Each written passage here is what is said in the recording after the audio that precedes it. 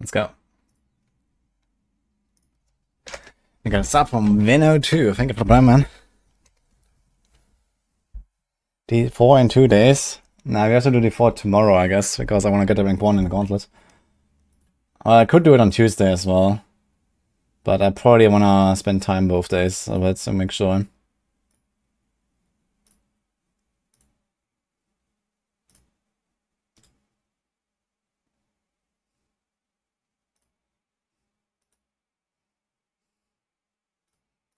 Alright. How's everyone doing, guys? 5 days until launch here, look at that.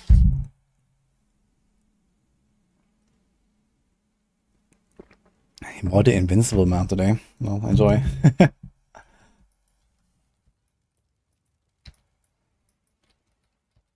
Chronix is also playing DD. Level 8.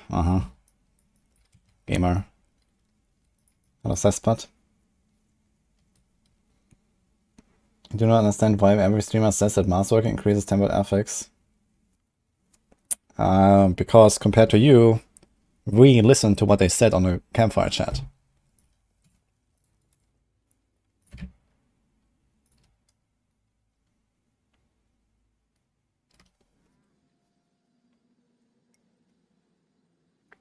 So many people playing DD for next league. Yeah, it's like, I mean, they nerfed some of the other builds, right? And, well, this is one of those that remains really good, I guess, so there we go, I guess. I didn't make a podcast command, but everything is entitled, so. Speaking of, actually, I need to make sure I have them all.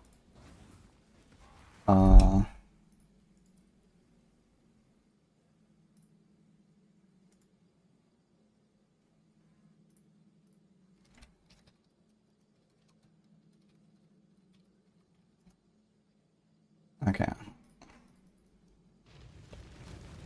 Let's go.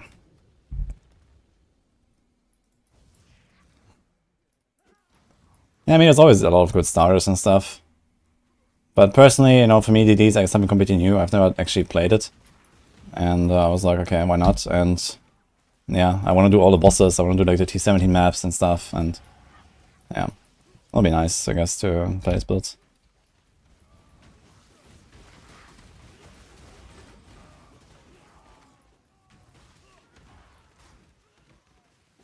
We have like 2.5 hours on the podcast, by the way, guys. Gonna be fun later.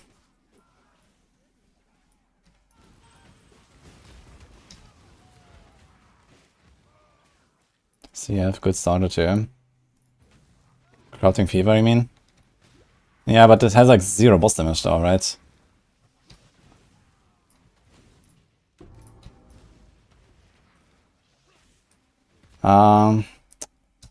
I'm not sure if I should go SSF or not. Realistically, even if I don't go SSF, I'll be mostly SSF. But at least I will have the option to maybe trade for something that I need or so. So I might go hardcore trade. I kind of like the idea of hardcore trade.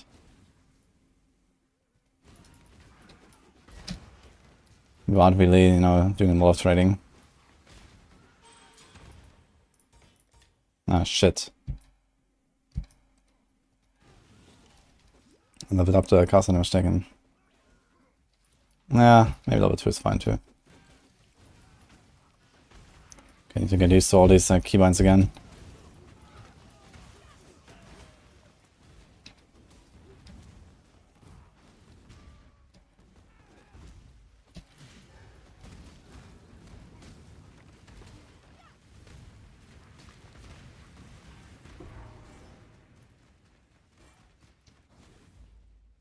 How's that?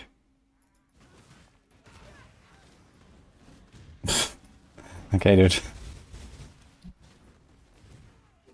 Well, get ready for a lot more D4 content that you can download.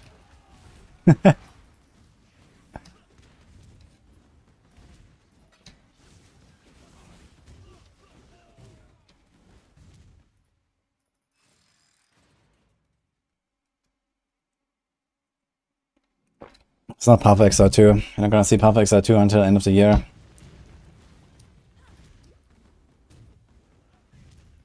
Well, okay, maybe I get to like play it early somewhere similar to like the other guys play in LA. Maybe I can, you know, show off some stuff.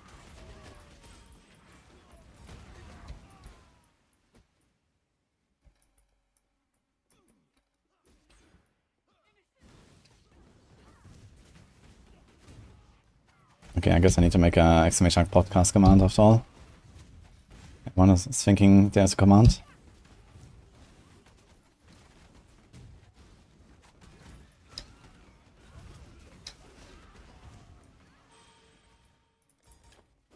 At least I get D4 in a new season soon. Copium. Yeah, really the only downside that D4 Season 4 has is that it's so far away, man. But I'm very excited for the PDR.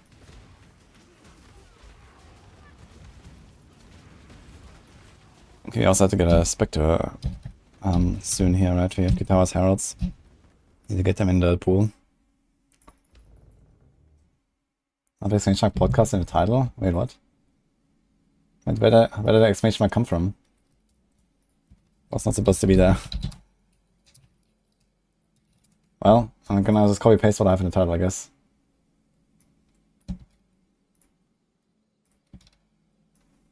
Sorry about that.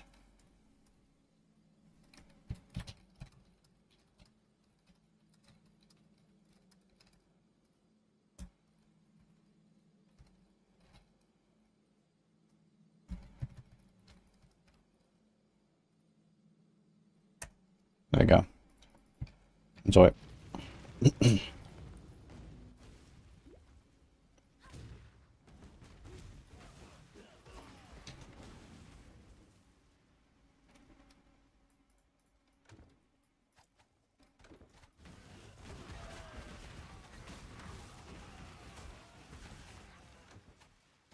Wait till Necro on Friday. I mean, like, okay, they're changing Ascendancy a little bit, but I mean, Necro is already there. It's really like changed in such a major way. I haven't actually like really checked.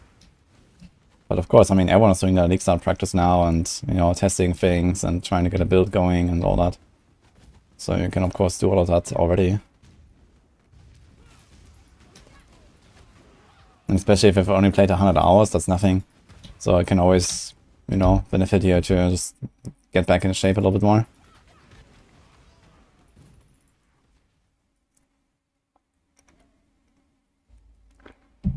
The D4 XP event affect live XP? Oh, it doesn't say so, then no. I actually haven't even checked out the post. Not that I really care. When is this event? This upcoming week, I guess? March 26th.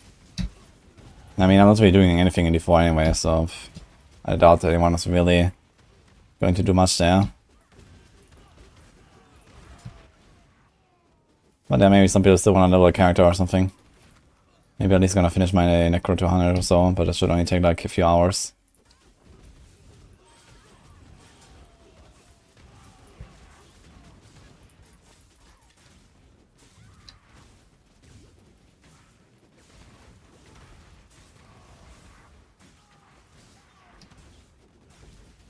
DD Elay is a good build to play, but it's painful.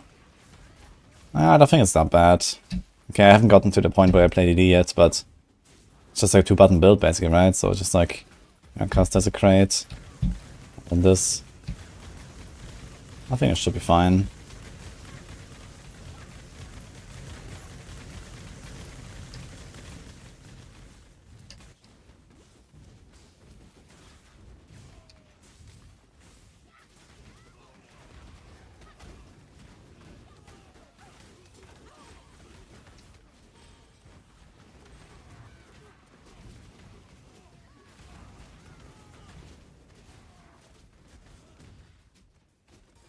Do I have my golem actually up?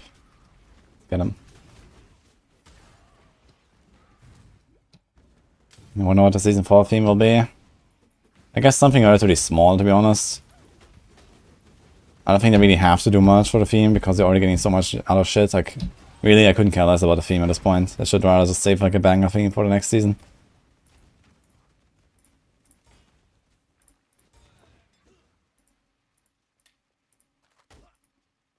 Too much clutter.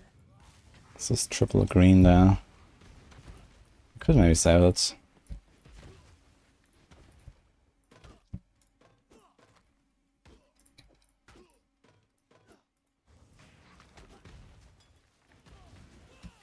How is PoE compared to D to R in terms of complication? It's around 2,000 times more complicated, I'd say.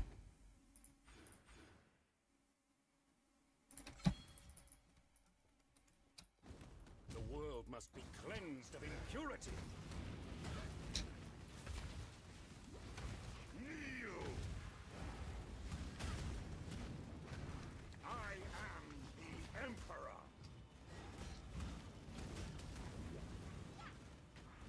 I've seen any of the builds revolving around Archmage support. Yeah, I really like the idea of Archmage and this whole like mana-based thing. Did something change about it actually? Because I heard like some people talk about stuff, but I haven't really looked at any builds or something.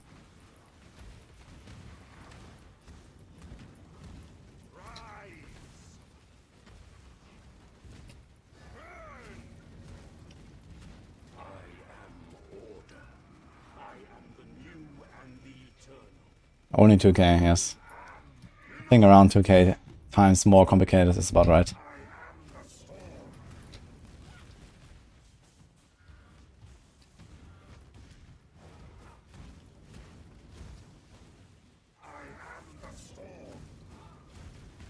I need more mana. And he constantly charges out of my...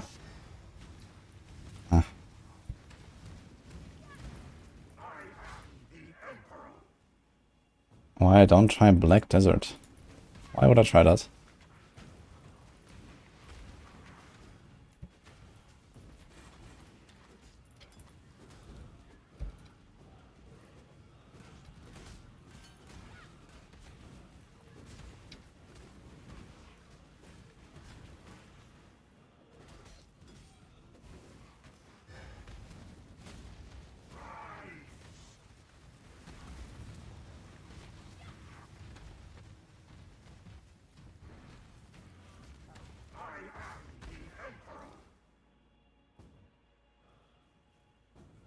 This is why I miss WSD already right now. You know, running circles, looking at my items. I got +1 to all cold skills. Also lightning damage with spells.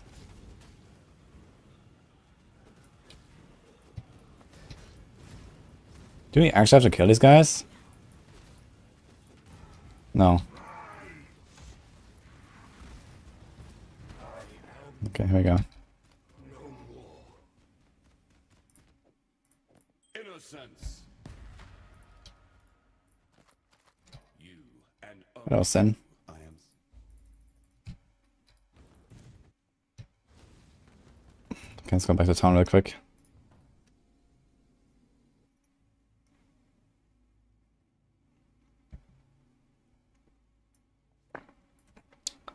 Archmage changed to begin based on max unreserved mana to give damage.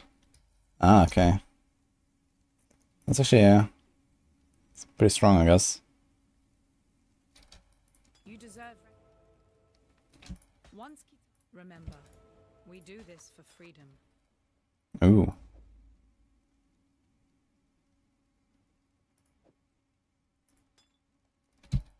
Greetings.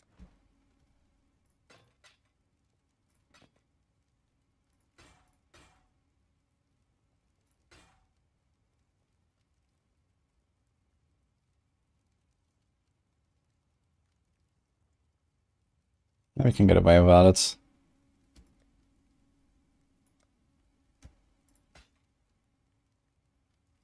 Remember, we do this for freedom.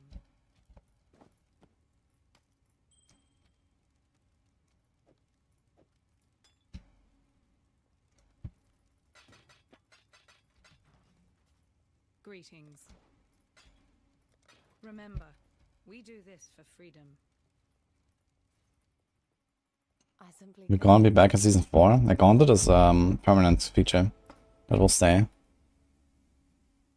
That is not going anywhere.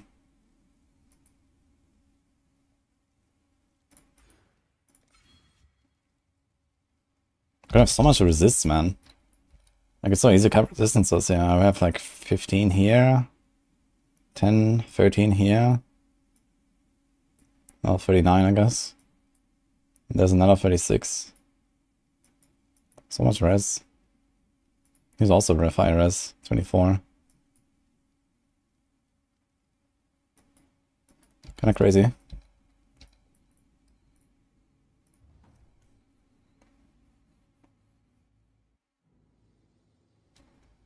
Yeah, I got minus 30 next 5, but I'm currently at 111 and 102 and 71. So, we're good, I guess. Even 8 chaos for us. Where's that coming from?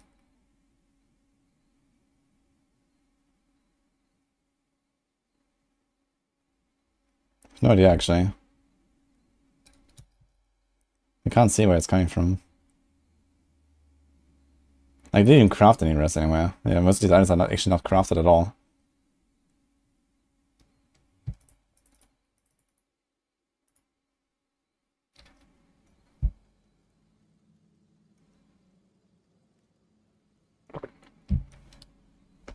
Seen so many people saying they should introduce SZ for people who don't like the grouping is 4 times more efficient. What a non-solution.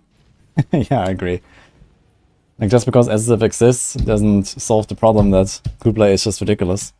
So, you need to do both.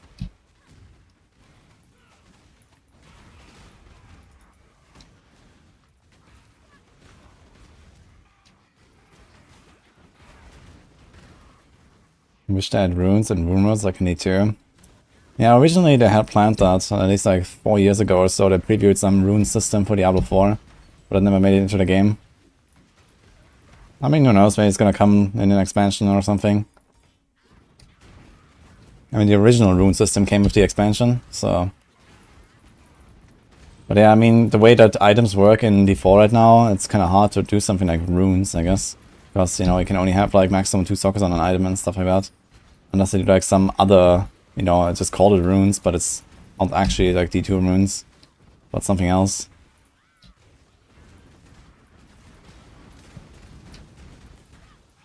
I think the pit is enough to keep players in the game after reaching 100. Yeah, I mean, I guess by the time you reach 100, you're probably something like 20 to 30% done with your progression. So there's like a lot of stuff to do afterwards.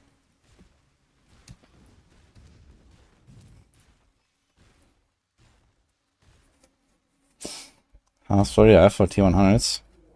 Yeah, Flurry F is kind of down bad these days, but it mega buffed Flurry lately. So I guess it's still fine.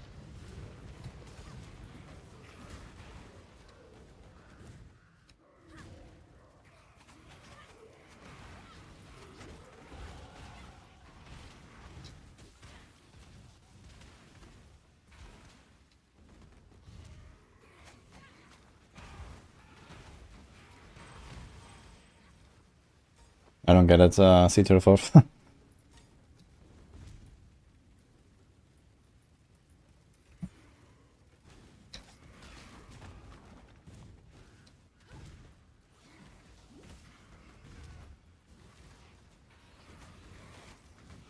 Is that some runes tab, like stones?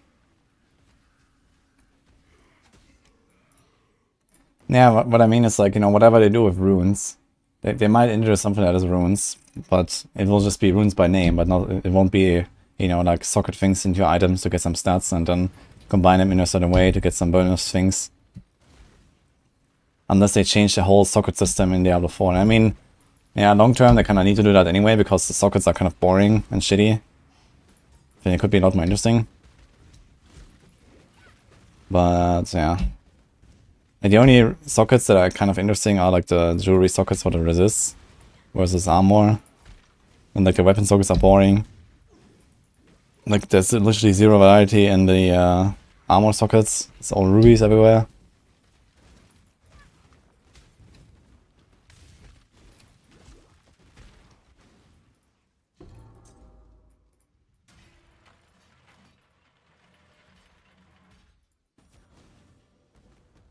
Sockets is a console mechanic?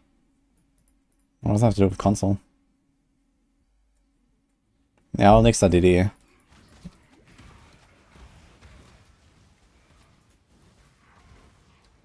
I wanted to play it for a long time, I never have, so...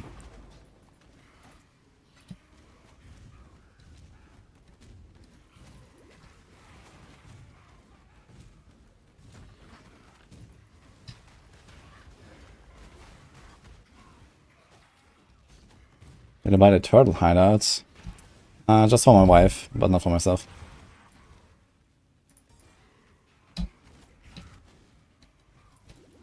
I don't really care about MTX.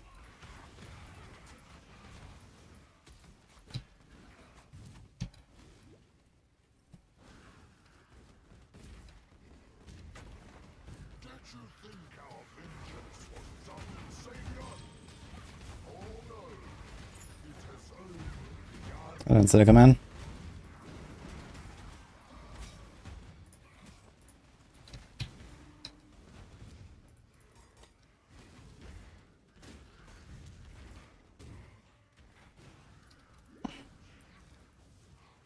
I think the season 4 changes are enough to keep people around long term.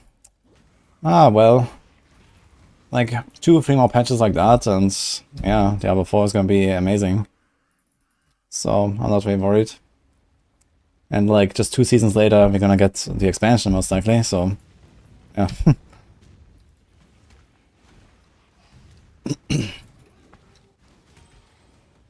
Apparently season 5 is also gonna be something big again. And season 6 is expansion. Like, yeah, I mean, there's like a lot of stuff coming just this year, basically, in D4.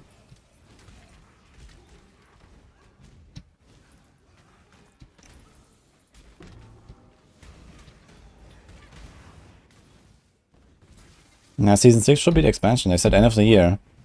And right now we're getting a May season, then we're gonna get an August season, and then we're gonna get a November season. And November sounds very close to the end of the year to me. So, last time I checked, there's only 12 months.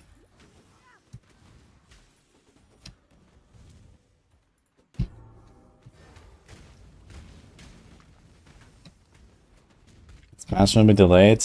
Oh, come on, man. Like, first they delay fucking PoE 2, and now they're also gonna delay the expansion. That would be a disaster. You know, right now it's really nice. It's like, oh man, you know, instead of having both at the same time, it's like, okay, nice. There's like half a year in between, easy. If they delay the fucking expansion, man, they're gonna be mad.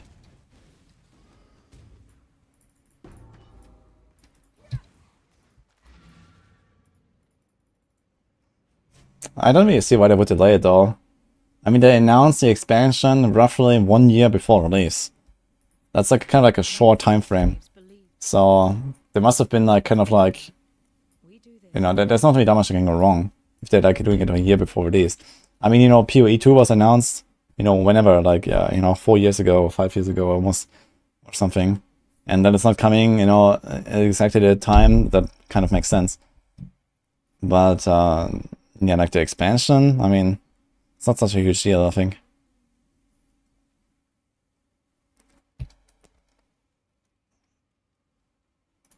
Good luck out there. Greetings. I think they should really make sure to get the expansion out.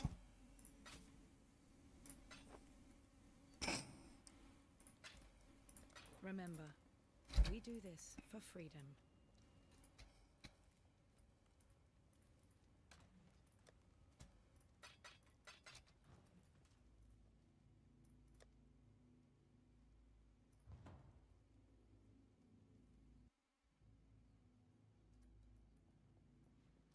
Which the forward added roll dodge like the PoE 2 has.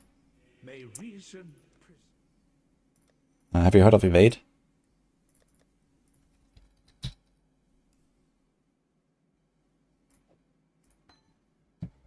fortune favor you.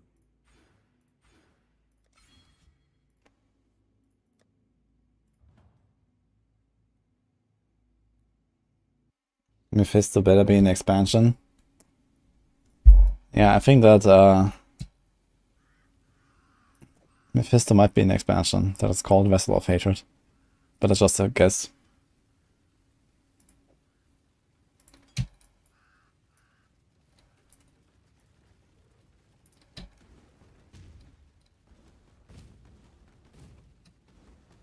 Just a hunch. Element now? Thank you.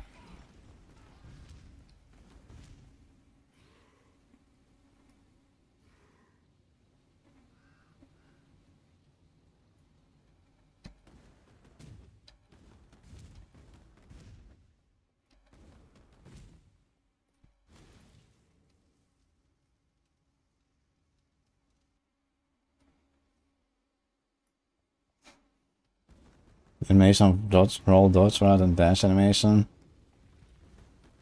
The animation is better for the roll dodge. I don't know. I don't think I have a strong preference. If anything, I think like this constant rolling around in PoE 2 looks a bit silly. But I guess later on you're not gonna do it that much anymore. It's just like early on where it's just like really slow and you know you need to use it to actually get out of attacks. Later on this will not be so necessary, I suppose. Okay, here's Katava Heralds.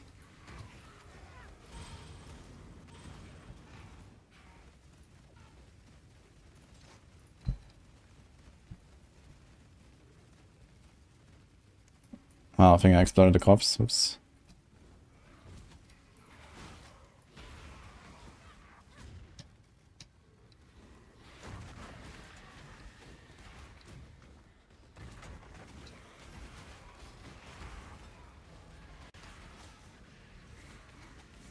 Okay, so now we just remove this thing again. And that's it, right? Now you can throw this away.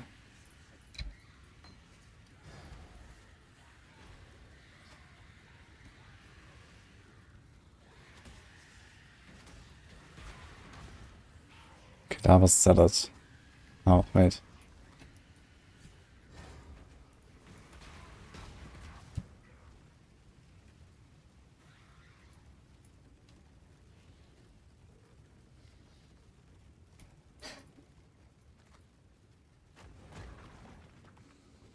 Cadaver Hound. Okay, yeah, it works. Alright.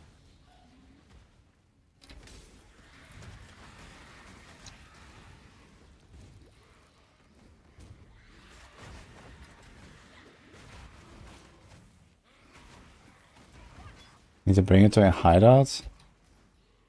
Wait, why? It works. Like, I already threw away the Ray Spectre and that seems fine. I still have them. Like, if we look here, here's a Cadaver Herald. Oh, I can see one in Act 6.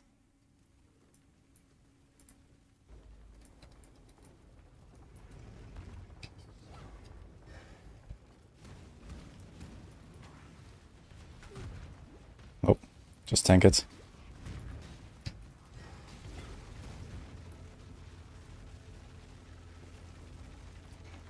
You know if there's going to be more build content on Maxwell for PoE anytime soon? Not many builds. Yeah, I mean, these guides take a long time, so I guess there's not really able to make that many because everyone is also blasting and, you know, like they have very little time to prepare before a league. I'm not really in touch with the PoE team currently, so no idea what they're planning exactly.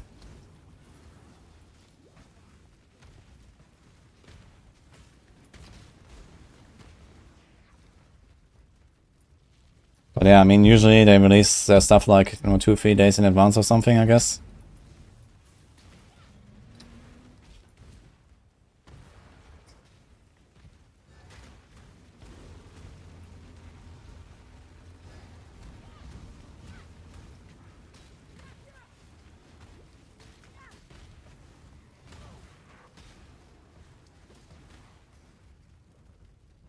It's not the builds on Tuesday. Okay.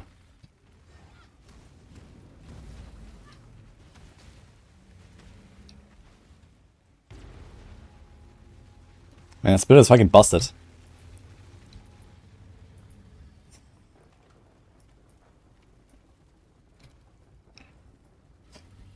Podcast about PoE or D4? Yes.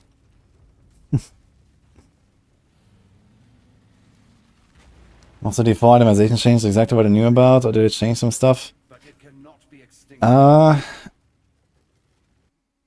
They changed details a lot, but the general concept was the same. But, like, yeah, a lot of details changed. Like what stats and how it works and the tempering, durability, for example, stuff I didn't know about, and also they had something else that they planned that they are actually not putting in the patch.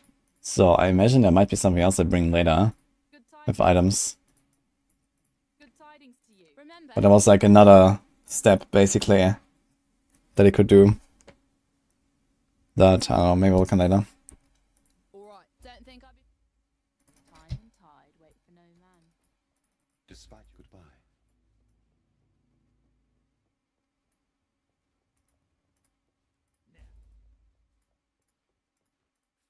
Farewell. Yeah, let's see if he gets Kitawa's Heralds in our corpses.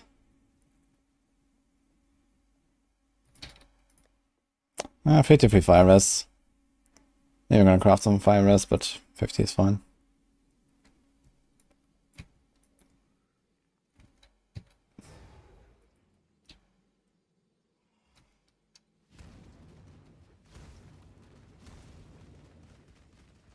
No, it didn't work actually. Wait. So what do I have to do to keep the corpses? Ah, here's Cadaver Herald. Wait. It's not always? I guess it's not always, huh? Here's a Cadaver Herald. Here's one. Here's one. Here's one. Okay, so maybe I just didn't see it. Okay.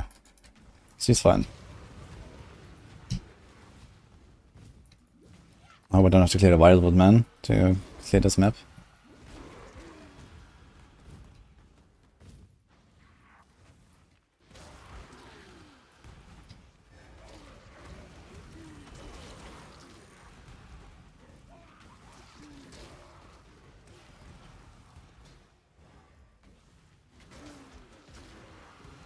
I'm surprised they didn't make rares like 3 stats space, but 89% are rolls that aren't useless.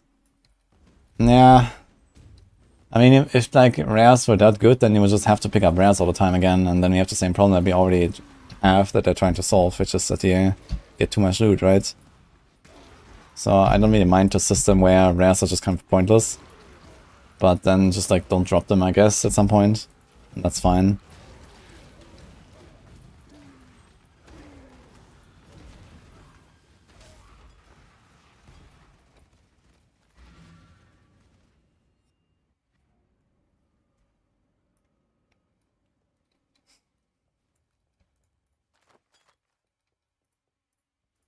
Still working. Yeah, I kind of like that, like legendary items are just generally become better now than before compared to uniques. I feel like there were like so many builds where you would just go and just put all the uniques in, right? And now you kind of have to like make some more conscious decisions about which uniques you're using. And I kind of like that. Like some uniques are really powerful, but only for certain builds. Or they are made for certain builds. Tide, wait for no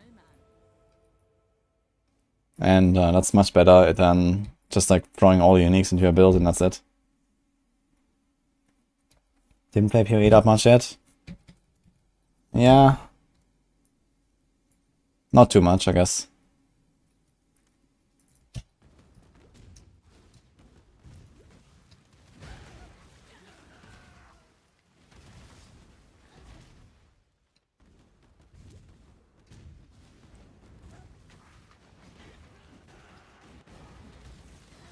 I'm also very excited.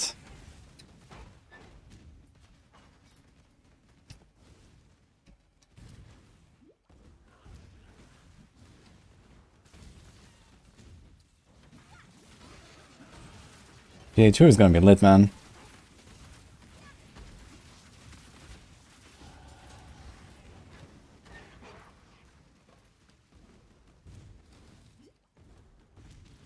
Streamed 300 hours of PoE. No, I actually streamed like 2000 hours. In fact, I've streamed as much PoE as I have before. We checked it yesterday.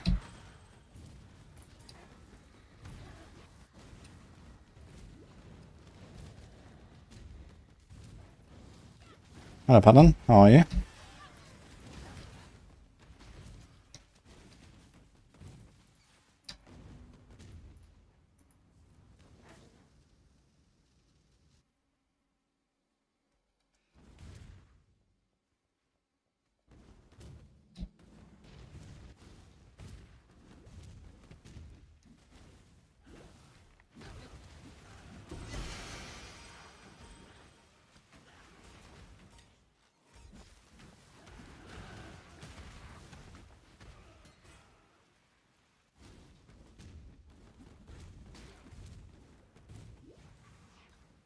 Yeah, I mean, the first time I started PoE was in patch 3.1 in Abyss League. So, Back then I streamed quite a bit. I did 40 out of 40 challenges in my first league, so I was kind of slow and took many hours to do that. I did it all. Actually, yeah. My first character ever, I did 40 out of 40 challenges. That's kind of funny. It's the only time I did it, actually. Because I didn't really like going for 40-40 afterwards. But I've done like 36 challenges quite often.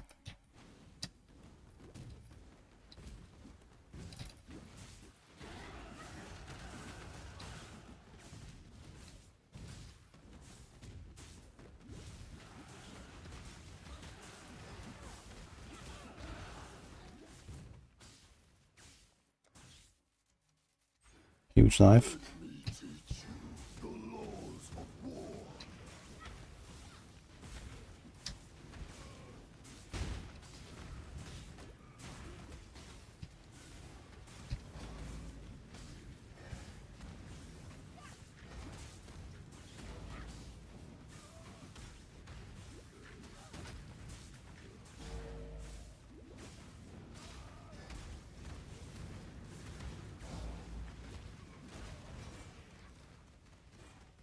Tukohama.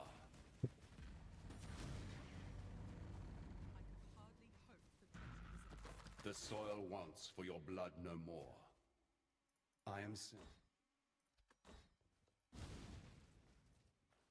Yeah, I'm practicing for league starts. I want to start on hardcore. It's been a while since I played, so just need to get back into the game a little bit.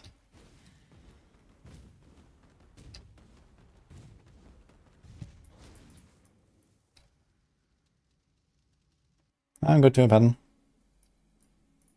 Yeah, I'm gonna do hardcore.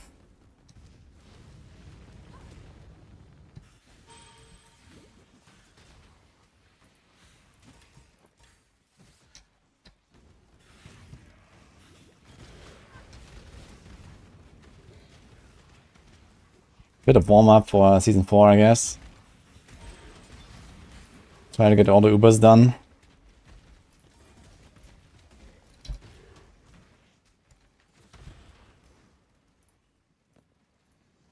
I want to pick up the boots still. We have 14 move speeds.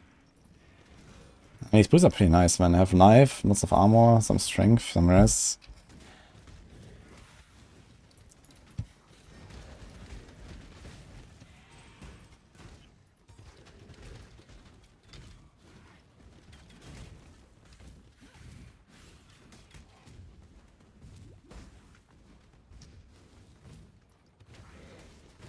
Enjoying LE until league start.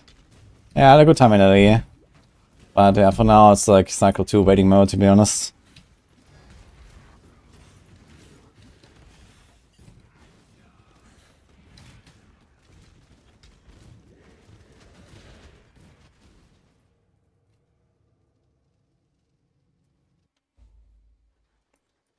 But yeah, in terms of like streaming PoE and stuff, I've done it a lot.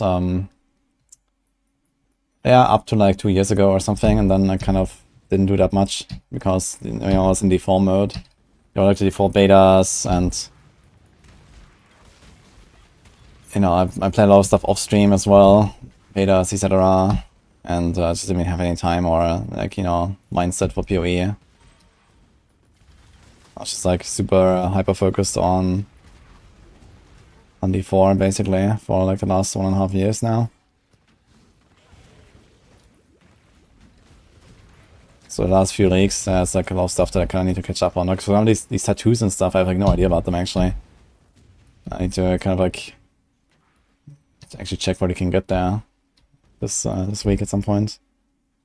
So like some good resource so I can meet up on them.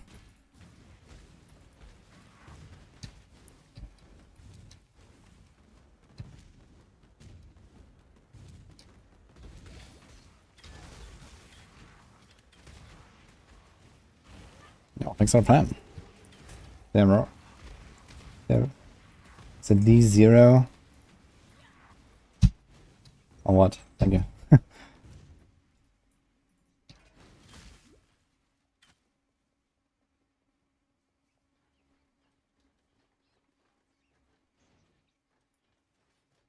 Great. think the armor size even with 4 stats will be GG since they start getting those stats will be really difficult. Good question. Realistically, like these new stats and the greater affixes and the lack of the tempered affixes and so on will probably mean that you're always going to be better off with the new items. It's basically just power creep. But yeah, who knows?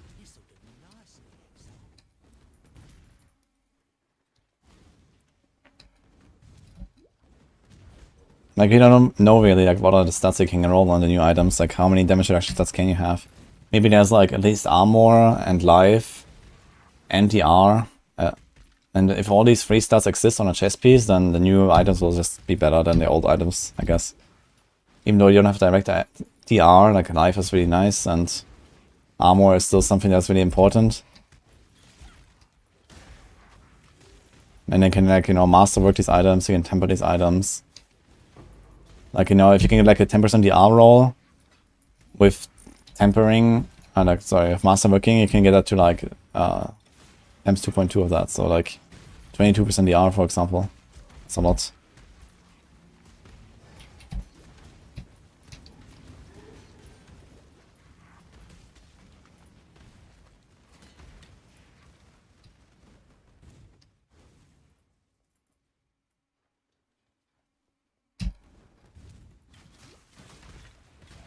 For the Novi.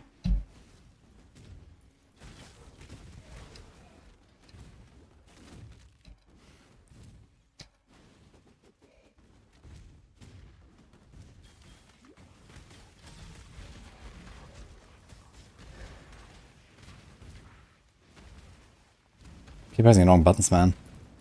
When do we go to the after campaign, right? So I have to direct the rest of the campaign with this stuff here. Fine, I guess. There's a 4-link. Much clatter.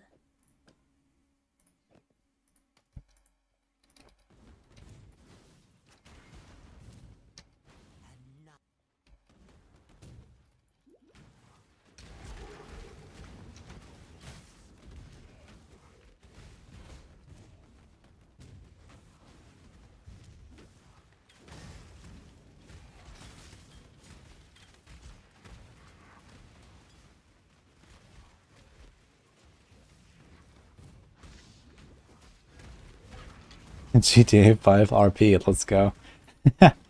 Honestly, it looks kind of fun, but I don't know.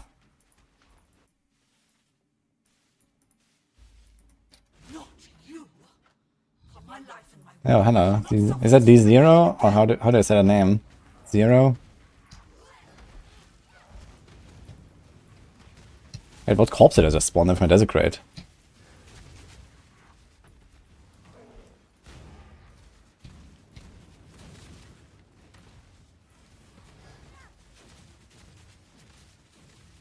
Cornwood. I don't know, Cornwood.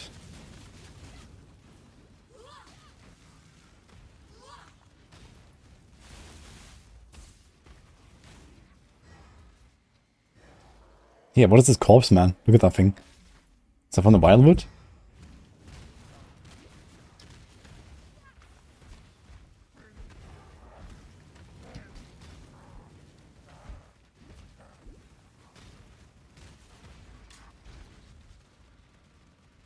Is there a thing? Where's lots of ES? 150 ES, huh? Ah, actually, why not?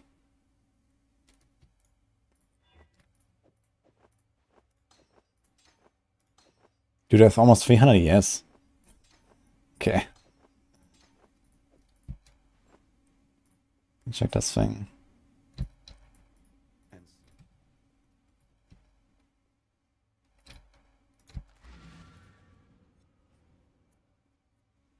Survival gorilla guy, yeah. He's just spawning from the desecrate. It's kind of funny.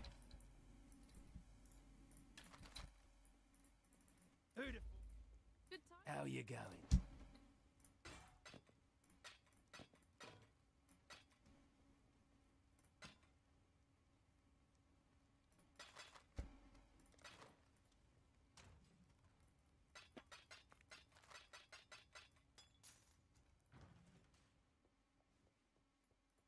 Do I? I'll be here when you need me. Good with the road.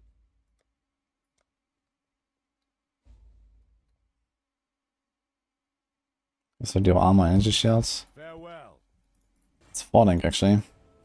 So we're gonna have 2 4-links. Maybe I should have taken green one actually. We want green, green.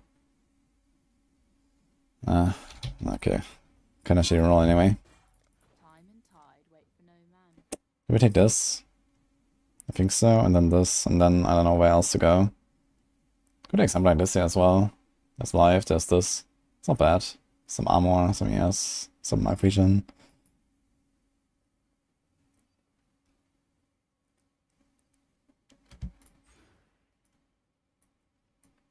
Yeah, I have no idea where to continue after this actually. To figure it out.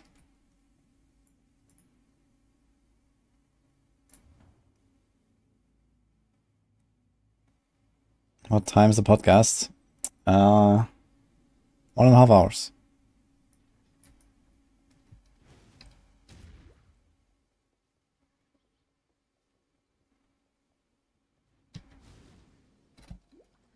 Build commands, I don't have anything for this one here.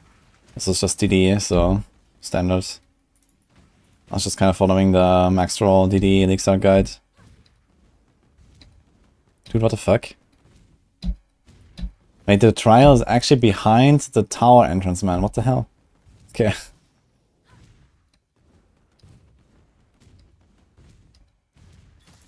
Oh, hey, Flamish, by the way.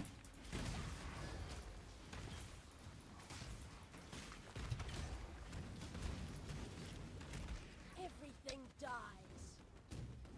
What is off my mana later?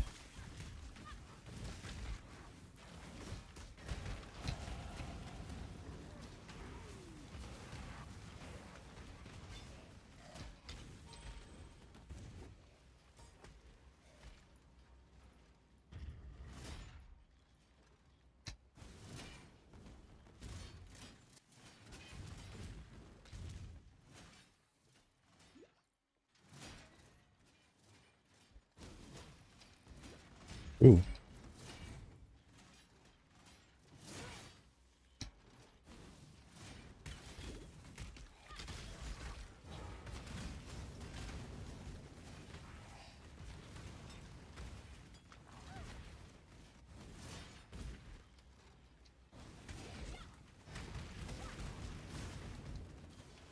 Belief is the strongest metal of them all.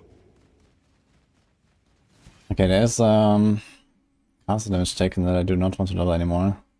Okay, we already cancelled this. What about Molten Shell? Where's Molten Shell? That's level 12. We loaded too far already. Yeah. Just cancel this.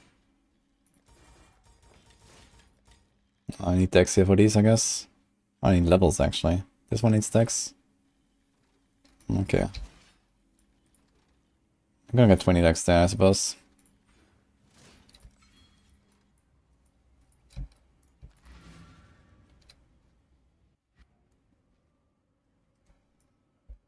We traumatized some Chavron, he died in a Cis Gauntlet. From Chavron.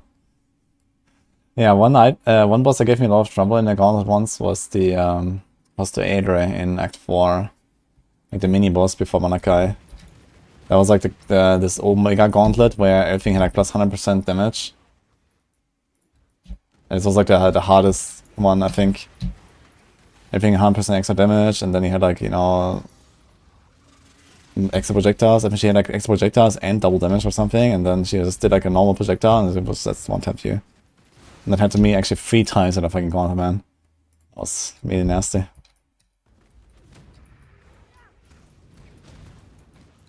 Extra Chaos and Campaign is also pretty rough. But I think it's not as rough as like this other Gauntlet that happened like, I don't know, when was that? 1.5 years ago or something.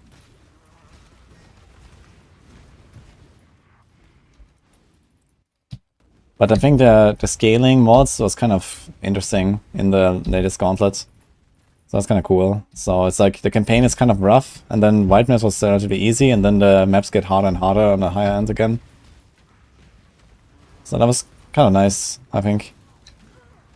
It's like, okay, you get through the campaign, you can kind of chill for a while.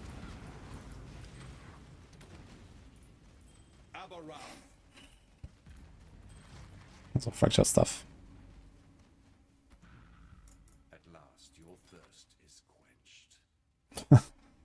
bring her ring, but not for me.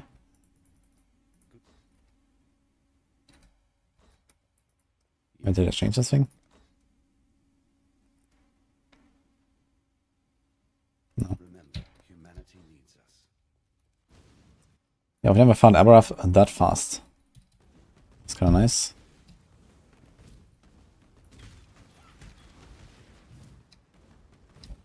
Do you actually have to go here to the right? No. Yeah, the full clear was definitely mildly unexpected, I guess.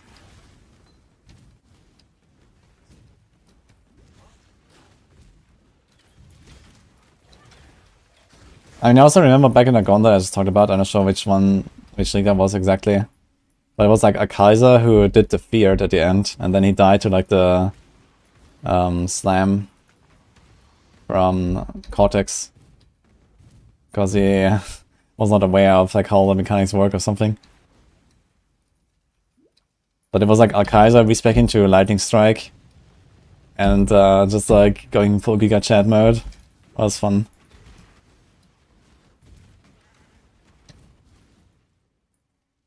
And then Kaiser almost won a gauntlet. I think if he had killed Feared there, he would have won the gauntlet, I believe. And then he was like second or something because he died there.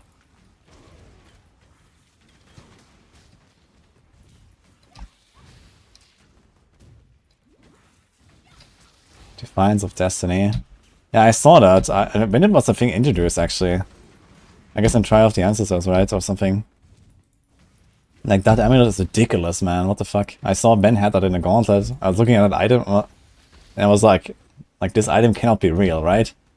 Like, it's ridiculous, man. What the fuck is that?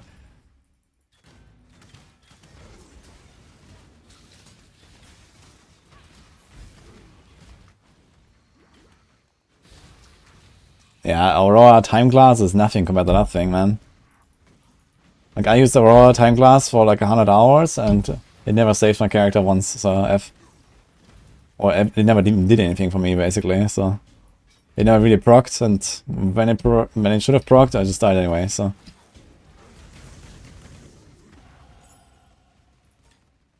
That thing just just keeps you alive all the time, you know? It's crazy.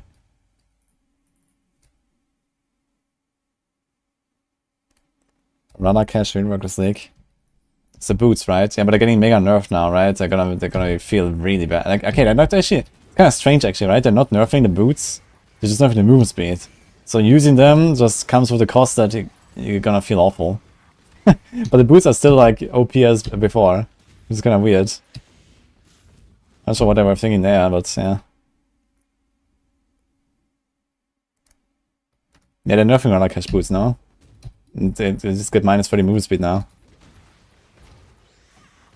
So it's just kind of like, oof, yeah, do we really want to use that? It's still a pretty strong item, but... Feels bad, man. I'm thinking about just sneaking like a war cry, like an enduring cry in my build somewhere. Just enduring cry a little bit sometimes.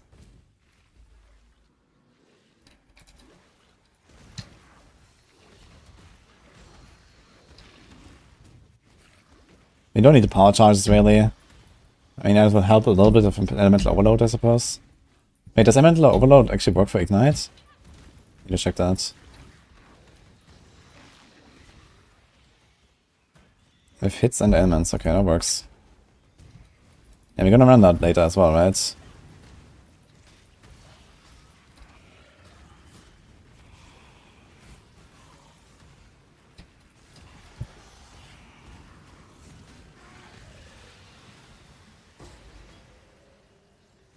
Where's Lava?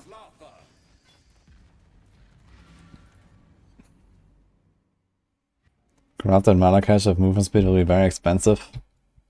Yeah, okay, but how much can you corrupt on boots? That's not very much. Like, losing 30% movement speed, man, that's really scuffed, dude.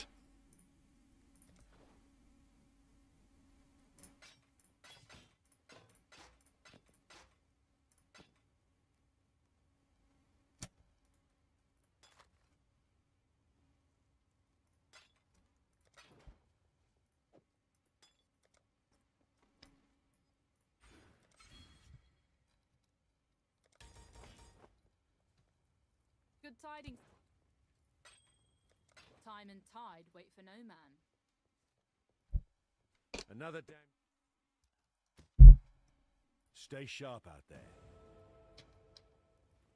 Good tidings. You can get some... Time and tide wait We have for scrolls. I guess it's been easy. good tidings to you. I won't need them anytime soon. Time and tide wait for no man. Okay, I have no idea where to go now. Let me check.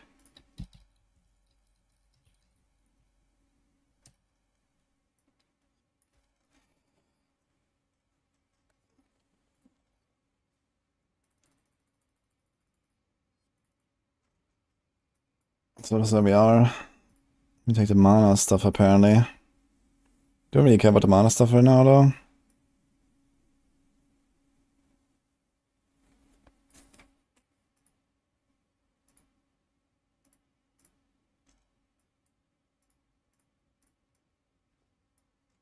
Okay, go to the right, we can take Melding and Written in Blood. Sure. I don't think I care about the mana stuff currently. I think I want me to use like some auras and stuff, so here's Roaring Magma. Only Flame Totem. And because of Herald. Desecrate, we have a Conviction.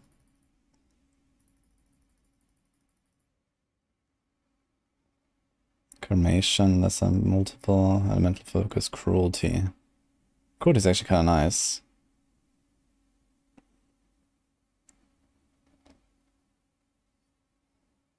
Determination and Herald. I mean, can do both. I guess I would take the mana stuff. Sure.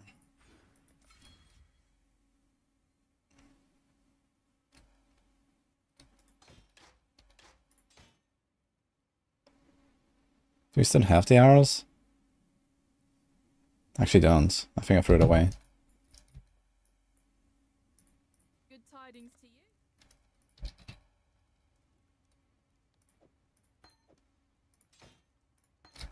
Time and tide wait for no man. Not right now.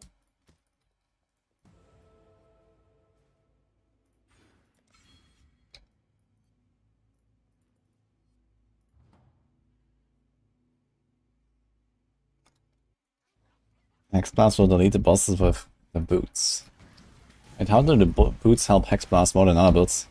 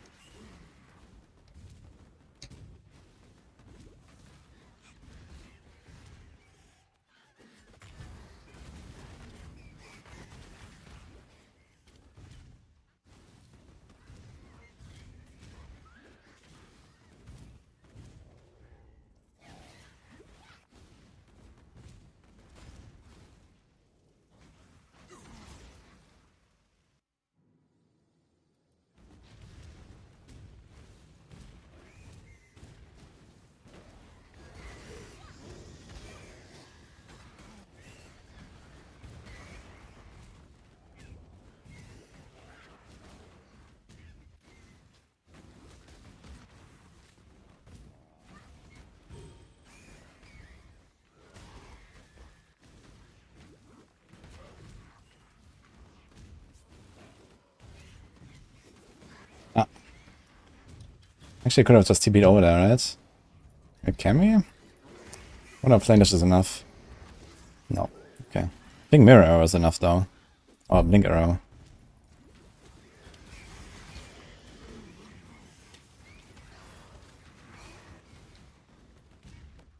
Power Charge stickers.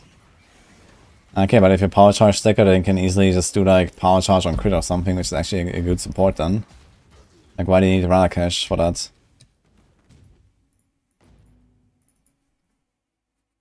Nah, I didn't play PoE 2 yet. They invited me to LA, but I didn't go. The Brand King. His time has almost come.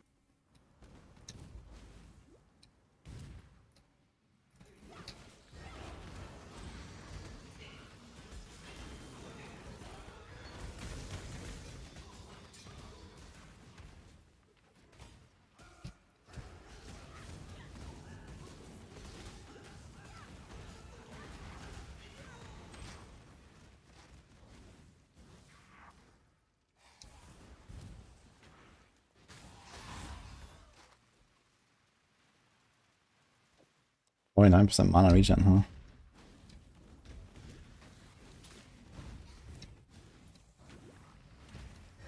Was it gonna give anything, or was it just like a random monster? It doesn't give anything, right?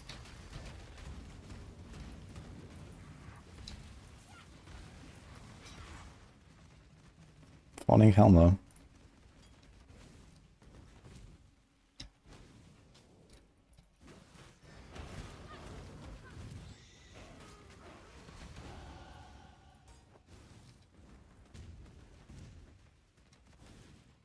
They need stuff like leap slam from, or like a leap from before, man. Just like leap over the wall here. That'd be cool. The beacon.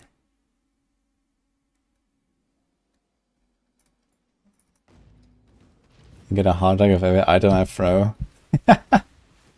Yeah, Ruthless. Okay, how much does loot is it there actually? Probably like 98% or something, right? So we get like, no, 1 or 2 drops per zone, if even. Sounds like PoE too.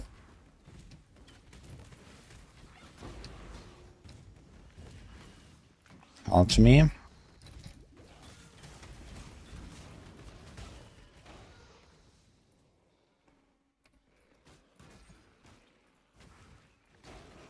Okay, can we turn on the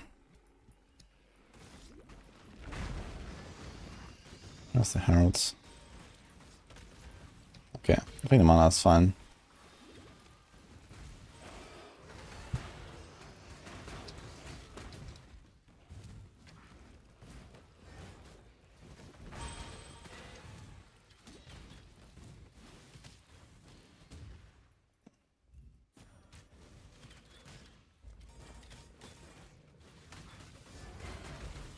What's the podcast about? Oh, yeah, it's like general ARPG talk, you know, there's a lot of news lately. With PoE 1, PoE 2, D4. Last Epoch, you know, it's like kind of retrospective now, I guess, with the launch and stuff, so that's kind of the topics. I have like a more precise list, but I will explain that later. Just like an all-around RPG talk, basically, with some blasters. That's the idea.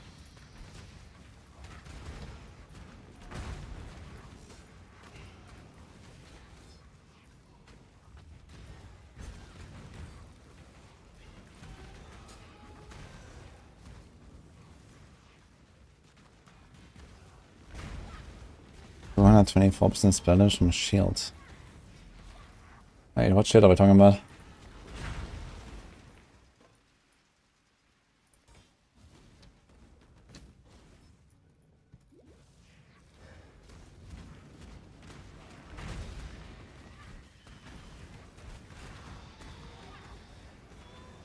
Talking like Malakai's loop or something? Yeah, okay. I need more mana. Okay, I see. That's like actually a decent combo then. If you use like Malakai's loop and the boots. But yeah, I mean, losing 30% movement speed, that sounds so rough, man. Like, why did they do that? Couldn't they just nerf the item in some other way? It seems so scuffed.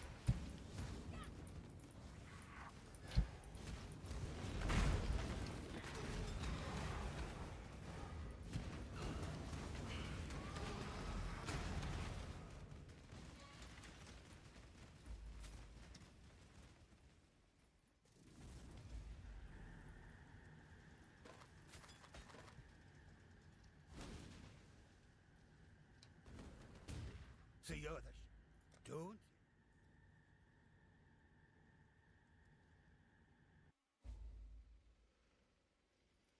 Right? Yeah, I mean, why not? You know, just make it like some really rare and really expensive item. I think that would be okay as well, for what it does.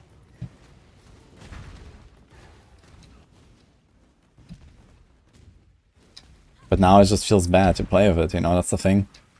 Like, yeah, cool, you get all the charges. But it just feels bad because it has zero movement speed, and it's like, ugh.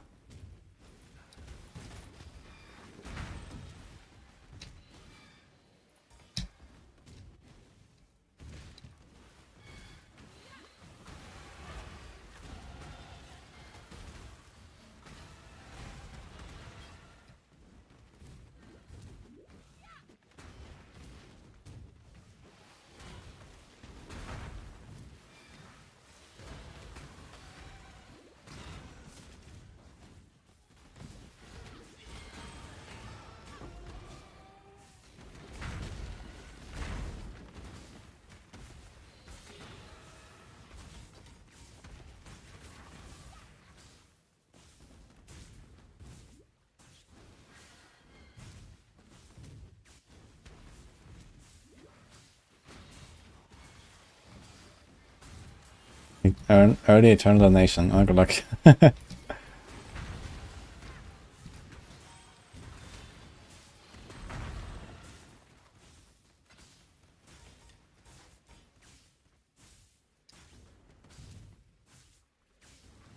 Oh, Caroline. Nice to see chat making good comments too.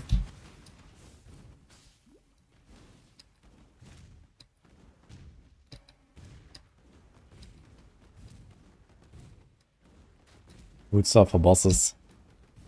Oh, man. Yeah, I mean, this is what the boots used to do, right? They were like this stacking thing. And then you just like use them at the start and then you swap them away. And then they made it like, okay, you have to, like, while you have the boots equipped. And now you just keep them in your inventory and sort them anyway, I guess. That seems stupid.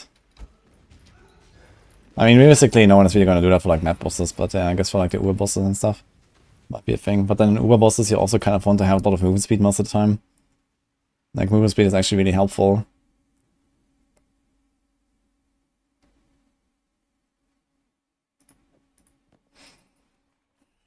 Also evasion and 25 ms.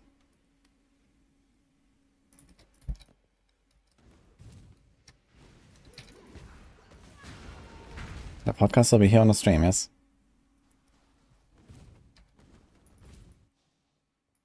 So courageous. Such a fine example of womanhood. I simply knew you wouldn't disappoint me. Or my husband. You see, His Majesty could never be satiated on his wedding day by one bride alone. Thank you, my new sister. I shall always treasure your company.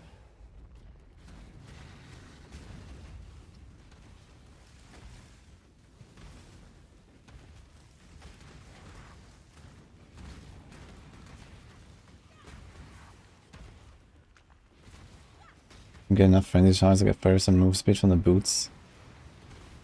Wait, wait, what? Those are different boots though. I mean Dark Ray Vector or what? Which boots give you movement speed per frenzy? We're talking about Ralakash.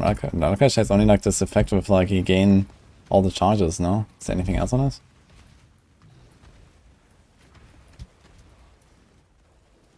Maybe open up that thing. Shh. Yeah, Cold Rest, Chaos Rest, and then the 3 charge effects, and that's it.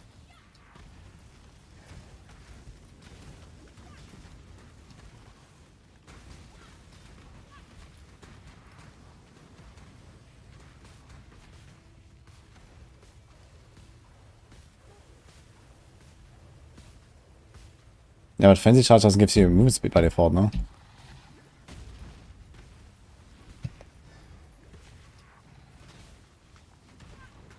I mean, there's like a small node, I guess, in the Frenzy thing here. 2% movement speed per Frenzy Charge. So is this what I mean? Born of ocean's mire, and death washed clean of Too dark much desire. clutter.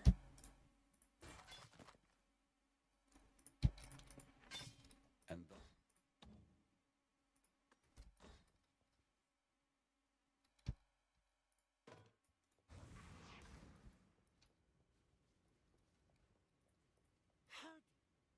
Hold on to you. Now, Frenzy Charge is 4% more damage and 4% increase attack and cast speed per charge. The move speed comes from this. Or Dark Ray Vectors, which is 5% per charge. But then you don't have the boots anymore.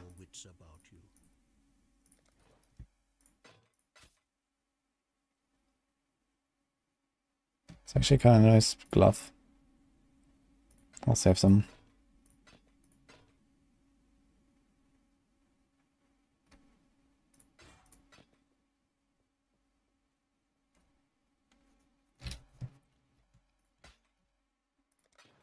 Stay true to you.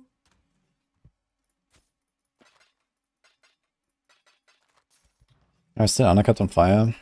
Oh, almost fine actually. Turn and farewell. That would just make life complicated.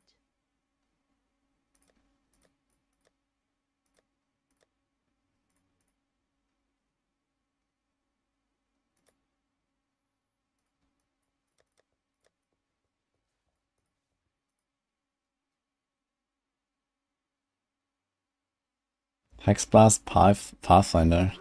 I really like Hexblast actually. I played Hexblast Occultist actually once. It was super fun. I think when it came out actually. It's a fun build. Big pops and boom. Feels great. I was doing like, I don't know, 1, 2, 3, 4 million hits. Just like chunking down bosses like bam bam. That's cool stuff.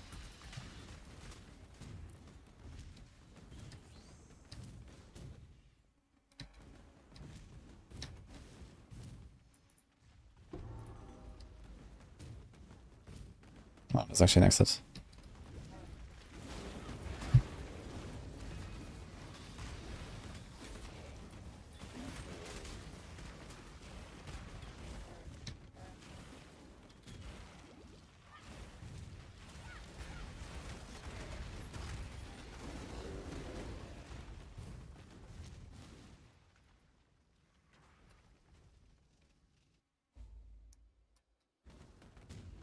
Yeah, I heard someone talk about ball lightning earlier. So apparently that's gonna be a thing. Sounds kind of fun. First to go from ball lightning in D4 to ball lightning in PoE, I guess.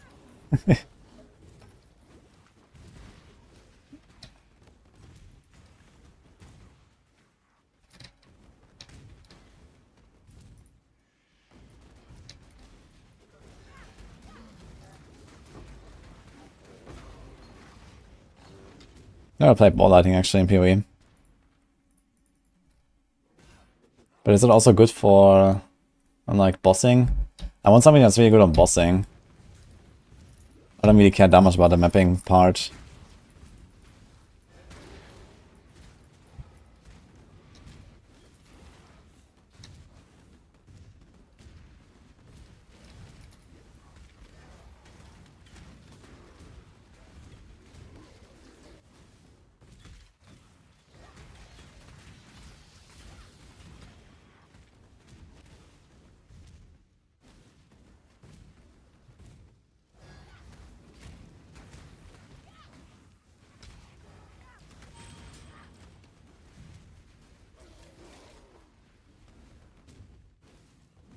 Explosive trap of shrapnel, 1 billion DPS. It sounds like at least 2 zeros too many of what they actually need, right? 1 billion, man, what the fuck?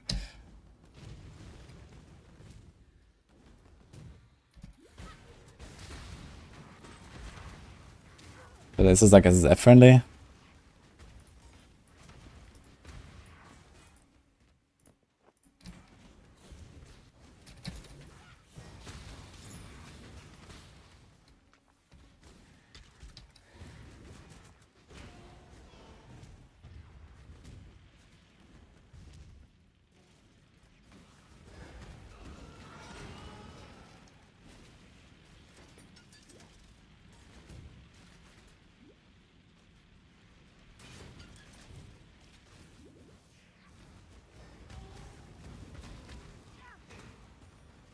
Shine boldly, so that all may find you when the night falls.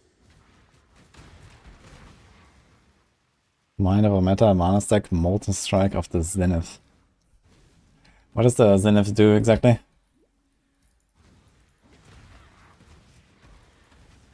It should be like a very small delay, eh? No? How much is the delay? Oop. This goes to do this blasting me, man.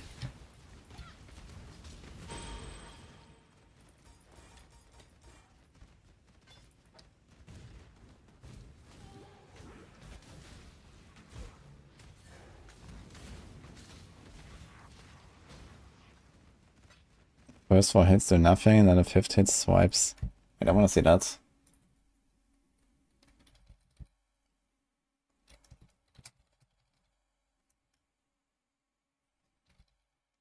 Wait, what? Molten strike of the Zenith.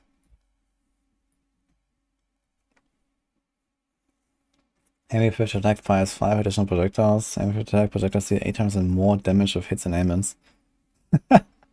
What the hell, dude?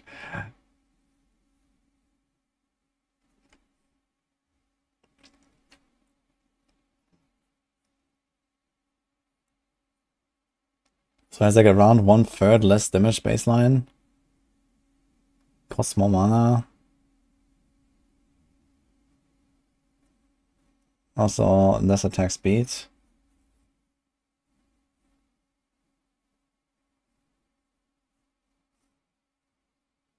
No edits.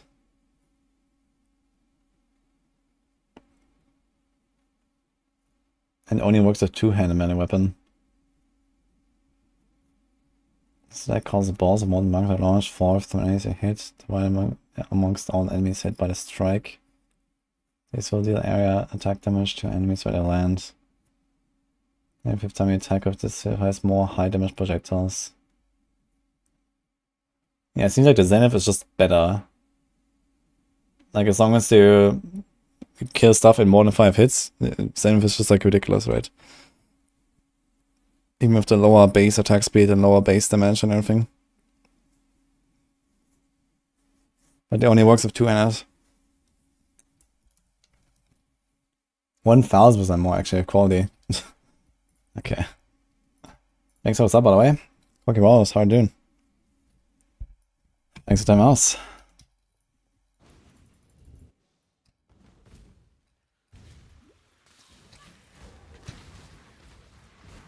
So Valdo maps? Yeah, I saw them.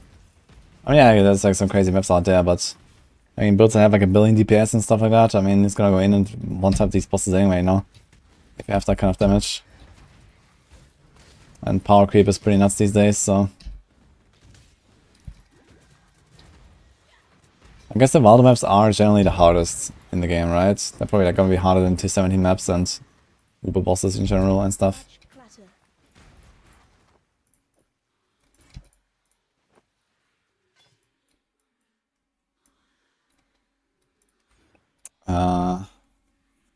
I guess I can take the 10% effect.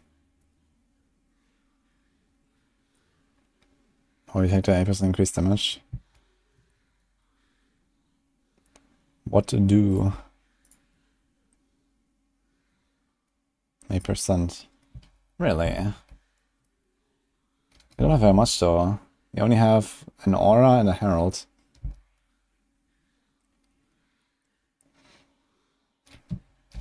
You'll see.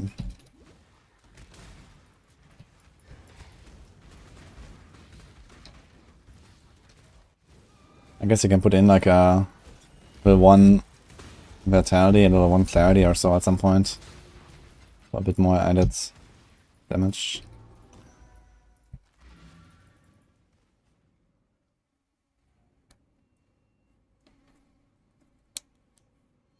This build will die off screen, touch field, zoom. Yeah, I mean, I don't really have to go for touched field, I guess. So it's fine. Guess we take the quartz. Keep your eyes on the horizon.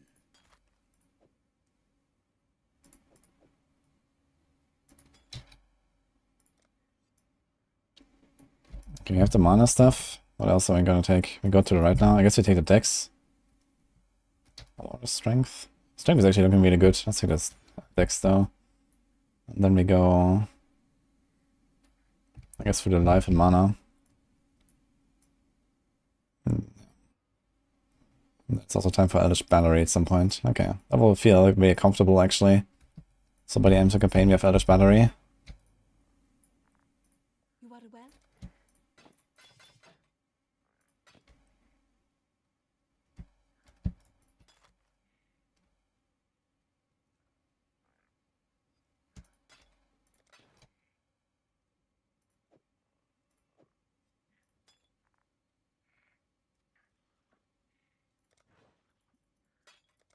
Be kind. I imagine. Keep your life to your own.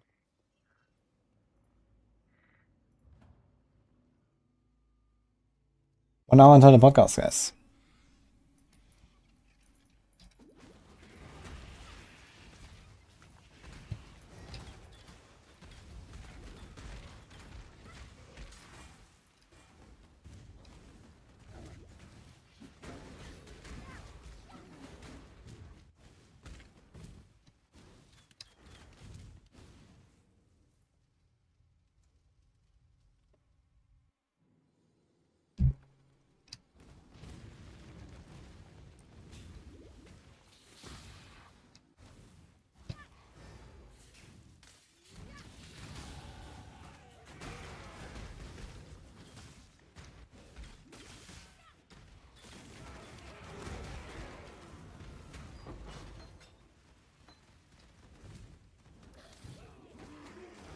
What the hell is this in there? Oh, wait, there's a map icon now? For map device? Is that new?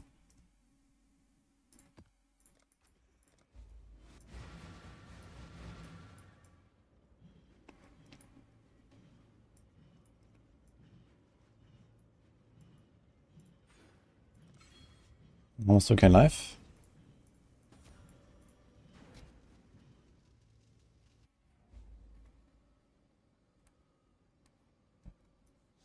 Down in PoE for the first time, any classic on Nation. Every class has like some decent builds and stuff. I would recommend you go check out, like, for example, the League Starter guides on Max Roll. They're usually, you know, supposed to kind of like work out of the box and are like very detailed. And you follow one of those builds that seem good to you. Yeah, which is not a bad choice for sure. There's a bunch of good builds. You can play with minions, you can play with spells.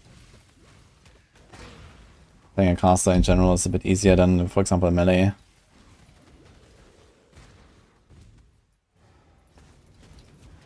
It's the exit there. Hi, Robo Power.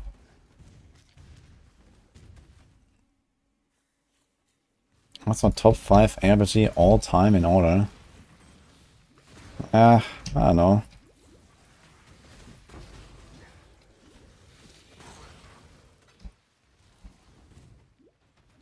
I guess PoE, then D4, then D3, then LE. Then, I don't know, I don't even have a 5th one, to be honest.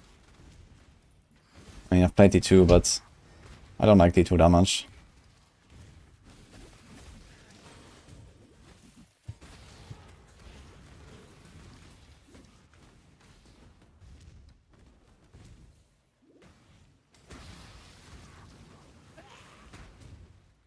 D1.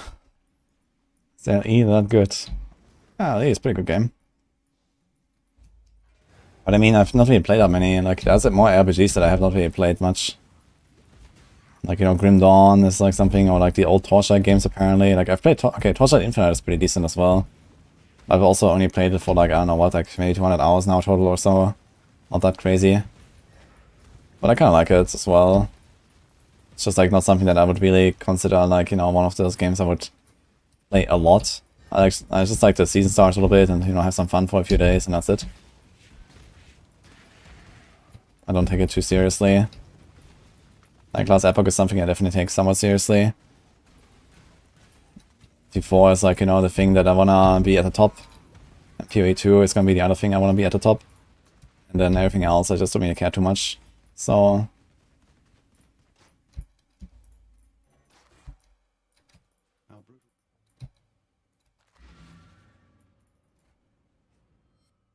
Dwarf game. Yeah, I mean, the thing is, the Dwarven Realm is a fun game, but it's also gonna be just like something I'm gonna do on the side, you know, like for an evening here and there or something, so... And it's also not a traditional, like, isometric game.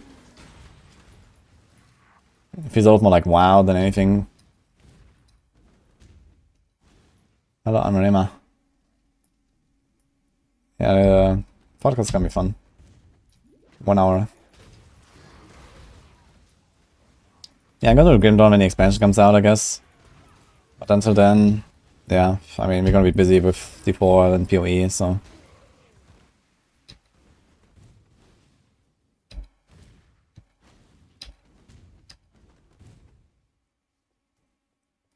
Yeah, I'm not trying to be at the top in PoE 1, I'm trying to be at the top in PoE 2, so...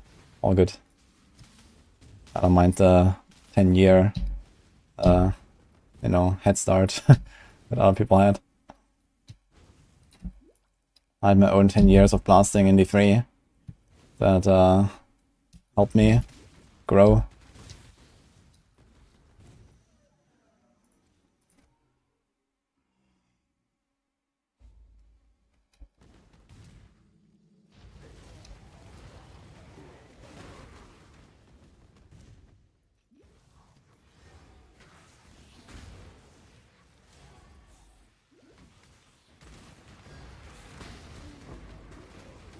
When the PoE is so successful because it's gonna make any build type work and have fun with it.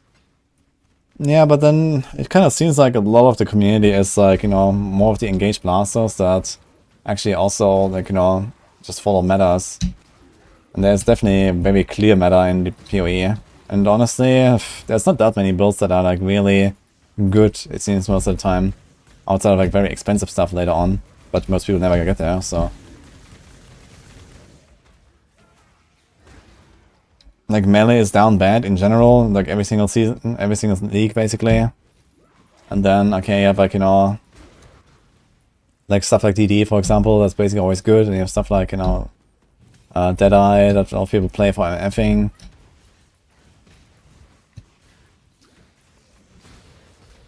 But compared to like, you know, like the hundreds of gems that are in the game, and then there's also like unique items that, you know, create their own builds and stuff like that. And many of them are just kind of worthless, feels. Even though you can kind of make it work, yeah, since that's like, you know, not really like a huge, I don't know, like obstacle, I guess, to progressing, as long as you don't just die all the time. And defenses are usually kind of like similar per build or per class or something. So yeah, you're gonna have shitty boss kill speed or so, but outside of that, it's usually not a problem to actually progress, which is kind of nice. But people still opt for the strong builds most of the time. At least that's my impression.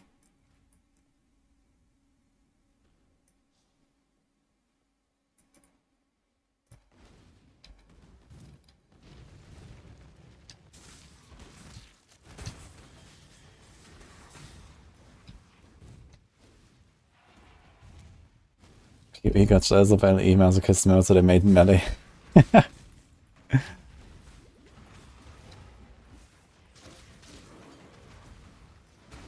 Which has the best hardcore experience out of PoE, D4 and LE? I guess PoE, because PoE is just like a generally like kind of tough game. Like Last Epoch is generally a very easy game. On the other hand, one thing I really like about hardcore in Last Epoch is that you have like, you know, like you finish a character and then you just like send it off until it dies. And it doesn't really exist in PoE. Like in PoE there's no like infinite difficulty where you will guarantee just kill your character. But in Last Epoch, if you're done with your character, you just, you know, push Corruption until you die, for example, or you push Arena until you die. If you want to take it faster. And that's kind of cool. I like that a lot about LE hardcore. You just like kill your character in the end. This doesn't necessarily happen in the other games. And yeah, other than that, I guess PoE just has like the best hardcore. And I mean, D4, we have to wait for Season 4 for that. So, right now hardcore is basically not a thing. So, but yeah, it's coming soon at least, so that's that. D4 hardcore is gonna feel really good when the death pot is gone. I'm really looking forward to that. It's probably gonna be the best then, I think, in terms of like the hardcore experience. Because compared to PoE, D4 is like a much more fair game. Like the combat is like the enemies, they're like, you know, they're like much better, like, I know, telegraphed and, you know, much more counterplay and all that. In PoE there's like so many bullshit deaths they can experience. And those don't really happen in D4. Outside of like maybe some bugs or something. So I think D4 is probably gonna have the best hardcore actually after Season 4.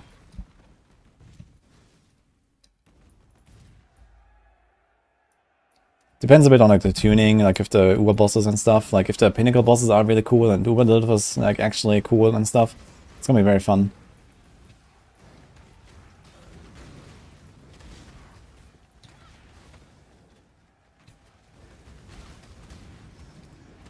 This guy's melting.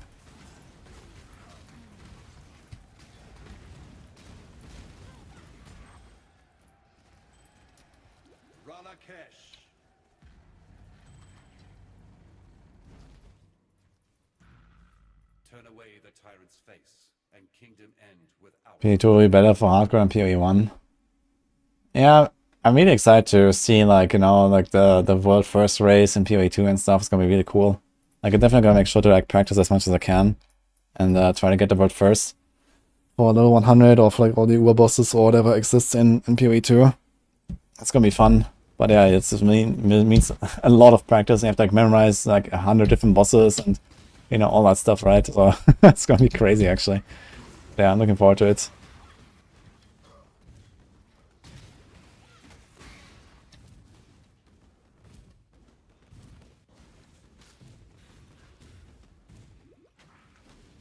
PDR is in Battle.net, yeah.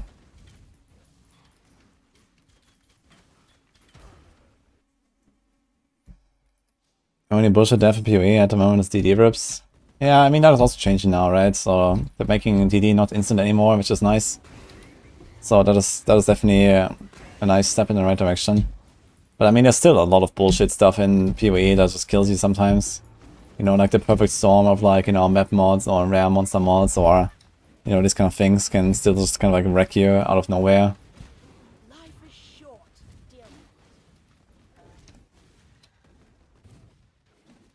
This is not hardcore. But in 5 days. Robots.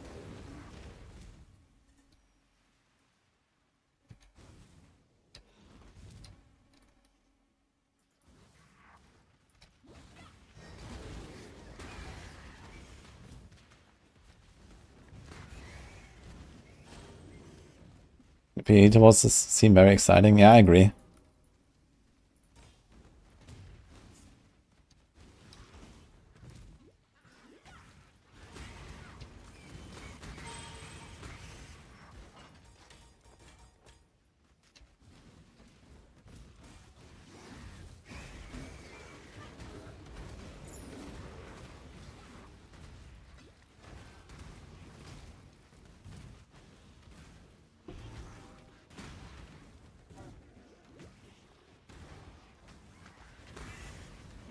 Asked on crit DD. That sounds like a weird choice. Nah, I'm just gonna play traditional Ignite DD, I think.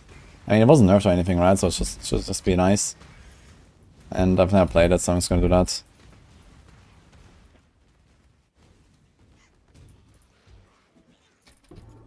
I'm planning to do all the Uber bosses on hardcore this time, so I wanna play the Ignite version, I guess, for that.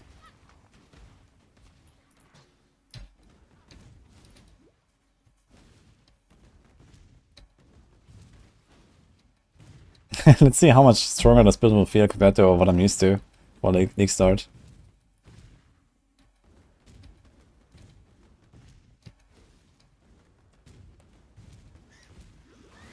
Not very used to playing like a meta build on League start.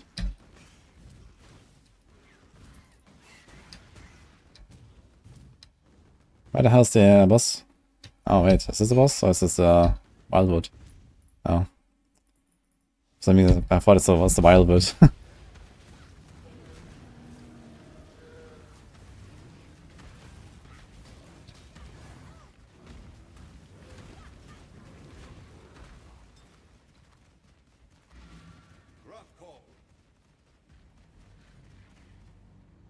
it too hard to understand the game? Too hard, I mean... If you don't want to learn, then no one can help you. But if you want to learn, then I recommend Maxwell Guides.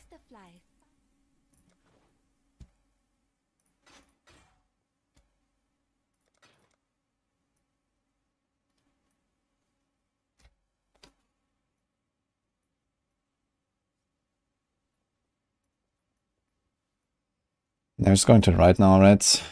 We take this, then we take...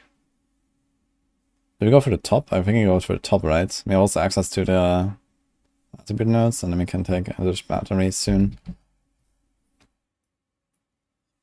Yep.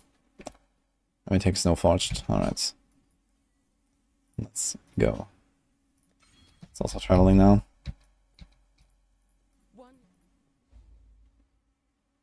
Now it's a falling. Now we want it. I guess evasion, magic shields. Yes, there's an. Keep your life to your own. Pretty decent boots actually. I saw 55. Okay. Hello. I need to start saving a few items here so that we can fix our resist later. This is gonna be a disaster.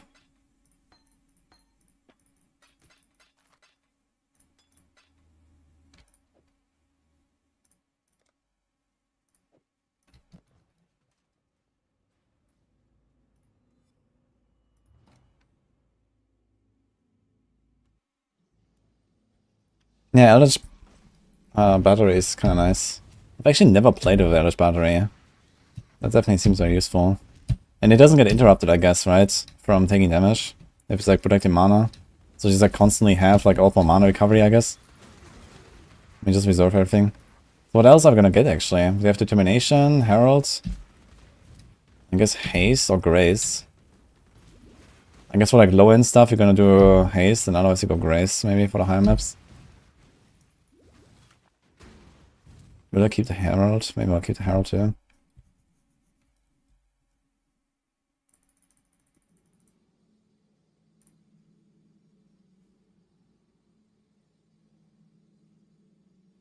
I use this Herald and this. Hello, Obsoleter. PoE is the last thing you're expecting to be playing right now, 1 month after last Epoch release, and in the absolute downtime of Diablo 4. Then what did you expect me to play?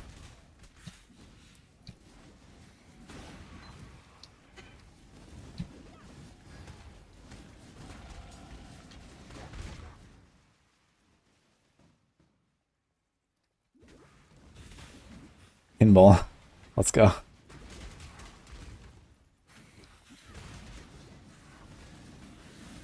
Yeah, doing League's not practice. I've never played this build here, so I'm just like trying to get a bit of a feel for it. Also, it's been a while for the campaign last time. Pinball is slept on. I used to play pinball when I was young, sometimes.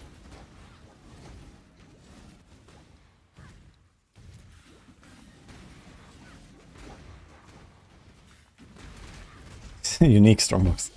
Let's go. Does it give anything special actually? I think they all have like some unique reward, right? Let's see.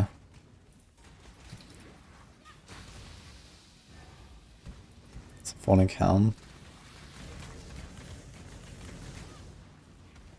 Do you need chain reaction? I'm not planning to do like a transfigured gem, I'm planning to do like the ignite traditional build. Like, what is bad about the chain reaction exactly?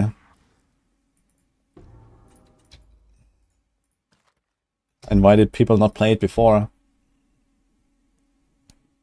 Like, what happened to chain DD versus normal this patch compared to the last patch?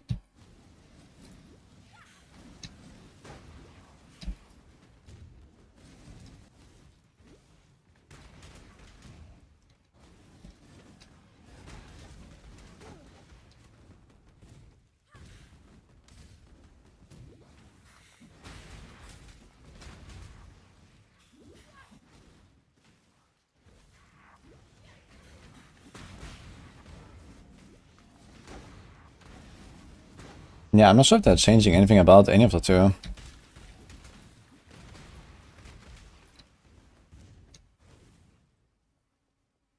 Chainy was banned in the gauntlet. Hmm.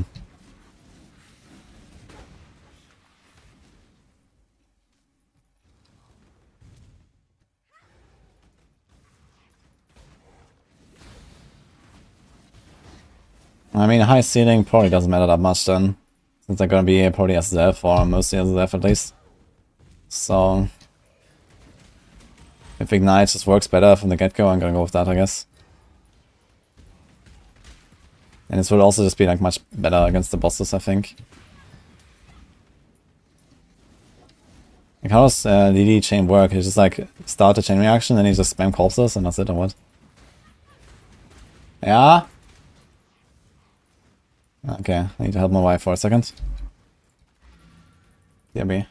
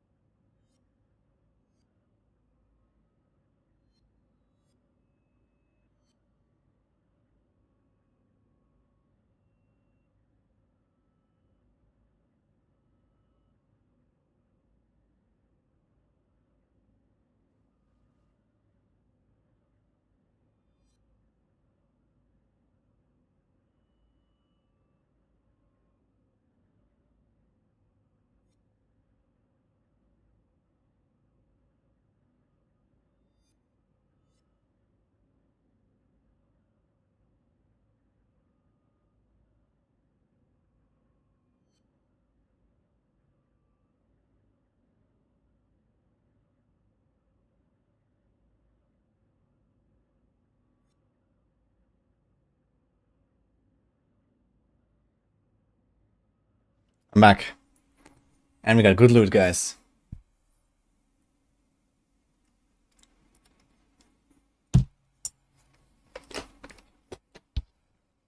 Alright.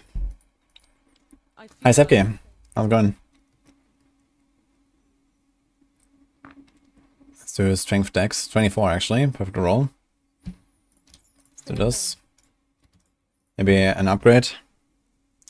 13 to all attributes. A bit of life. Not terrible, I guess. Man, sometimes I really wish that the PoE would have something similar to like enchanting from D4 or something. Like take like one shitty stat and reroll it. Because there's so much shit on these items sometimes. Yeah, it's like a straight upgrade. Pretty good upgrade actually. Yo, 163, 163. We're a very strong and agile witch now.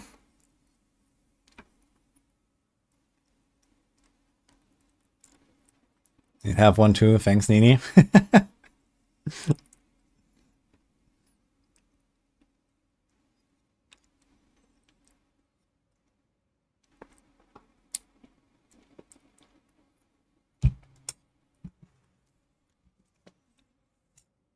Doing another Wonder test run, this time LA hit. He saw someone who did 3 hours full run with LA hit Wonder on Champion. On Champion? LA hit. Wait, how does elemental equilibrium work again? Where is it?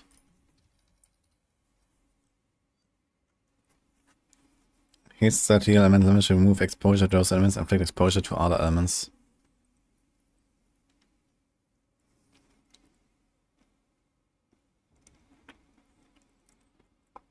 Yeah, elemental equilibrium is kind of shit these days, huh?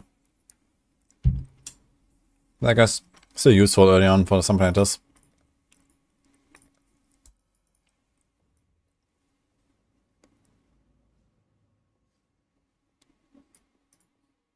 Remember, fair winds and calm seas.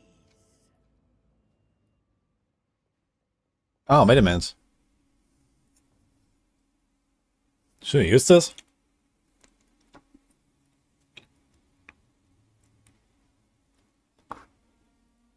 Why not, actually?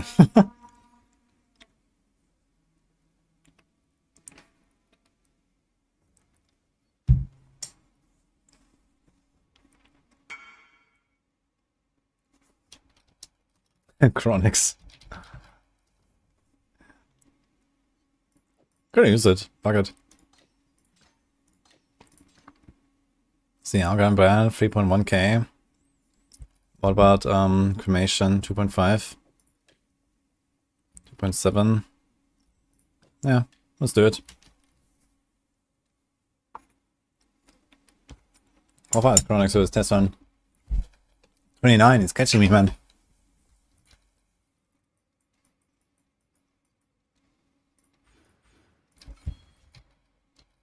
Hello. Let's squeeze them around just in case, though. They can probably sell this one. Keep your life to your own. Is there force move or move only? Yeah, it's like a skill bind actually. You see this on my left click? Down here.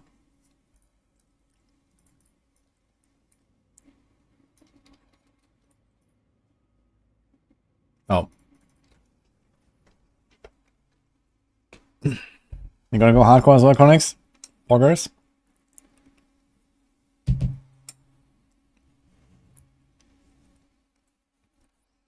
That's my go-to League starter class.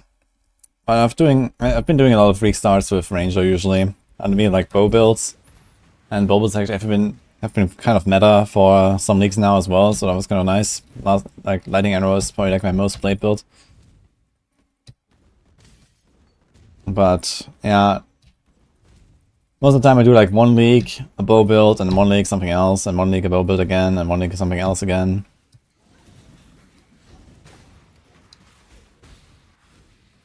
Where the hell is the exit? Ready for podcast. Yeah, it's like half an hour until podcast, guys. So coffee might be cold by then.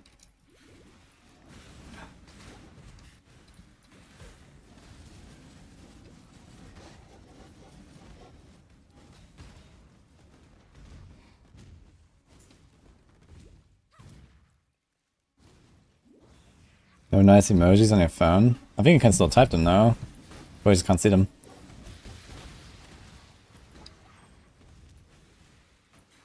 Let's get a ring.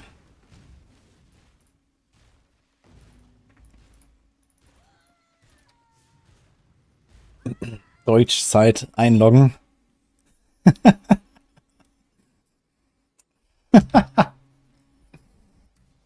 Okay.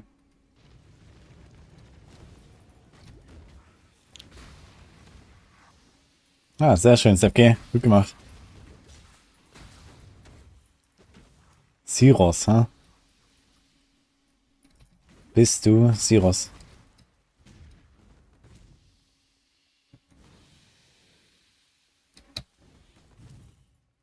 Ja, ich werde wahrscheinlich Hardkern-Handeln spielen.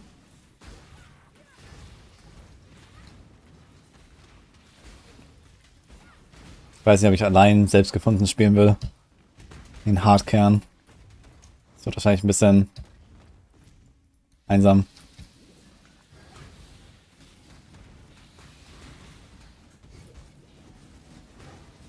Hardkern handeln.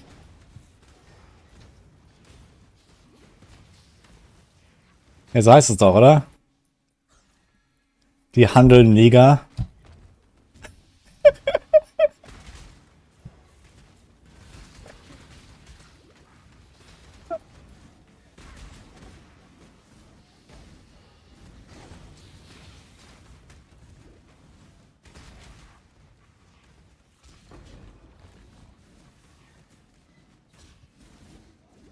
Ja, Chronix ist auch in Deutschland, genau.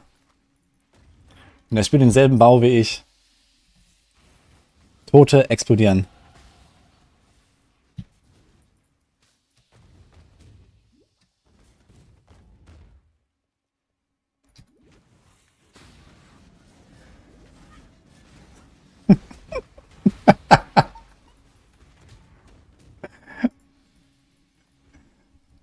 Chronix hat einen mega Spaß hier, ha?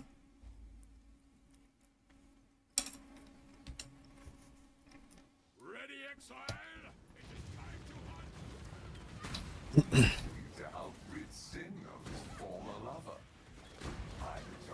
Oh, ich bin im Delirium.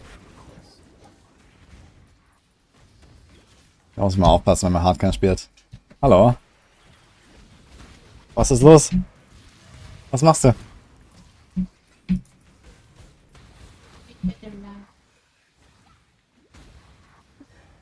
Und dafür kommst du hier angehüpft. Aufpassen. Ja.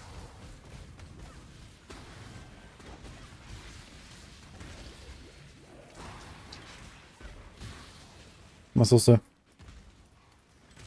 That's why I couldn't really speak German. Someone else did. Ja. Ja, wir reden schon die ganze Zeit Deutsch hier. Ah, okay. Wir reden über die nächste Liga. Und ob ich Handel spiele oder allein selbst gefunden. I didn't catch it after Spiel. We're talking if I'm playing trade or solo self-found. And I was translating that. Yeah, I said my opinion there. Yes. I think you should play trade. Yeah, I'm kind of excited for hardcore trade actually. Worst case scenario, you can just migrate. It's very hard for you. From SSF, I mean. Nah, I think it's a start trade, honestly.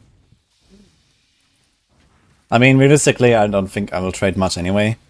But having the option is gonna be nice, I guess, to maybe get some item or, you know, something I'm missing or some boss mods or whatever. So Yeah, even currency. yeah, and just like do some crafting projects and stuff. But yeah, I'm probably gonna do like the typical SSF strat, like go craft some gear with rock and whatever. Some. How long until the podcast? Half an hour until podcast. Did you tell chat what you did to me? I didn't do nothing. Yes, you did. Yeah. Nini hurt her leg, so I have to take care of her a bit. The knee, yeah. My Nika. Gonna go back to my room now. Be careful.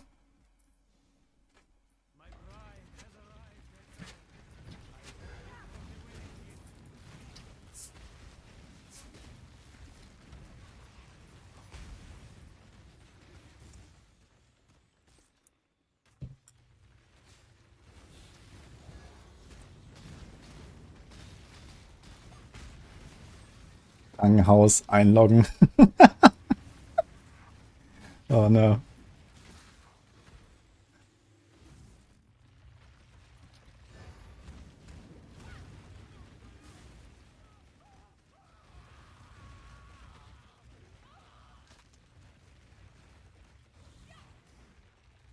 Shout out to Spotify and a podcast in German.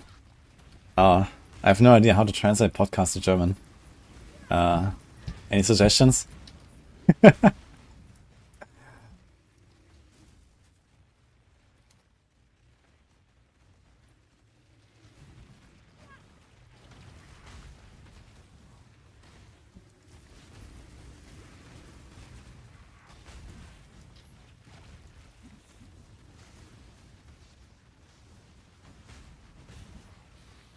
How about Kapselguss?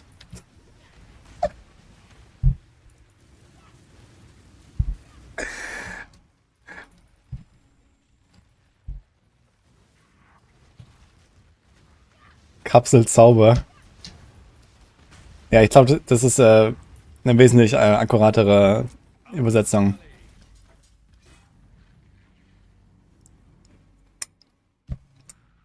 Death is the true climax of perverted lust. Many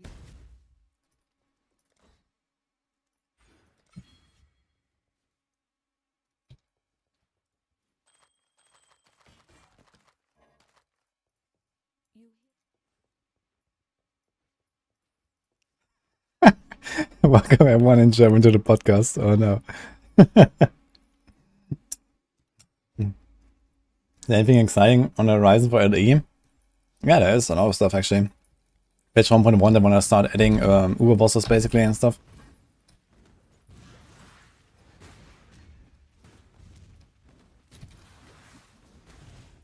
We had cool glasses. Oh shit, wait, you had to redeem. Sorry. Wait, where are they? Oh.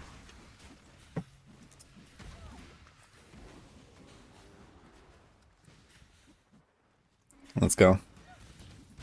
Dark side, log in.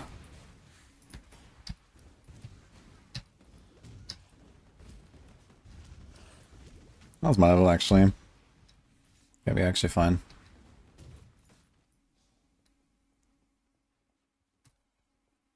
Easy, yeah.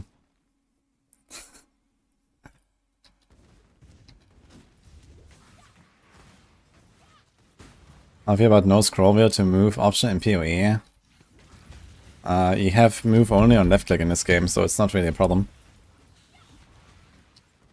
Like the main reason to use scroll wheel in the 4 or the 3 is because your left click is usually an ability. In this game, your left click is not an ability. So you don't need to move to scroll. Or scroll to move, rather.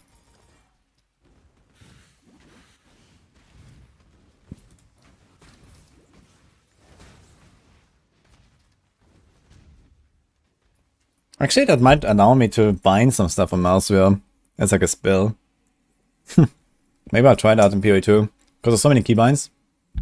Maybe I'm actually gonna use my mouse wheel as like an actual keybind. Wait a minute. We are in Act 8. Is it now that we have to do the next lab, or is it after Act 8?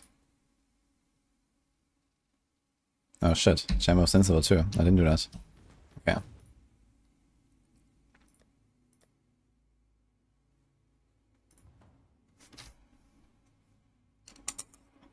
Mouse wheel for W and S. Shift, Alt, mouse wheel, up and down. Okay, that sounds kind of scuffed though.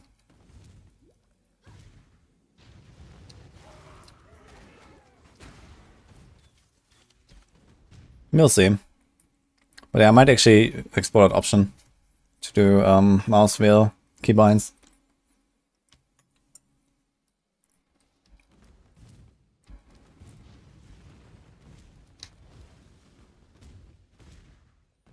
Like with the constant WSD movement in PoE 2, you have to figure something out.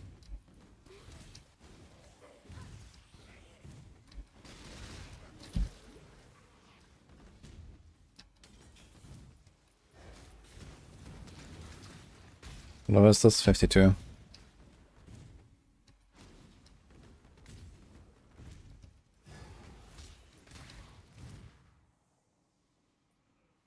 Tape a second keyboard to the mouse. Easy. I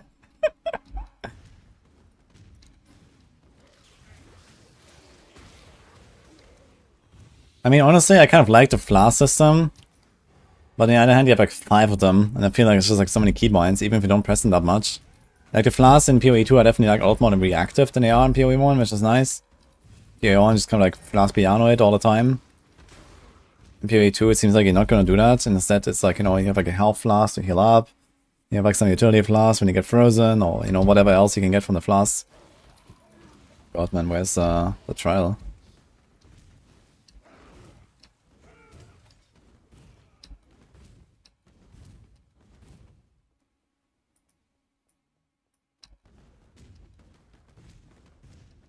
I guess this goes to the exit.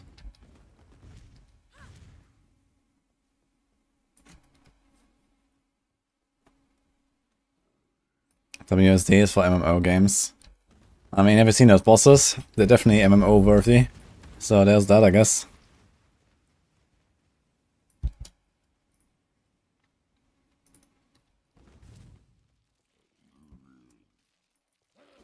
Dude, what the fuck? I can't find this fucking trial.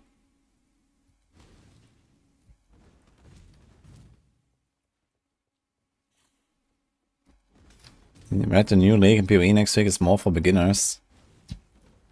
I'm not sure where that is coming from, but I guess they are adding some quality of life stuff that is kind of nice.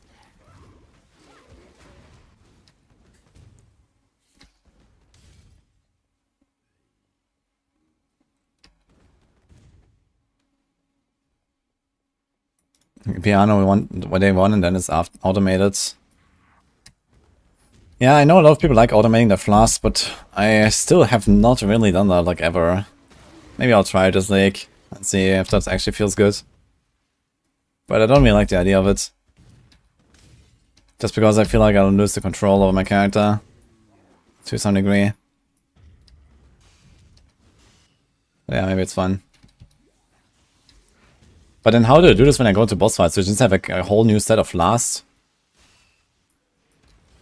When I go into like an Uber boss. And those that don't have like use when charges are full or something.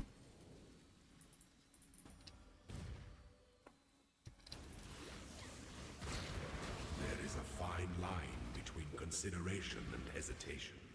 The former is... Okay, I have 19 minutes. Should be fine for lab. Let's go. 87 life, huh? Start saving some items in.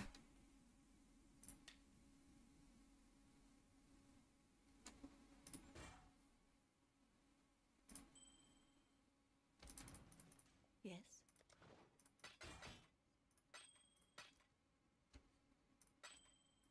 Be well. Hello. We have a chaos orb.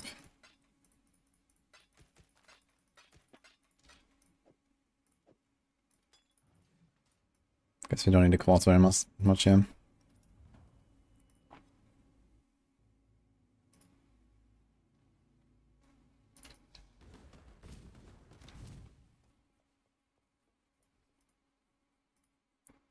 Sounds like Ring of Sacrilegious. Yeah, I mean, there's like several ways to automate your flasks. There's like one thing where, for example, they get auto-used when they are full, or auto-used when their effect expire, or use one flask and then it also uses the one next to it.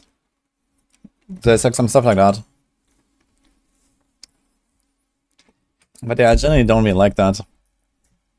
I gotta say.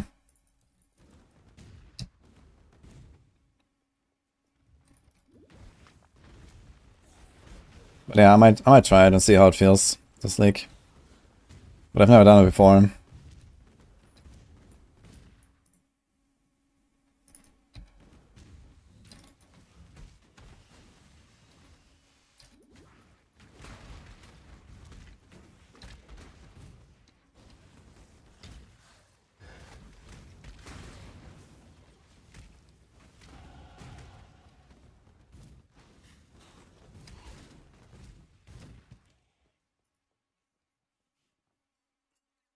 It's also active class on Tuesdays. I'm not sure what the all triggers. The weary traveler draws close to the end of the path. You have 2,700 armor. It's kinda nice. Slowness lends strength to one's enemies.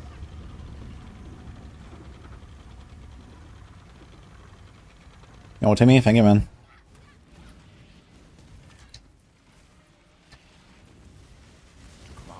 Is to act. By the goddess, what ambition! What ambition. Wisdom is the offspring of suffering and time.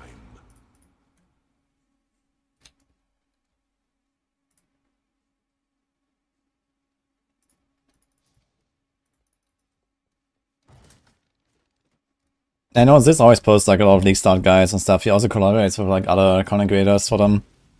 And he like, you know, presents other people's builds and stuff like that. So it's definitely a channel worth checking out. If you don't know this.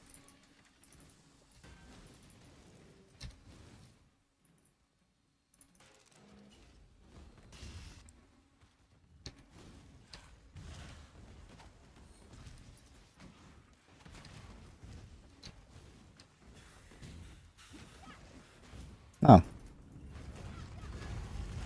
Hidden Path.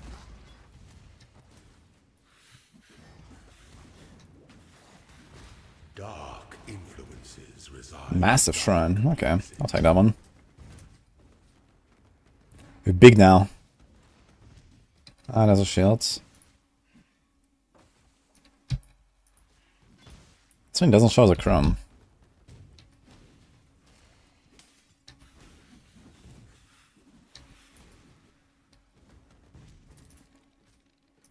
Meh. Just going, I guess. D3 season in April. Well, I mean, originally, D4 season 4 should be in like 3 weeks from now, right? And now they delayed it by like almost a month. So around now or very soon would have been the time for the D3 season. But I guess they will also delay the D3 season as a result to make sure that they kind of like stay in the same schedule with D4. So yeah, I guess it will be like last week of April or first week of May for D3. I hadn't heard anything about it or anything, so... I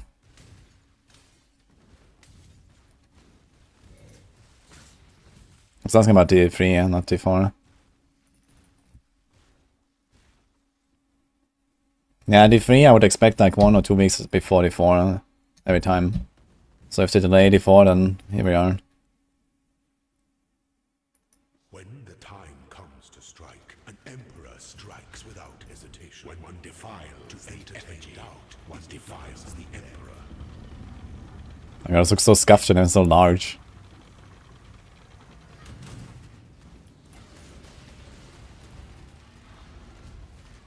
Enjoy the reprisal.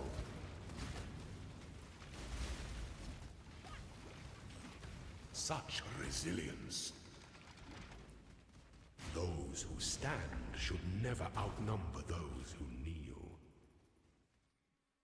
Season will be the same as the last. No, it's not the same as the last. They're rotating season themes now. It's just no new patch, but there's gonna be different season themes. So it's gonna be different meta and stuff.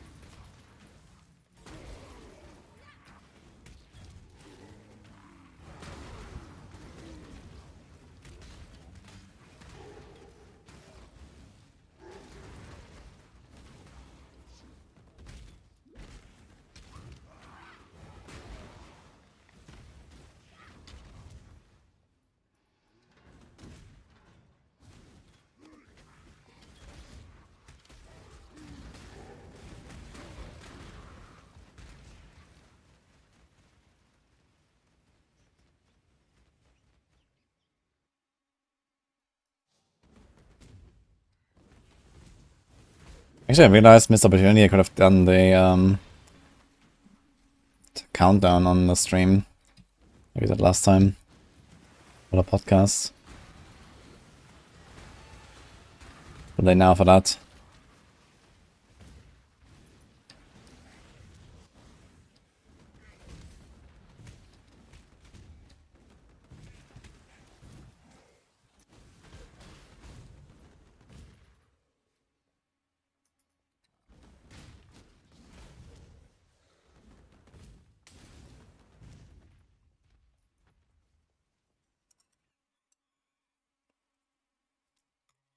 And shield shots actually feels really good in some of these areas. Afford to be promising.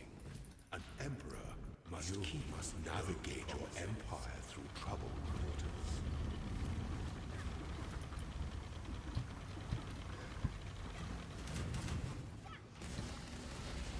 Death and loyalty. Triumphant at last.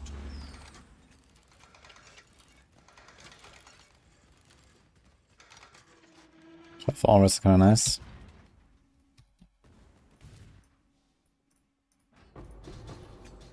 More treasure keys. Nothing comes out of this. Okay.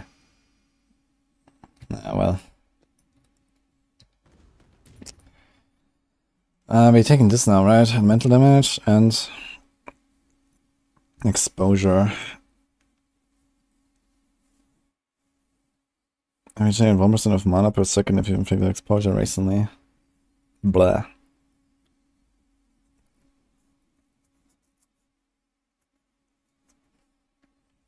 Okay.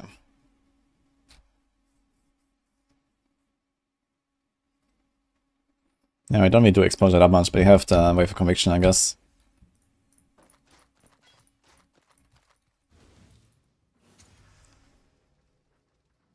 Okay, sacrifice a gem for treasure keys and for currency.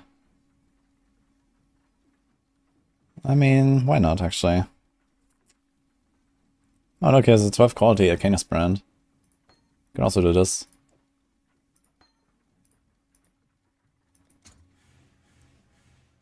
Summon skeletons of archers. Flame loss of contraction, lightning corners of the heavens.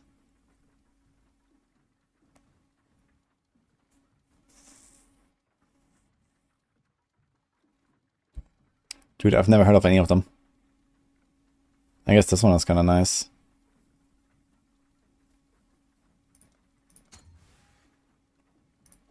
But I won't play them anyway, so.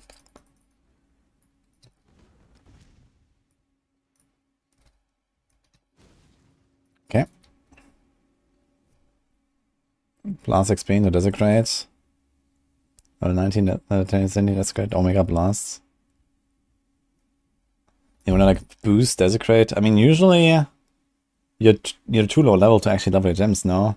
Because sometimes you get like these rares to give you like Omega Gem XP. It requires level 55 right now.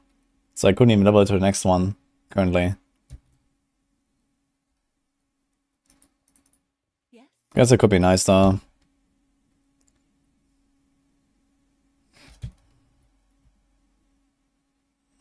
Okay, we can do... There's a lot of armor. So it's even more armor though. And life and double res. Okay.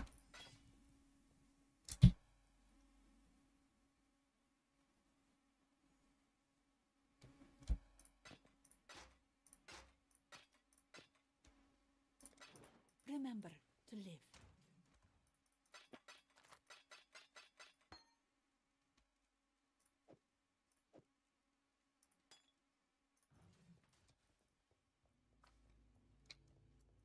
Okay, I'm gonna check on the guys, since we're starting soon.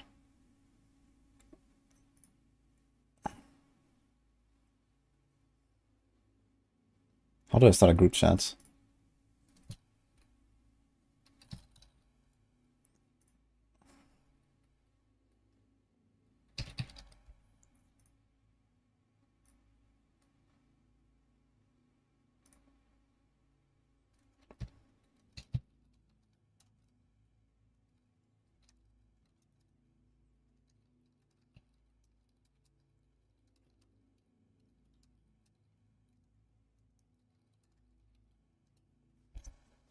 Okay. Yeah, we're starting in a few minutes, guys. I'm just checking on the guys.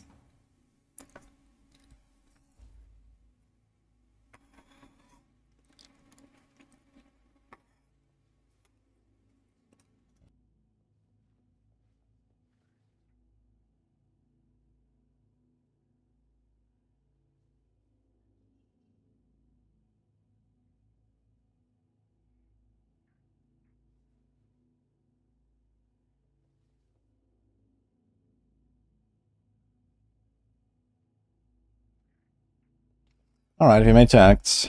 8 at least. So, not bad. Son, see you. Resistance are almost capped. Armor's looking good. So, maybe after the podcast I'm gonna finish Tukitaba, and then tomorrow... tomorrow I also wanna do some Gauntlet. I wanna get to rank 1 this week. For the price.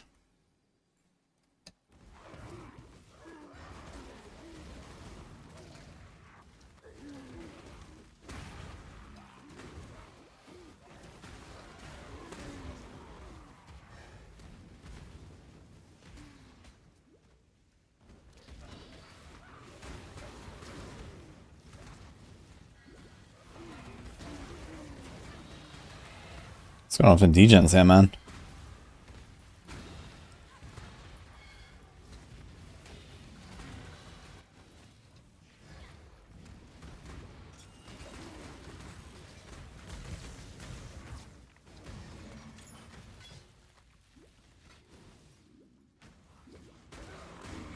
It's Chaos versus Carlo.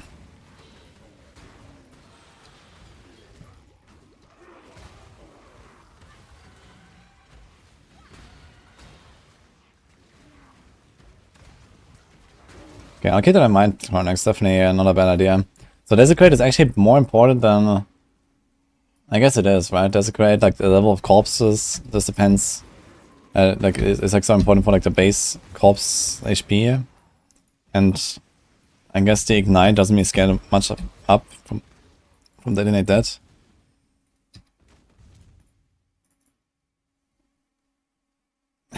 He got his degens.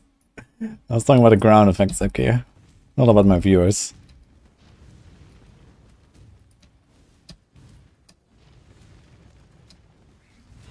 Not all of them.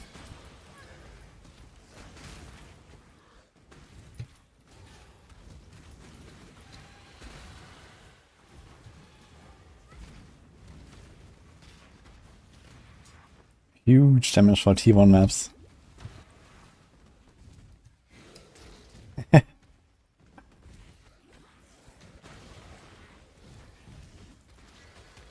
Guys, do the raid ray, and then we're gonna get ready for the podcast, guys.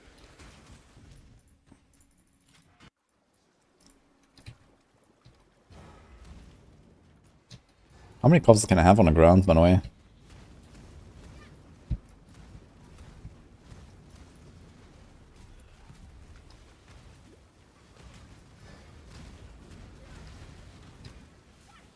Dude, just fucking melting, it's insane. Okay.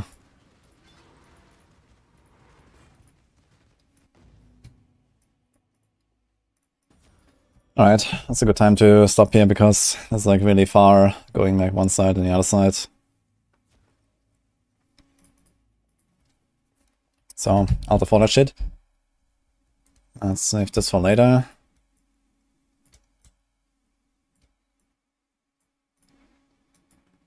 Close this. Close this.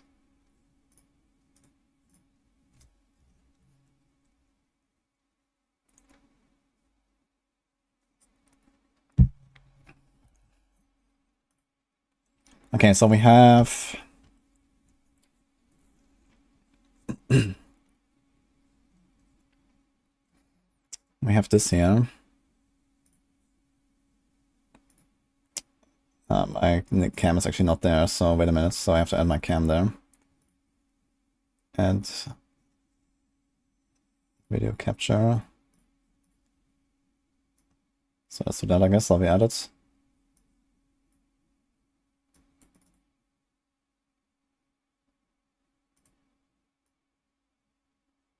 So we're gonna be here. Oh, look, it perfectly fits, man. Look at that. Easy. Just needed to drag it. Okay.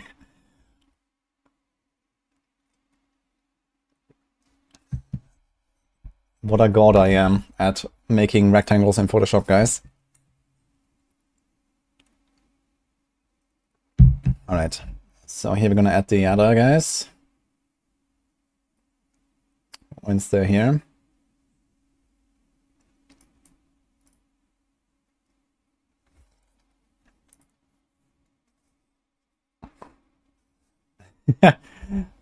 Okay, wait, I need to actually like move my stuff here.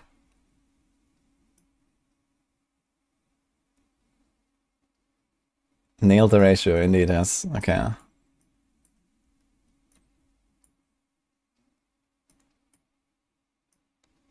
Okay, I was moving some of the stuff around here a little bit.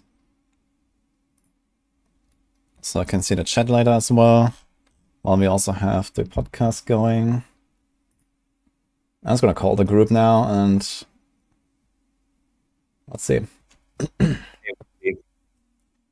Hello. Yo, this isn't a big deal, but if you're setting it up now, can you put me in the bottom left since I'm looking to the right?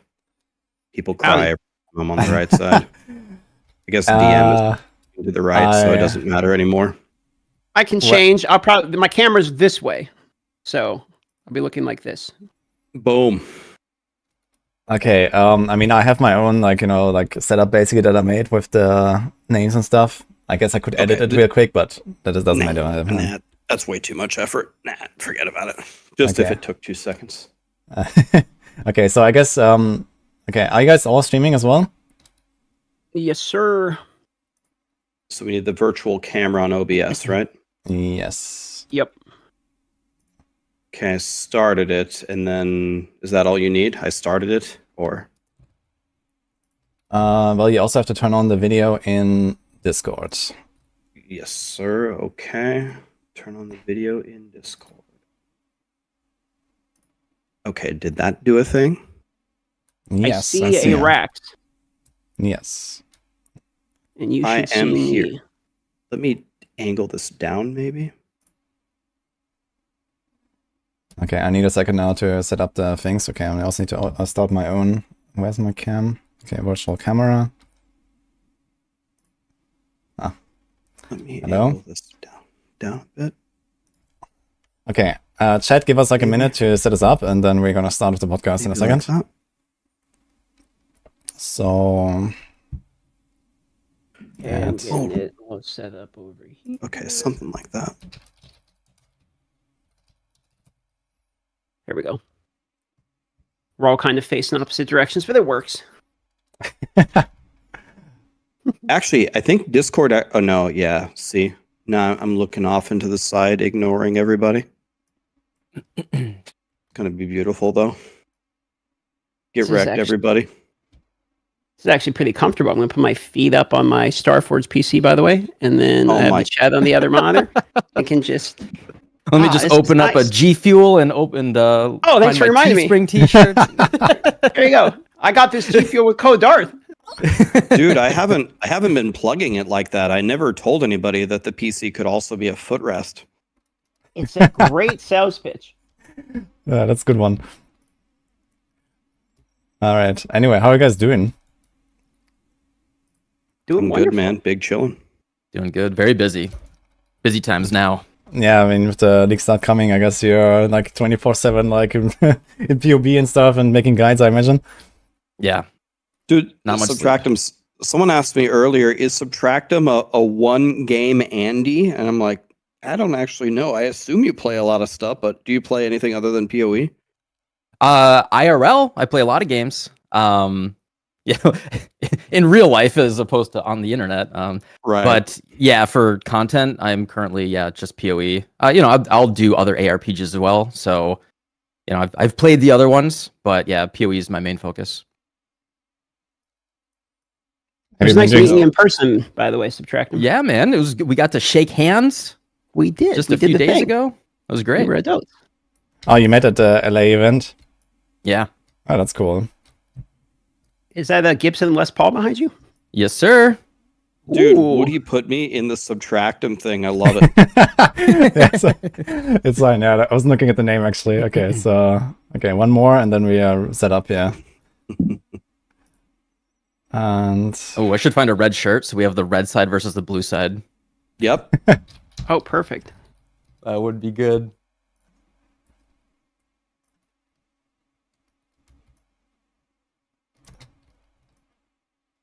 Actually, I am wearing a red. Never mind. I am wearing a red shirt. All right. here we go. Yeah. Perfect. Okay, and Subtractem goes here to the bottom left. Easy. Okay, some people say that the volume needs to go up, and they said that there's a delay. Okay. You can't hear them. How am I going to fix that? Let me think about this for a second. Okay, so can we do a quick sound check? Oh, my Discord is like flickering really weirdly. Wait, my cam is... Wait, is that flickering on the stream as well? I see like some flickering. But it seems fine for me on OBS. Yeah, I'm watching your stream. It looks great to me. Okay, now because it was just on my screen. When I look to the other side, it looks a bit weird, but okay, it seems all fine. Stream is fine. Okay, let's do a quick sound check. So, my voice versus Rax. Rax, can you say something? Hello, can you hear me? Okay, so let me know if Rax's sound is fine. And Subtractem. Hello, hello. Okay, and DM. 1 2 1 2. All right. So let me know if you have to adjust something, guys. Otherwise, I guess we should be good to go. All good, they say. Oops. Everything's looking good on my end.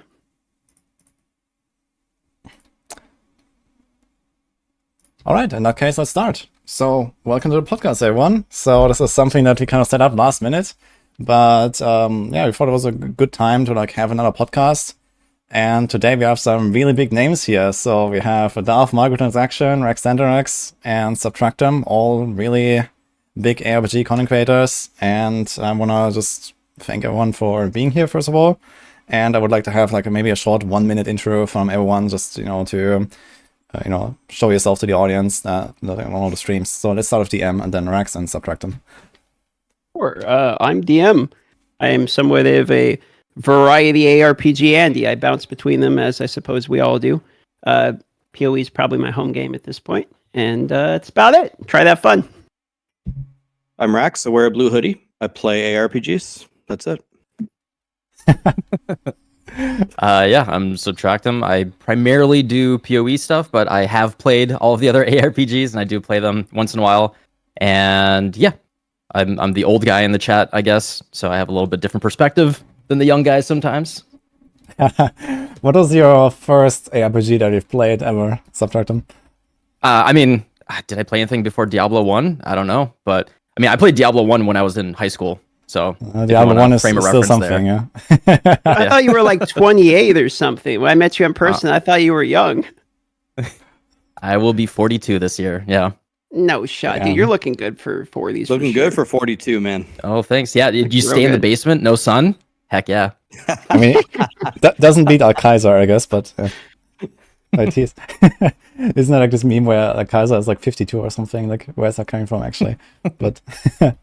Okay, anyway, so thanks for the intro, guys, and myself, I'm Woody. I mostly blast a lot of Diablo, especially D3, D4. I've done, like, at least content creation-wise, but personally, I've also been enjoying a lot of Path of Exile and recently Last Epoch, so I'm very much looking forward to Path of Exile 2. And I figured it was a good time to host a podcast to talk about all of these games together, basically, here with some of the bigger content creators. So I have a list of topics here. We want to go through PoE, Necropolis League, and our plans and so on. Then we want to talk about PoE 2, and also what we think about the delay, the beta, and whatever else. Then I want to talk a bit about D4, and also the Season 4 updates. Then about Last Epoch, so I guess everyone here has played that, right? And then we're going to talk about kind of like the combined topic of all of these games together, like, also what is on the horizon, and basically open a discussion after that. So that's kind of the timeline that we have here for the next 2 hours or so. So, yeah, starting with PoE. So I guess it's like the big topic right now. Everyone is kind of getting ready, I guess, with the PoE League. Personally, I've also been doing a bit of like league start practice now and stuff, kind of getting back into the game after barely playing it really lately. So yeah, what do you guys think about the announcements? Maybe let's start with that. Which announcement you want to start with? Yeah, the Necropolis. There's a lot of them. Yeah, the Necropolis League, basically. So that's what I want to start with first of all. This is like the most immediate topic, I guess. It struck me as a large amount of content for one league expansion. I was surprised by how many both quality of life changes we got, how cool the mechanics seemed. I haven't been around for too many leagues, so maybe this is like par for the course for them. But as it like my second league launch I've been part of, it's way larger than I was expecting for a league. I don't, maybe Subtractem, you're probably the OG here. What did you think about the league launch? Yeah, I love that you said that. That's why, yeah, I mean, PoE to me, like, they spoil us. In terms of the content, like, I would say, yeah, the quality of life stuff is a little out of normal for them, if we're gonna be perfectly honest, dumping all that on us. But in terms of the size of the league, this is probably about average, maybe a little bit above average. Previously, actually, they used to once a year do an entire endgame rework. You can look up previous atlases. Like currently we have the Atlas passive tree. Back in the day, they used to be very, very different. Whereas like, okay, you got Shaper versus Elder and you're like manipulating them around, or you had to collect like 32 different stones and summon all these different bosses that then would summon Cirrus. They used to do that like once a year, once every year and a half. And yeah, this is just kind of par for the course where they spoil us with a very large mechanic rework that gives you something to really bite into for a few months. So yeah, I'm pretty excited for it. It's cool that they're doing another crafting league. Those are always kind of they haven't done very many. Harvest was the original one, and it's always potentially contentious with the complexity there and what it actually does, particularly versus Affliction League last league, the current one, where it was a big like a big currency dump versus now engaging in crafting and all that. But I really appreciate the contrast. Yeah. One of the things. Oh, go ahead, Woody. No, I was just going to say, like, it kind of like struck me just now that I guess both DM and Rax have not really played that much PoE before, like, you know, like the most recent leagues. And like, you know, what Subtractem just told us with, like, you know, the expansions of the Atlas and the new endgames and stuff like that, hasn't really happened in a while, right? And I guess might not even happen again. I'm not sure if they ever said anything about more of that coming in the future now that PoE 2 is coming. Do you actually know anything about it, Subtractem? Or anyone else in chat? Is there like anything they hinted at that something is coming again? But about big endgame rework? Yeah, exactly. Yeah, I was just talking with my chat yesterday. And we're like, we're like, when is 4.0 coming out? We're on 3.24 now, which is crazy. Yeah, I don't know. It's very interesting that they've kind of been going down this path and just kind of iterating. And to me, the Atlas passive tree has been like the biggest blessing and the biggest curse, because it's such a dynamic, great system that they're encouraged more to always stick with it and improve on it, which is like, it's a good thing. It's great. It's a great system. But I kind of miss the old, all right, we're going to throw everything away and do something crazy and, you know, whole new game. And I feel my instinct is that because of PoE 2, they've been kind of stretched a little bit due to that. They're, you know, they're kind of split resources and they're just kind of like more iteration on what they have right now instead of like big reworks. Yeah, chat is saying that apparently they're developing PoE 2 first, and then they're gonna devote more resources to PoE 1. So maybe you're gonna see like, you know, a 4.0 at some point. I guess maybe next year or something. But Rex wanted to say something. Yeah. Oh, sorry, go on. Yeah, Rex was going to talk for a while already. Sorry. Let's go, Rex. Well, I mean, it's okay, but the thing that I want to add here that I love about grinding gear games and everything that they do, they seem to do this very consistently. It's like, imagine if you were working at grinding gear games and on the whiteboard, they had an idea, all right, we're going to do a Necropolis League. It's like, okay, there might be some dead guys, there might be some the guys that we bury, but they seem to go all in with the idea every single time. Like, all right, you're going to kill them, and then we're going to cart them away to the morgue, and you're going to see all their bodies there. Then you're going to bury them, and then you're going to dig them back up and craft with it. It's like the level of detail and ingenuity and just the creativity that they have is insane, and it's consistently insane. And, you know, even if the league doesn't go perfectly, like some people are upset that it sounded like in their discussion that they're going to like force the league mechanic on you in all the zones. It's like, ooh, I don't really know if I want that for the campaign, but I can forgive those things when I see the amount of effort that they put into making it great. That's something that I always respect out of these guys. 100%. I always like to say I'd rather them risk having a bad league by just going all out and being creative versus doing something safe and kind of boring, just kind of mid. So yeah, like Lake of Kalandra, most people hated it, but Lake of Kalandra gave us Sentinel League, right? Like we had arguably one of the worst leagues and then arguably one of the best leagues. And I'd rather have the highest highs and, you know, not that low lows. It was still playable versus just everything mid. Yeah, like it reminds me of there's like this like parody video from like many years ago where like someone is like impersonating the devs and he's like, dude, like, do you guys know that, like where they like, you know, take like he's like imitating taking drugs, and then like, you know, the creativity part that Rax was alluding to, like, like he's smoking and like, dude, yeah, what if we do this, and like skill trees within skill trees, you know, like, there's a video like that. It's glorious. So some people might know that, but yeah, it's kind of like the creativity part that Rax is alluding to, and I really like that about PoE as well. Like they do crazy stuff, and I see it again with Necropolis, and I'm really excited for the crafting myself. I think DM wanted to say something earlier. What was that? I was just going to go back because we were talking about PoE 2 and about in-game additions to PoE 1. I was going to say my understanding of that is the gentleman, I believe Mark Roberts, who made the PoE 1 in-game bosses, like the Uber Pinnacles, etc., is the one who is creating the PoE 2 bosses, and so his focus is there. And I was just going to add on to the pile and say, yeah, so I'm sure that more in-game would probably come in PoE 1 once the gentleman who's making the in-game for PoE 1 is done working on PoE 2. It kind of makes sense.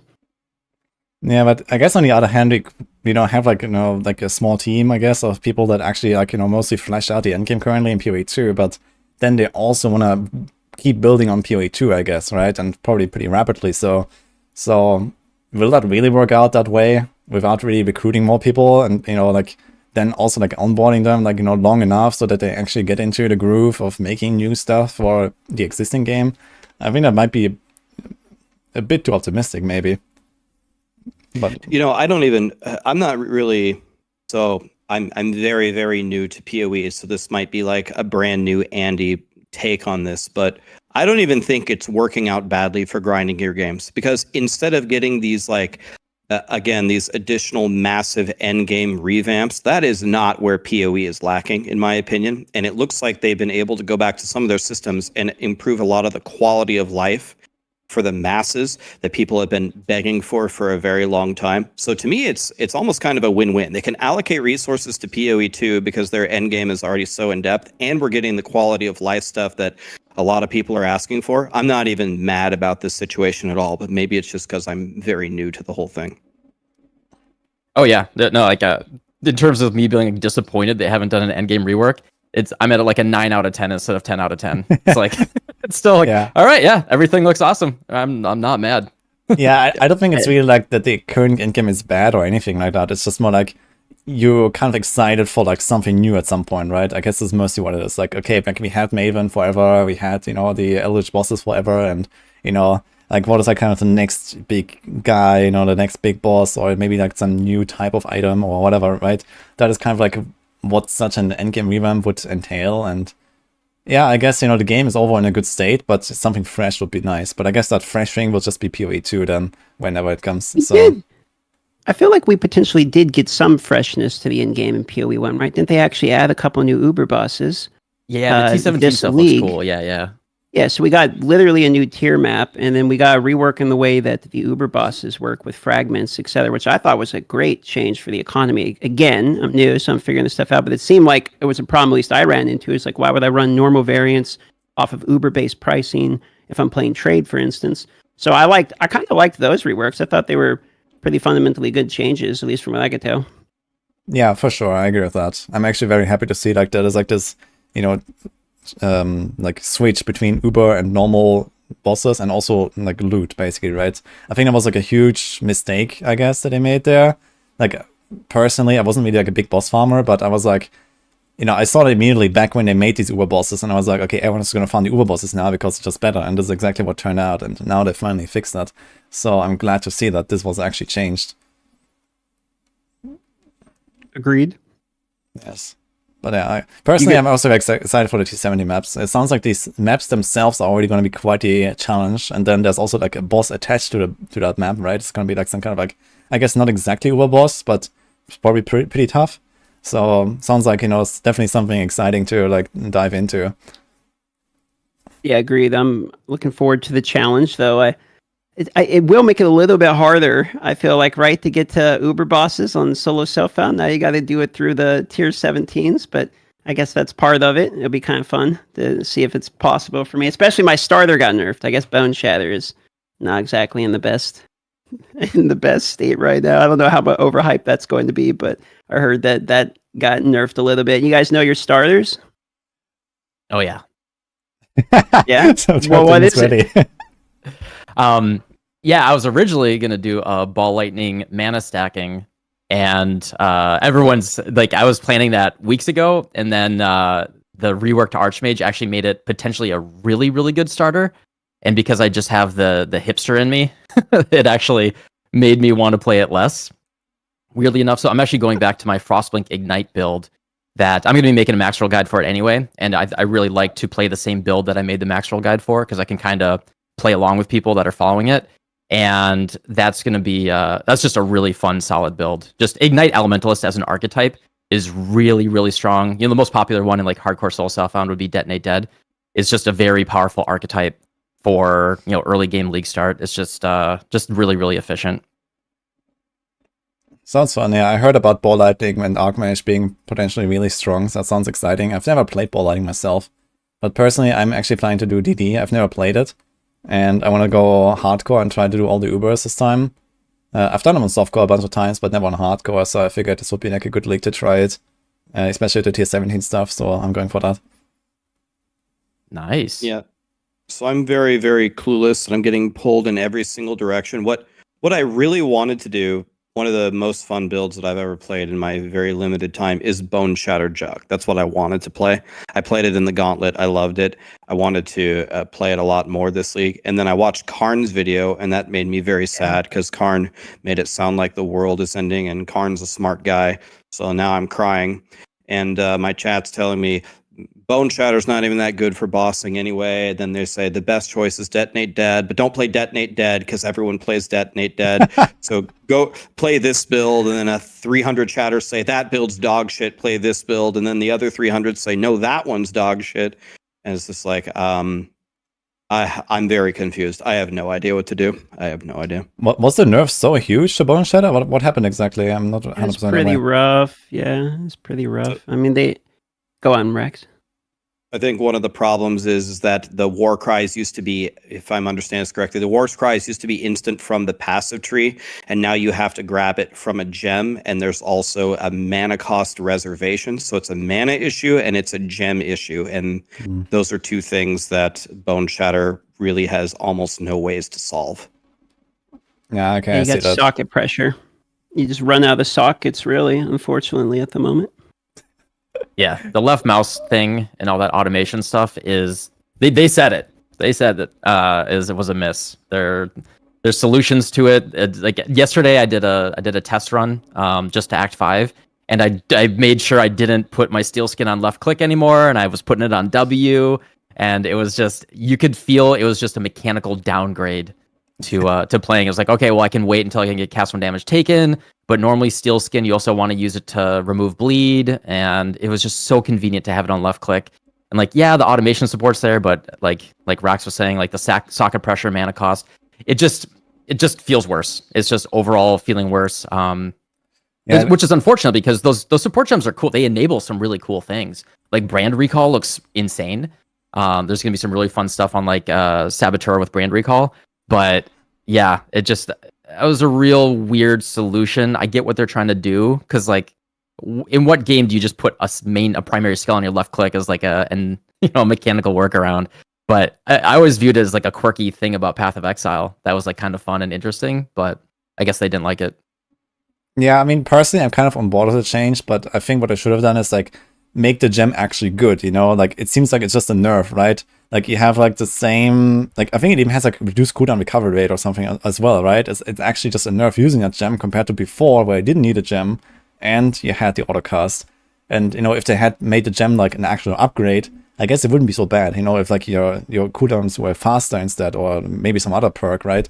There could have been some stuff. And now it's just kind of like, yeah, like everything just that you start just feels worse now, I guess. So that's kind of the main downside here. I guess it's mostly a tuning issue, if you ask me.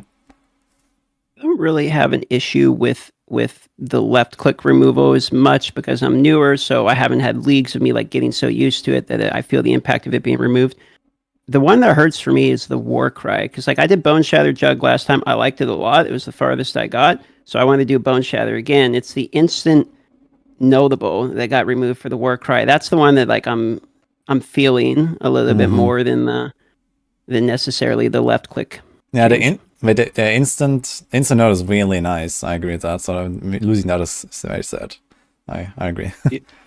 So just to kind of like reiterate here, like the high level thinking, when Grinding Gear Games says, hey, we want to remove this mechanic where you left click and you cast skills because it's not intuitive. A new player would never pick up on this unless they essentially saw someone else doing that. I 1,000% agree with removing these bizarre mechanics that probably shouldn't have never been there in the first place. It was so weird to learn about it when I came into PoE and I force move. And you can't rebind left click. So I'm using X mouse to map my left click to force move my side mouse button and then binding the buff on left click in order to even play. Like you feel like a velociraptor, you know, you're playing this super weird setup. I don't mind them fixing that.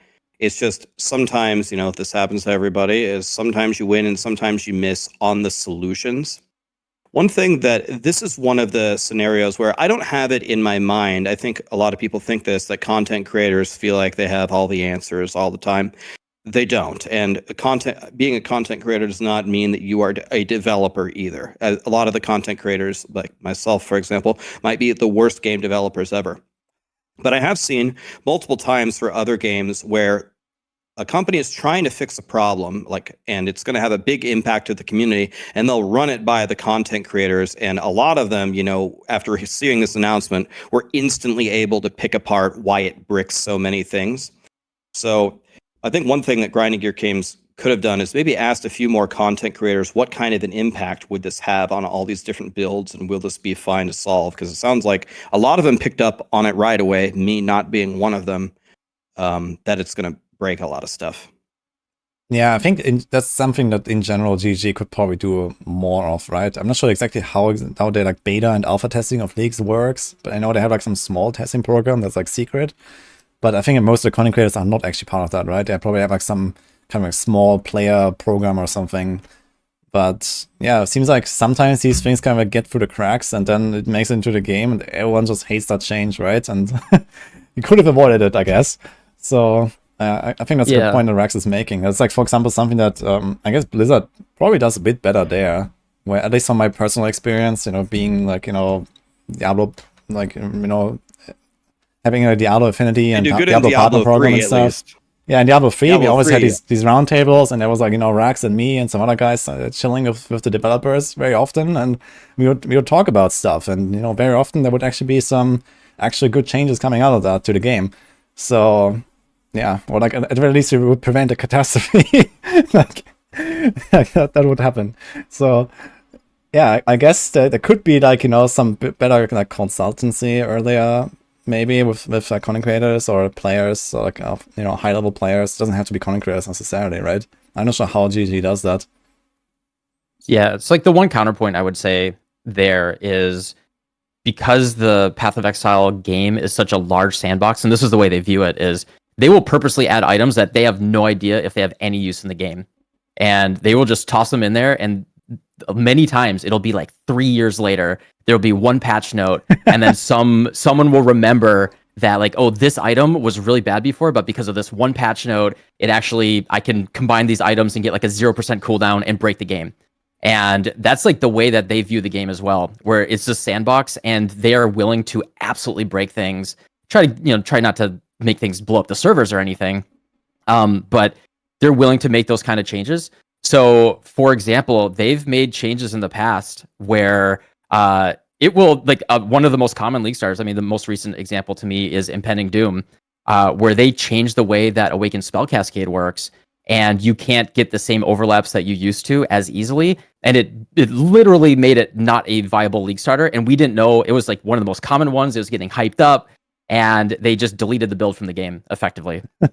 And they actually, like, so many people had League started it that everyone cried after, you know, I guess verifiably, justifiably, everyone cried that League started for the first day. And then they're like, okay, we're going to undo that change for this league. But it's gone next. This build is gone next league. It is gone because we don't like the way that this interaction works. And they are willing to just say, hey, this is the direction we want to take, the way that these things work. Yeah, you played this one build for a while, but they don't view any build as sacrosanct. It is always like, hey, this was a cool thing. You were able to play it. Like Cold Dot. Cold Dot is one of the most core builds that has been around forever. It blew my mind that they just said, yeah, Vortex no longer good on left click. Like you can't do it. And that was like one of the core things that made it comfy to play. Like they're just willing to make those really big changes. Like how much like triple nerf Tornado Shot this league. That came out of like Tornado Shot's always been that good. And that like the fact that they're willing to just nerf it like that and leave Detonate dead, like what the hell? Anyway, yeah, I think they view the game differently and the builds differently than other developers that might be like, okay, well, we need a good fire build for the Sorc. The Sorc needs a good fire build, so we're gonna, you know, we have to make sure that every skill is viable. GGG is gonna be like, yeah, no, that skill sucks. Deal with it. Like, yeah, don't use it. Just wait until they just wait until they delete Righteous Fire from the game, and then we'll see what happens, I guess. No, I mean that's what they did last week. That's exactly what they did. Wait, isn't wait, really? Is it not a thing right now, or what? It's in the game, but they drastically reworked it in a way that it is not remotely as comfortable as a league starter. Oh, like, man. yeah, you look it up. Watch like the old videos from last league with Pox and Captain Lance, like theory crafting how to still league start it. I wasn't actually aware of that. Yeah. Okay. Did they nerf like Butterboy too? Like the Sentinel guy? And Radiant, they nerfed Radiance again, right? On this? Yeah, I mean, I was the SRS Guardian guy, right? And they, that felt really bad. I put so much work into that Maxwell guide, and that's the one we were reviewing it a couple days ago in the meeting. That's the one build that we're like, everyone's like, this one's fine, this one's fine, this one's fine. We got to SRS, and I'm like, God damn it! All right, yep, archive it. It's it got nerfed. Yeah, not just the Radiant Sentinel, but SRS as well lost 38% damage, and like, oof. Poison's still fine, but that's not as easy as a league starter. And another thing, again, I would say to Grinding Gear's credit, I have a lot of respect for a company that has a vision and has done enough work within their own game to have the confidence to say, this is what we're doing. You know, some of the other titles that, you know, are having different visions all the time, those haven't ended up in as good of a spot. And I think Woody mentioned a comment that is also very, very critical. I actually had a conversation with some people from EHG on this recently. If you are going to seek community feedback, it does not need to be a content creator. It doesn't need to be someone who has a Twitch or a YouTube or anything like that. There are a lot of very, very godly theory crafters that might be on the forums or whatever, or on the Discords that might actually be better testers or analyzers of these in-depth patch notes than a lot of the content creators. So I thought that point was extremely important to consider everybody. Yeah, absolutely. I mean, especially like in PoE where you have like, you know, races and you know, like you actually have like, you know, these letters, like gauntlets, whatever. They can literally just like send a message to like the top 10 guys in a race or something and say, hey, you want to test the next patch for us or something? Like, I guess a lot of people would say yes, right? Like, I mean, they could just keep Ben on speed dial for GGG. They could just call him up and he'll answer all their questions. That's fine. I guess even Ben probably doesn't know like every single thing about every single thing, right? I wouldn't say that. I don't know. I talked to him for a few minutes. He was in the car on the way home to LAX. And dude, the amount I learned just from sitting next to him was like infinitely more than Twitch chat over the last entire league. Oh, just Twitch the chat amount will of make you dumber. Wow, Yeah, get wrecked. Yeah. Direct. Oh, yeah, no, man. Ben is very special. He's incredibly Smart smart. guy. Yeah, I always love listening to him as well. Like, you know, and also like seeing him in the gauntlet races when he starts explaining some stuff here and there. It's very amazing. I'm also a big fan of Ben, to be honest. Okay, do we have anything else you want to discuss about PoE 1 right now in the upcoming league? So we talked about the starters and...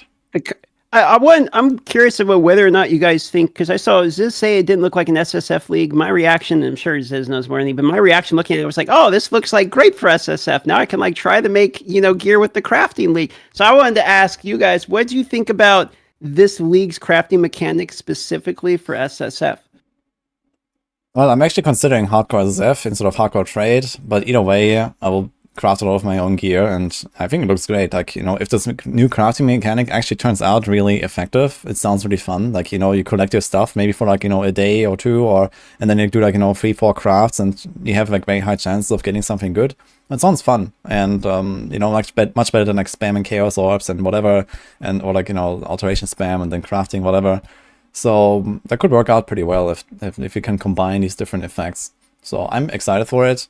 And also with the multiple Atlas skill trees, it's gonna be really cool to like, okay, I'm gonna farm, a bunch of like Essence and Expedition now, and then I'm gonna farm a bunch of like Legions and Breach here, and they can like swap it around all the time. I'm very excited for that as well. So personally, I'm hyped for the SSF, or nearly SSF. I guess my take on it is the way that I'm approaching the game, being very, very new to PoE, is I'm trying to learn as much as I can, as fast as I can. I just want to get better at the game. It was a lot of fun running around on my tornado shot guy, pentakilling every single map and getting, 60 divine orbs here, 2 mage bloods over here. But at a certain point, I stopped learning because all I was doing was just repeatedly just deleting these jungle valleys. When the Gauntlet came out and I had to actually play SSF, and it was hardcore and it was under these super difficult parameters, I was actually forced to learn the campaign. I was forced to learn all the boss fights. And the second that I got to maps, I needed to figure out a way to get really good gear running low-level maps and doing all the different mechanics that I had previously skipped on my Atlas tree just to even progress. So I feel like going hardcore SSF will teach me more, but then every time I say that, my chat just says, no, you can learn actually way more by going trade league, and that still doesn't make any sense to me. So I appreciate the crafting, and I'll take all the help I can get, believe me, but I'm thinking to go hardcore SSF just because I think it's better to learn the game? ? I don't know. Well, you learn different things in those modes, right? Like in softcore, you just have the economy, the dying doesn't matter, you play different builds, you have a very different outlook on the game, I guess, and then have hardcore where you actually have to learn like the game as in the mechanics, right? You look at the bosses, you look at the moves, you figure out how to make your gear, like as you said. So it's just a completely different game, basically. So this is, this is one game and this is the other game, basically. So that's my perspective on it, at least. Yeah, chat saying that you learn more in trade versus SSF is just wrong. Like SSF absolutely forces you to reach out into different parts of the game, figure out like, hey, how do I need a lightning coil? How do I get that? Like, oh, okay, I look up, okay, is this div card? I can farm cemetery. Cool, I can get that div card in cemetery, and now I can get my lightning coil. And then force like, oh, I need to understand how to get the betrayal unveils and do all that type of stuff. Hardcore versus softcore. I think hardcore will force you to learn, defenses, of course, and it'll force you to learn patience and reading. I can't read. Never mind. Softcore it is. Yeah. I mean, but SSF, I think, particularly if you're curious, willing to put the time in, once you have a foundation of the game, I encourage everyone to try SSF, like occasionally. At the very least, it will always make you a better player. So yeah, I think that's just a bad take on chat. Yeah, the SSF I feel like was teaching me a lot very quickly. Like even things like recipes, like learning how to put physical percentage damage on an item right from the get-go using the vendor. That was something I would have, if I'm trade, like why would I ever need to know that? I'm not trying to like craft an Uber item and then trade it. So SSF for sure felt like it was teaching me more very quickly. I had to force myself to interact with mechanics I otherwise don't want to, because in trade I would just farm whatever makes me the most money. I would just farm that and buy what I want. But now I'm like, god damn it, I have to do harvests, for instance. Yeah. I guess, again, it depends on, like, what you're actually trying to get out of the game. Like, most people are softcore trade enjoyers, and, yeah, like, the knowledge that you get in hardcore SSF is not a one-to-one applicable, I guess. So this is probably why chat has these takes, but I can also see that, you know, what Sub said. Like, you just learn more about the game in general, and you figure out things, and even if they are not really relevant in a trade league, you know, like, you would never go and farm the Lightning Coil card necessarily or something in a trade league, I guess, right? You just try to get the Lightning Coil from trade, and that's it. But it's good to have that knowledge anyway, just, you know, in case, and you can get a better reference for, like, where is everything, how do you get everything, in case you want to go and farm it. Yeah, I mean, you can make the argument as well, just to make an excuse for a softcore trade, that, you know, interacting with the economy, understanding that type of stuff, that is part of the game, right? Like, it's you can't just say that that's not a skill in the game or anything. There are people that just, I sit here and I alteration spam certain things, and I make mirrors doing that, and that is a thing that is the game. You know, the kind of the beauty of ARPGs is that you set your own goals and you can make your own choice within that. And there are people that arguably win the game by never leaving their hideout, accruing mirrors, and then buying alt arts in standard. Like that is a way to play the game. So yeah, it's all valid as long as you're having fun. Yeah, well said, I guess. Okay, I think we can move on to the next topic, though, unless someone else has any last comments about PoE 1 and the Necropolis League. So I want to talk about PoE 2. And, well, we have at least 2 people here that actually got to play it lately in Los Angeles. I'm not sure if they invited Rax. I guess they also invited you, but I know that he didn't go. And personally, I also didn't go. It was just, like, too far for me. And, like, I decided, like, you know, 30-hour travel one way is it's a bit rough for, like, chilling with the boys for an afternoon. So I was like, okay, I'm gonna play 2 months later in the beta anyway. Yeah, here we are. Yep, get screwed. Yeah. Guess what? 8 months from now. Yeah. You snooze, you lose, Woody. Yeah, unfortunate. But yeah, maybe especially the M and Subtractem, we can like maybe talk about your experiences. I also been watching like a lot of your the videos that people put out. I think I watched the M. I'm not sure if I watched Subtractem, but yeah, a bunch of people put out like their playthroughs and talked about them, and it was really cool to see. But maybe you can give us some more like, you know, hands-on experience that you gathered. Sure. You want to go first, Subtractem, or should I? Go ahead. Sure. So in the beginning, we didn't have a lot of time. So like I was actually in LA less than 24 hours, and the amount of time that we had of actual gameplay was about 4.5 hours. And I want to preface like everything I say by the fact that we only were able to get part of the way through Act 2. I don't know if anyone actually made it to Act 3. Maybe somebody did. But for me, myself personally, made it all the way through Act 1, part of the way through Act 2. And because of that, I think our experience is like fairly limited. We still don't really know much about Endgame and PoE 2, if like really anything at all at this point. I don't know if maybe I missed something, but I haven't seen them discuss it much. So most of our experience was only sort of early game. But overall, just to give you a general take on it, I thought I was going to like PoE 2, but was unsure. But after playing it, I left being like, I'm really going to like this game. Like, it is actually highly enjoyable, just from a gameplay perspective. I found me enjoying each individual fight more than I enjoy each individual fight in Path of Exile 1, for instance.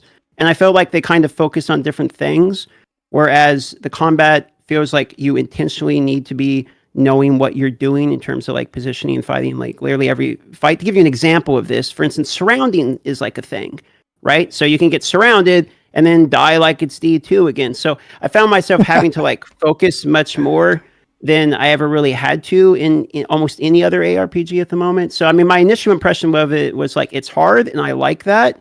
And easily the best thing in it is like the boss fights are fantastic. I mean, from the beginning, like all of the boss fights are really good, like surprisingly good. So I mean, I have nothing but pretty much good things. There's some complaints I have for sure, but mostly I'm going to have positive things to say as we get into it. Yeah, what class did you play again? Play warrior. Yeah. So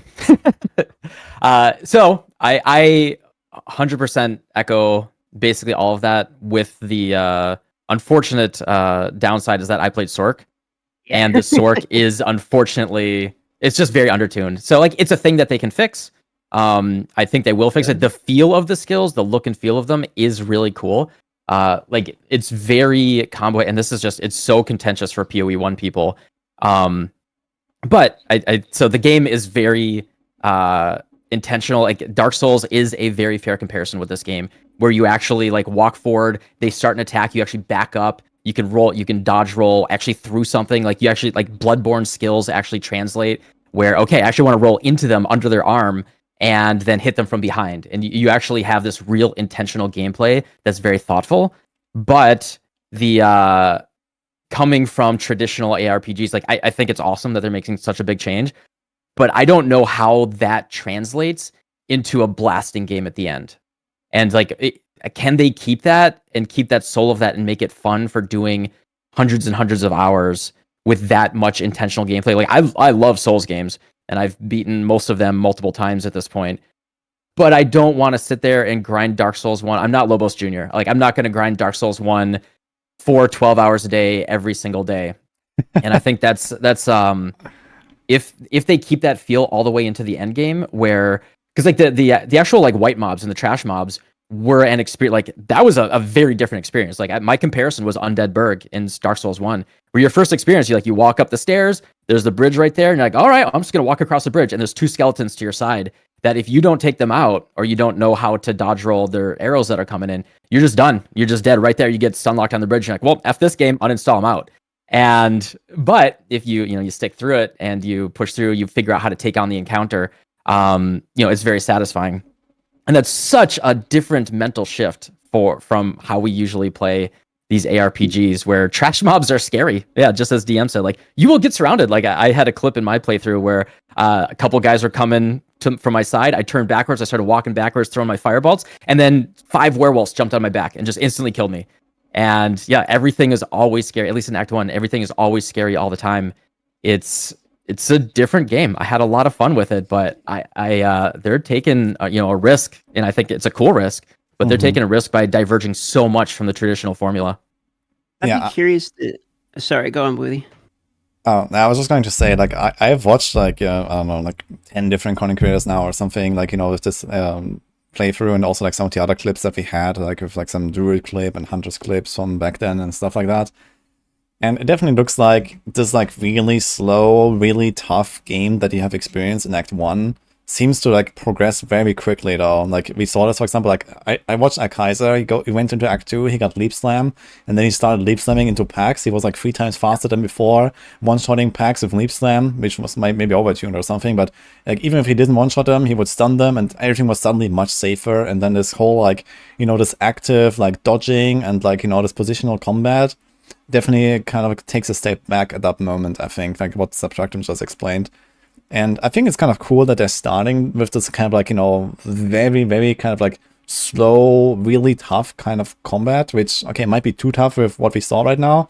You don't want to like, make people quit right away, but you're going to feel the progression much more. There's a lot more room for progression, right? So even if like late game, it translates into like this blast mode, PoE 1 style, where like, maybe not blow up entire screens at once, but, like you're going to one-shot most trash, and you're going to go at a really fast pace, maybe like, 2-3 times as fast as at the start. You can have a lot of this like blast mode like gameplay later, and you're gonna have like a real nice progression curve, right? Where you actually like, go step by step, and okay, now you unlock that skill, and now you get your 3 link, and now you get your 4 link, and like you have to see that most of these playthroughs were actually done on a 1 link, right? Like imagine you go into PoE 1, you have a 1 link skill, and it's basically ruthless, right? Where you just like whack away at enemies, and everything is super dangerous. So yeah. I think if they don't make it too hard to survive, but kind of like, have this like intentional combat moves and dodging, and, there's a bit of back and forth, and then later on it kind of takes a step back, but you still do it like sometimes on the boss fights, or sometimes when it's a big rare pack, but not on every single trash monster. I think that would probably feel really good, actually, because there's going to be like these moments where it's like, okay, now I have to pay attention, but otherwise you're kind of like blasting. And if, if they find like the right frequency of that, it's going to feel really cool, I think. Yeah, I mean, Wazzy felt... Yeah, go ahead. Go ahead. I was just going to say, Wazzy felt so good, like, actually feeling like I had direct control over my character. And, like, I just wish I had a controller. Like, I actually think on a controller, twin stick, feet up on the desk, would have just been really, really fun to lean back and play, like, just a normal action-feeling game. Agreed. Yes. I think there is a little bit of danger here. I think this is something that PoE 2 should be looking at very, very carefully, especially for like the launch of their game. So one of the biggest problems with Path of Exile which I'm sure grinding gear games would like to solve at least in some form, is just to reach a broader audience. And there's a lot of different reasons why that people quit. It's too hard. The passive tree is too intimidated. The game's too bloated, or whatever. There's not enough quality of life. I think there is, and the devs said this. The devs said this in their talk on the couch when they said that they saw a lot of variance, which is what Subtractem and DM are saying. They're talking about between classes, but they also said between skills. And when I made the Last Epoch Beginner's Guide and when I made the Path of Exile Beginner's Guide, the way that I opened my Path of Exile Beginner's Guide videos, if it's your first time playing, you absolutely need a guide. If you don't have a guide, you're going to be doomed. Well, Last Epoch, I said, that's not really true. You can pretty much pick any class, any skill, and just go for it, and it will kind of work. I think if a lot of people boot up Path of Exile 2 and it feels like Dark Souls 1, I think that's a huge problem. I'll be honest with you. Me personally, speaking as Rax, I would love that. I would love it to be extremely difficult. I would like every moment to feel terrifying if I'm playing hardcore SSF and have to really grind my way forward. The progression of your character that Woody brought up is extremely important. You need to feel way better about your character after you play through a few acts than you do in the beginning. But I think it's going to be a very, very big problem if people are struggling in Act 1, all of the casuals that are using PoE 2 as their way to jump into the franchise. I would be very, very careful about how hard I make the very beginning of the game. Otherwise, I think we're going to run into similar problems that we did for PoE 1. So to address a couple of the points, so one of the things I noticed, and I'm just going to speak for myself, because like I didn't play Sorcerer. I heard that was a very different experience in Brew, though, to be honest with you. But as a warrior, one thing I noticed was it wasn't necessarily the DPS was lower in PoE 1 versus PoE 2. It was the animations are slower, but the DPS stayed the same. That's what I know. So like I'm killing mobs pretty much as fast as I feel like in PoE 1. If you make a new character on the beach right now with no twink gear or anything, you start a new character, it's pretty damn slow. Unless you're literally running past everything and you're racing, any new player is going to take forever to get even through Act 1. The other thing I noticed was by the time I get into Act 2 in PoE 2, my character was ramping faster than my character would in literally PoE 1. By the time I was in Act 2, I was one-shotting everything. One of the bosses, I literally killed in 3 hits. Like, I was going fast. And I didn't have, like, giga gear. I literally didn't have one ring, and I didn't have a belt. All my gear was blue. I had one, like, yellow glove that just had resistances. So I didn't have, like, crazy gear. I think where the issue may potentially arise is if in the late game you want to feel, like, strong, you're going to have the DPS. It's the animation casting time that makes it feel slow. But it feels to me like, okay, it takes me 2.32 seconds to cast Sunder, for instance. So while I'm casting that, the overall time for the DPS, I'm doing the same damage. Like I'm literally one-shotting mobs. It's just that move takes so long to get out. That's the movement and the animations that are slower. So I'm not quite sure if it's like the base damage is higher for everybody, and then we're going to be focusing more on reducing like your casting animations, so that way you can kind of blast through. Or if you're going to have to really focus on like canceling animations, because you could, for instance, rolling slam. I could do a 2-hit slam. I'd do one, I'd roll out of the second slam, that way I could continue the move, and it would cancel the slower second part of the animation. I was still one-shotting anyway. So I don't know if like movement tech's going to become a thing, but I definitely noticed that I felt like I was ramping. Even by Act 2, I was ramping, and I don't know if it's a warrior thing in particular, but I was like one-shotting literally everything with like half of my gear equipped. So I wasn't as worried about it as I saw the progression happen. Sounds like Barbarian flashbacks all over again, man. From D4. Like, it starts very slow, and then suddenly you have your full weapons, and kapow, bonk, and that's it. The part that felt bad was... Sorry, go on. Oh yeah, I was just gonna say in PoE, old school PoE 1, we used to have an archetype that Alkaiser used to play a lot, but it's just out of the meta for a long time, which was just use a very slow, big two-handed weapon. Like we have this. There's a tag on certain attacks that people might not know exists, and it's called a slam attack. People don't really play them anymore. And you would use a really big, slow two-handed weapon. You do your war cry so you could exert that attack, and you do one gigantic slam, Sunder or Earthquake or something, and just destroy the entire screen, light it on fire, tectonic slam, all that. And it's a really cool archetype. It's just very much out of the meta right now. And yeah, I wouldn't be surprised if they're just really trying to bring that back in PoE 2 as well. Yeah, personally, I'm a big enjoyer of slams, actually. I've played some slam builds in the past as well, so I'm really looking forward to that. Actually, what I saw from the Warrior, it looks really cool. And I think one thing that we have to keep in mind is also we only saw 3 classes now in this like latest preview that people got to play. And I mean, there is duelists that will have, you know, the steel skills and whatever melee attacks, and those will be faster than those warrior slams that we saw, right? And similar, we have like, you know, like ranger that maybe has like, you know, a radar ascendancy that is also going to be melee themed, or we have shadow that wasn't there, that would also have like dagger attacks. And I guess they intentionally made those slams really slow, that like DM explained. But later on, you're also going to have extra attack speed to make it feel faster, but you still want to have like a baseline difference in the feel between those different builds and those different skills. And I think this is probably like, you know, why it is that the way it is, right? And if they can actually bring back this like super hard hitting, like just kind of slow playstyle, that is an archetype that is really fun. Like, for example, this stuff like, what is this skill called? Perfect Strike, I think, where like you charge it up and you release it at the right time, kind of like the snipe skill. That was so terrible. I hate that move, dude. I was looking at that skill and I was like, man, I really want to play this right now. Like this looks awesome, you know. Like I was like, you know, you charge it up, you release it at the right time. It's like, I don't know, it kind of reminds me, like there's like these old Need for Speed games, right, where you have to like shift gears in the right moment to get like a speed boost or something. It was like, yeah, this is exactly like that, you know, like you have to hit the timing. And I'm so looking forward to that, actually. Yeah, Alk was saying that Perfect Strike is like a frame perfect one. Like there's one frame in there that just does like 1 billion damage, so it's quite literally a perfect strike. My biggest problem with the animations aren't so much like the damage that I do by the end of it, I'm totally satisfied with. One-shot stuff. But the problem is you get interrupted so often. So you're trying to do like this literal 2-second casting animation, go make a sandwich while you're waiting on the thing. And then the bugs will walk up and like just tap, and it's like, oh, got to start over, I guess. And so you're rolling the way they did it. It was the canceling of animations that felt terrible. So maybe you actually have to worry about a defensive layer of like stopping stuns or stagger or something in order to deal with that. Yeah, the incoming stuns definitely seemed like a problem. I think this is something that a lot of people complain about, and even just watching it seemed frustrating already. Like, personally, we had exactly that discussion in Diablo 4 a lot. Right? When the event launched, a lot of people were complaining that monsters do so much crowd controls and all that stuff. And I was like, yeah, it doesn't really seem that bad, but I guess people don't like getting CC'd, and then they nerfed it, and they nerfed it again, and they nerfed it again, and now we don't have CCs in the game, basically. But in PoE 2, when I just watched that, I was like, okay, that definitely seems like too much. Like, whoa. And yeah, like, I guess, like, especially you haven't played it. I'm not sure, how was that for the Sorc, maybe, Subtractem?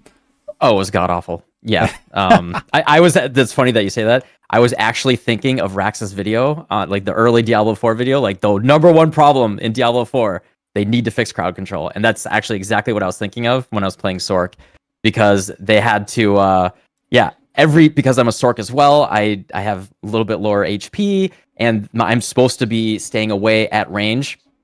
But I was like, okay, I'm going to use cold skills, I'm going to chill them, I'm going to freeze them. But I had like a literal 2-second cast time on some of my skills. Like one of the combos was throw a frostbolt, and then you would cast an ice nova off the frostbolt to try to freeze the enemies.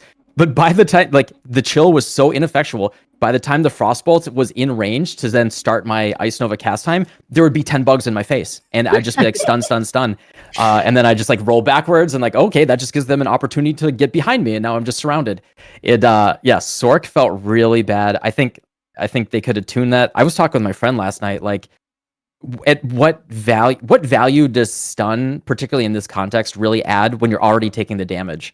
Where, like, if you're strategically already positioning yourself properly, then, or if you improperly, your consequence can be taking damage, and like you'll die because you took that damage. But if you just get absolutely crowd controlled and you can't do anything about it, besides you shouldn't have even walked on that screen in the first place, where you didn't know there were 10 bugs coming in your face, then it actually feels less strategic and just like super, super punishing. So yeah, could be like a cast speed thing, could be a damage thing, but the stuns in addition to that, oh god, it was rough. Yeah, so like to add on to that, the entire idea of game development, right, is to create problems for the player to solve and solve them in cool and interesting ways. When Subtractem is in Act 1, standing a football field away from the monsters, and he's playing ice to frost nova them in place, and upon doing that combo, the result is 10 bugs in his face.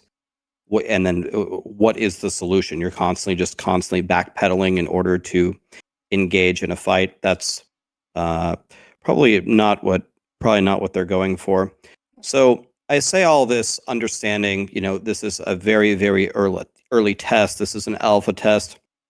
They literally said in the dev couch interview that there's a lot of things that they want to change. They're actually delaying the beta because it's not at a point that they want it there. But everything that I'm hearing, if I was a member of Grinding Gear Games, I would find very, very concerning. Literally everything that DM said, I would find concerning. Where, okay, I'm struggling in Act 1, but in Act 2, I can one-shot everything with bad gear. And by the way, I have this attack where it's like a dual hit, but I roll cancel mid-animation because I only need the first part of my hit with bad gear to one-shot everything. And then the infinite stuns, and then I have a 3-second cast to do one thing. It's so great that all of you guys love slam builds, but I don't think the vast majority of people want to log in on Warrior on day 1 and do a 3-second cast. How many months have we spent in Diablo 4 of people saying, I'm so sick of doing generator, upheaval, and I guess in PoE 2 at least it's killing them, but the upheaval brings them to 70%, and then you go again, generator, the whole. I haven't played it. I understand it's an alpha. They said it's a problem. They're going to fix it. But the whole user experience that you just described is just nothing but red flags to me that they need to address. Really funny that you mentioned that, because the other issue that these are just my two main issues. I do want to say I really think there's tons of potential. I think it's going to be a great game.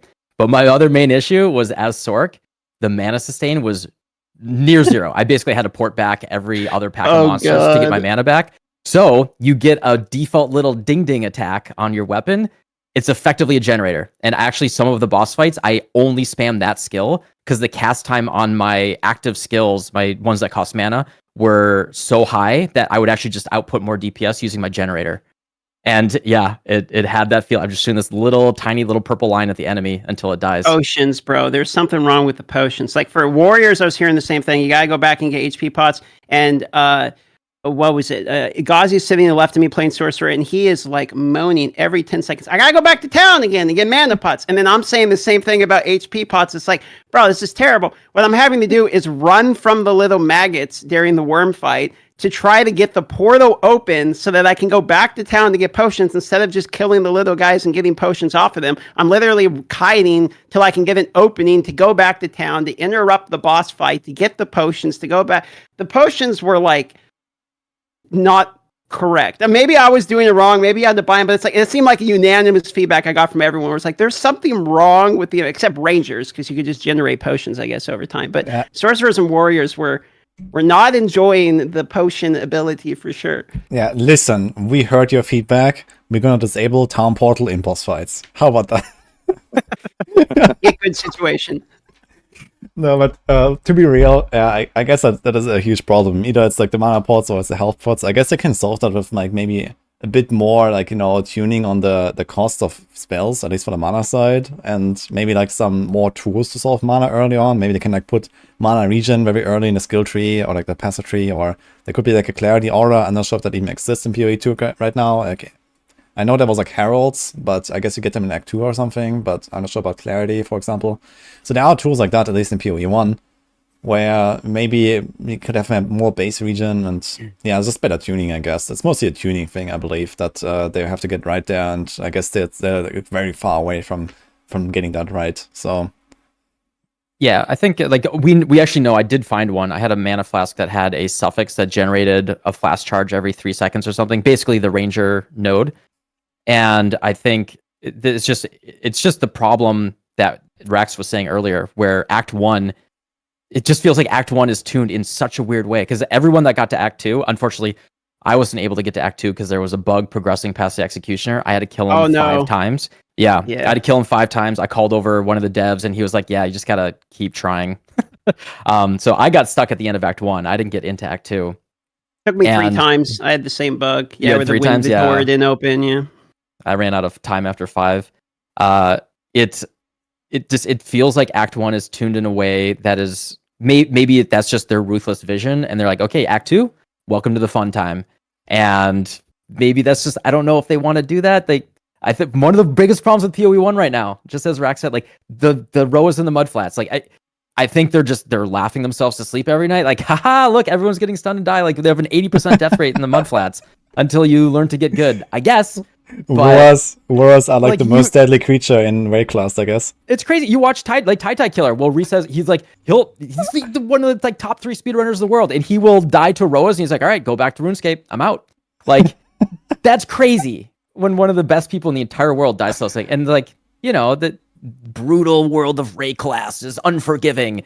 And it's like, the thing is, it turns off people so bad. I've had friends that literally uninstall after Brutus. Like they get to Brutus and they're like, that was just not fun.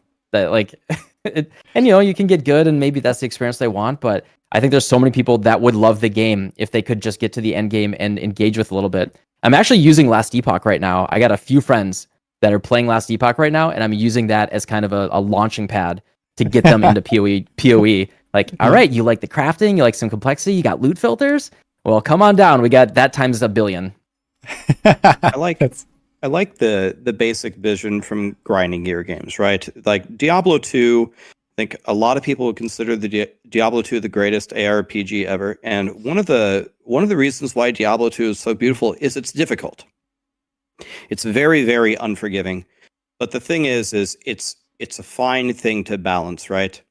You need to let people at least log into your game and play through, like, I don't know how many acts the campaign is going to be in Path of Exile 2. But you gotta let them at least get through Act 1 without being met with a tremendous level of difficulty. They've got to be able to engage with some of your boss fights. They've got to be able to not know how to animation cancel, not know to port back to get extra potions in order to at least get rolling in the game. They don't need to make it face roll. There's no way you can lose. But it sounds like currently it's very, very overtuned, and that to me it's a critical mistake that you can make because, like Subtractem said, you can lose a lot of people very, very quickly. Like when it's like job interviewers that are reviewing your resume, like a common theory is that they look at it for like 5 seconds. You got 5 seconds to get something interesting on the page, or they're going to move on. If the people play for 15 minutes and they've died 3 times and they're out of potions and they're out of mana and they're constantly swarmed and stunned, they can't kill anything, a lot of them will just uninstall the game. And you never know. That could have been a lifelong player if they could just have gotten far enough to get the snowball rolling to have some fun. On the other hand, they do need to put some difficulty in the game because that's what makes a great ARPG. You got to, again, developers have to give you problems and give you interesting, fun ways to solve them. If you just win, they haven't created a problem for you to solve. It's tough to balance. I don't envy being a developer, but I do think this requires a lot of attention. You only get one chance to make a first impression. I think it was in the Preach interview, or it was in one of the interviews where they were talking about the difficulty of the games, and he asked about his philosophy on that. And what he said is he wants you to die twice to a boss, and maybe actually this might have been your interview. I forget whose it was. It was someone's interview I was watching that said he wants you to die twice to a boss and then on the 3rd time get it. And when it comes to the difficulty of it, I felt like the frustrating difficulty was from the normal mobs, but I never actually felt frustratingly difficult from the bosses. In fact, I felt an achievement after having beat a boss, even if I did die multiple times to the boss, because I learned the mechanics of the boss. But when you're getting cheese from the wall, from a guy who's the same color as the wall, then falls on top of you in the equivalent of Maggot Lair, where you're walking in a linear path and you literally can't avoid it, that shit pissed me off, and I didn't feel like it was a skill gap. It's just, okay, fine, you guys cheesed me in the same like a Kaizo block Mario level, but the beating the boss, for me, felt like, okay, it's difficult, but I enjoy a difficulty at the boss portion. So I'm wondering if maybe they tune it a little bit, either give you more potions or make the individual portion of the monsters a little bit more manageable, but the bosses, they keep it the difficulty. Because I really thought the bosses felt, I don't know how you feel about the bosses Subtractem, but all of the ones I did felt like this is good. Like the balance of the bosses felt very fair to me. Love the boss. Yeah, I have no notes on the bosses. They are the highlight, by far the highlight. And that's actually what has me the most excited about the game.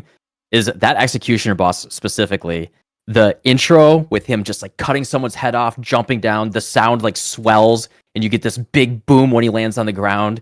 his gigantic sunder, how well telegraphed absolutely everything was. And then like I died a couple times on him, but then when I got it, it was basically a no-hit run, and I just learned the mechanics. It felt so satisfying to kill him. A little disappointing on the loot that I got, but like really, really satisfying to like learn that mechanic, kill it. Like I love that, and I want like that's perfect. But then like the fact that you have to engage every single pack of white mobs with the same care, and it feels less fair. Like the white mobs just felt like you know, actually harder than the boss sometimes. Like the trash mobs literally felt harder than the boss in some occasions. Yeah, I had more deaths to trash mobs, I think, than bosses in the 100%. whole playthrough, which is wrong. That should be that's wrong. And it's not for them because I want to go back to town for the like 69th time this hour to get another potion. So I'm just like, I'm just going to try anyway, and then I die and it resets the map, and I have to do it all over again. Mm-hmm. Yeah, we heard you. We're gonna make the well in town replenish twice an hour. Yeah, I don't like this wudijo guy. I don't like. Yeah, get him off the balance team. Get him out What is this guy doing? We heard you, and we put well refreshes, mana pots, and health pots in the shop. Oh, yeah, 800% MTX value. Some Dragon's Dogma shit. Damn. Well, 800% value there. Okay.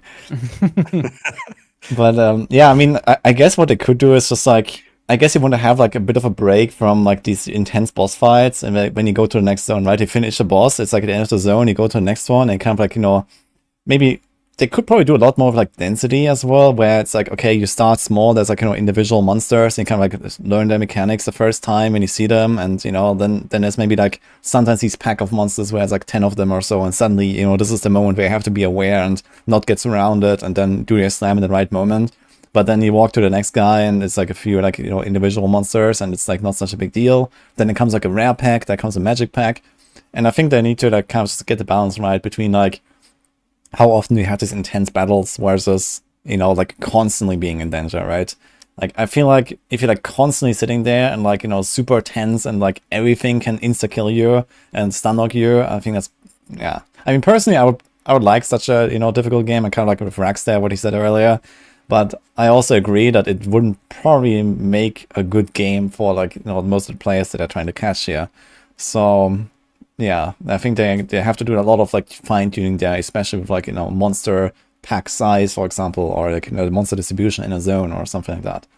But one thing I want to ask you, both of you, like that have played, so how many of the optional zones have you done, and how many of the optional bosses? Because as far as I know, you're kind of supposed to do, I believe, all of them, because like these bosses always drop these like permanent power-ups, and like maybe some of them don't, or maybe some of them didn't do it in this playthrough, but I heard about this like a long time ago, that there is like these 100 bosses throughout the campaign, some of them optional, but we know how optional skill points are, for example, right, in PoE, for example.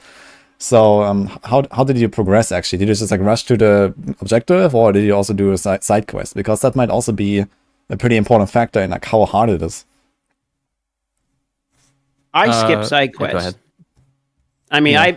I just did main. There was people that were doing side quests and they got experience bosses as I did not get experience. My goal was I wanted to see how far in the axe I could get, so I was trying to rush, and so I was definitely pushing like faster than intended. I think there is rewards for like exploring, etc. But even with that, like I was saying earlier, by the time I got to Act 2, like it was really not a problem. And the amount of like rare and magic mobs that were showing up, I was refilling my pots much more commonly, so I wasn't really going back to town as much as I was experiencing Act 1. It's really kind of Act 1 where it felt a little clunky.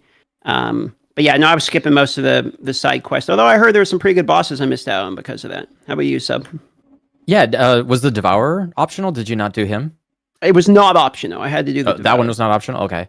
What about all the other graveyard bosses?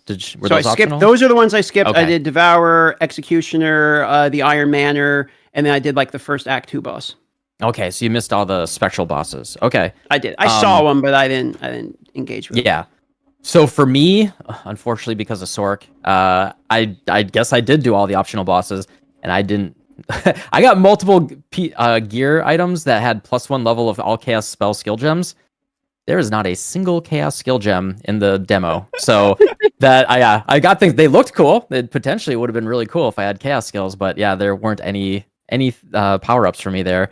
And unfortunately, also the passive tree which is very, very, very rough right now. Like if you looked at the outside of the Yeah. passive tree, it would say like critical 1, critical 2. It was just demo Yep. stats right now. Basically after the first 4 or 5 passive nodes, everything I had to go to anything else that had value for my character. It was like six or 7 travel nodes to get to something that had value. So I think I got a couple additional levels, but it did nothing but, you know, little int nodes, unfortunately. Yeah, The fights are cool though. Yeah.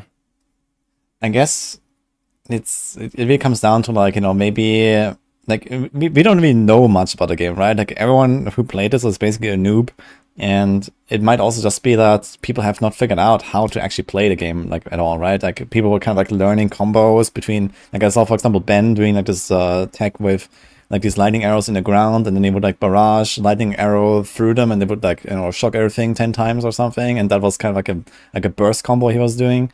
And I guess similar for another classes, like, you know, as long as you don't even know like what is the combo that you have to do, and there might also be like a huge difference in balance between how you play like in Act 1 versus Act 3 versus, you know, Act 6 versus in maps, with like, you know, how much you have to focus on these combos, right?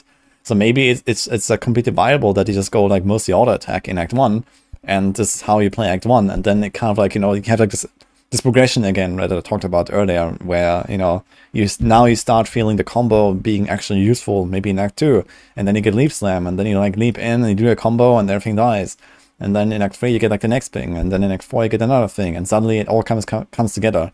And maybe it's just also like a matter of not really understanding how the game in general works, and something that, you know, people can figure out over time. I'm sure that if you have exactly the same game as now and let people play it for like a month, then this footage will look very different from what we saw from like people playing it for 4 hours in Los Angeles. So this is mostly the point I'm trying to make here. Right, and that's completely true. People are going to get much more knowledge about the game, even if they don't change it, and they're going to do it much better, and the playthroughs are going to get easier. But to play a little bit of devil's advocate here, again, like not to just keep reiterating the same point, but the first playthrough is going to be make or break for a lot of people. A lot of people are not going to give it a month of time for people to figure out the meta so they can learn Ben's tutorial on how to do a Ben combo with the, you know, the lightning arrows and all of these crazy things. The game needs to be viable without this experience. It needs to be viable without a YouTube video from Ben teaching us how to be a god. But yes, the landscape of the game, even if they don't change it, we'll get better at it and we'll figure it out. A kind of a hilarious parallel here. I was trying to figure out. So in Last Epoch, a lot of people keep asking me to make some kind of rune master guide. And I have an endgame rune master, and my rune master absolutely fries. But the whole path to getting up there was not that clear. It was kind of rough. And so I was like, well, I can't just make an endgame rune master guide and say, all right, everybody, well, get to 80 and get all this gear, and then you're going to destroy the game. So then I was looking for different ways to level up with nothing, and trying to find a very clear-cut way to level up. And I know there's one really overpowered skill, Glacier. Glacier destroys, it obliterates everything, I know that. But people are like, oh, try Fireball, try Lightning Blast. No, Rax, Fireball, but you have to take this unique. Well, what if I don't have the unique? Oh, well, then Fireball's not that good. Okay, it's like, so I have the knowledge to level up with Glacier to be able to play this Rune Master in the endgame. But if that's how it is all the time in PoE 2 at the launch, oh, yeah, the people who have figured out the one way to run through the game and skip the side quests and not having a combo, I don't think that's going to work, man. Yeah, I agree with that. I guess it should be like, you know, like forgiving enough so that, for example, your auto attack in maybe in Act 1 is still powerful enough to kind of get you through, right? And you don't have to do those crazy combos, and maybe you're going to figure them out later or something, right? And yeah, like kind of make it accessible, but maybe later on you kind of want to like include them more and more so that, you know, people kind of like have this learning curve. And yeah, I guess that was kind of like probably expected from the start from the developers, that, you know, you do these combos as soon as you have them, and this is how you play the game. But maybe it shouldn't be like that, right? So that's probably. And one of the things they did is the very first thing they announced when we all got there was that they're delaying the game. because they say it's not Exactly. ready. Yes. So I obviously they agree that it's not in the state they want it to be. And some of the logic that they used when they were delaying the game was because they added WASD. It changed kind of the balance of everything in particular. You know, now that you can move while attacking was something that they wanted to add, and that actually influences everything from how fast they need to make the mobs work and the balance of everything.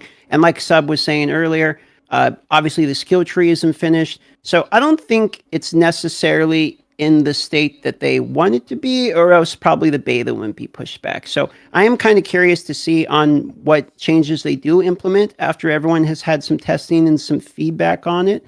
The part that I keep coming back to, and like the reason I would want to play the game, and I don't know if this is what they're designing the game for, but for me, it's like if I got through PoE 2 and all the acts, and I get to the acts and I killed all the bosses, I will have felt like I had a good time, regardless almost of what the end game looks like. Because of the way that they made the bosses, where each one of them feel like a unique individual fight, and because we have like, 100 plus of them, I think they said, that if all of them are at the level of the ones that I was able to experience, it's going to be an enjoyable time. If even the time in what PoE 2 is just go through the campaign, kill these bosses, defeat all 100 bosses, I'm still going to enjoy it for what that is. Maybe it's not the PoE 1 in-game blasting everyone once. Maybe it's not the focus on making your character and the builds and all that people are used to. But the actual part of like playing the game and fighting the bosses was really good. So I'm hoping that maybe the rest of the balance, etc., gets figured out. And to be honest, I have faith in that aspect because GGG seems to deliver out of almost any company we've seen so far. But I really hope they actually don't touch the bosses too much, because I thought it was about near perfect in my time playing it, at least. I agree. And one thing, not to go on like a tangent here, but one thing about these games that I'm learning much more this year, and again, in no way am I trying to pick on Diablo 4, but I'm just going to use them as an example. I guess another example would have been Diablo Immortal. But one thing, and I'm interested to see if this impacts you guys as well. I wouldn't say I'm a very emotional person. The person who knows me the most is probably Woody. I have normal mode and I have mad mode. That's pretty much it. That's pretty much the only two. I like both, don't worry. Thank you. But I'm not really a very emotional person. I kind of just sit here and play games, and that's it. But one thing that I learned this year that I didn't learn in any of the other years streaming is how much it impacts how much I'm enjoying a game as a streamer with how much my audience is enjoying it. So for the example here, one of the most draining things that happened to me is when a lot of people in Diablo 4, not to pick on Diablo 4, but this is the example that I have, we're just upset by various things. The generators, the crowd control, the lack of endgame, whatever the different things have been that they're trying to solve.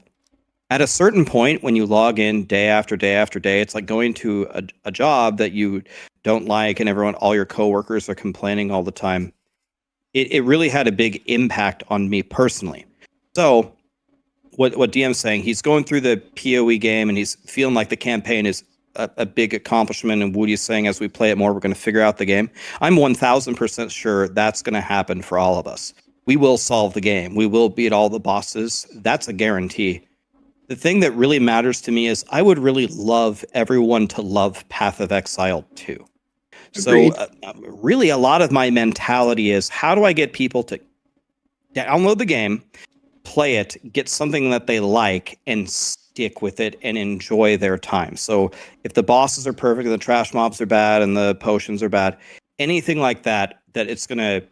I really don't think of it, I guess another way to say this is I don't really think about it from my perspective. I don't sit there and play and say, how am I feeling about this? I try to imagine, how will everybody feel about this? And I don't know.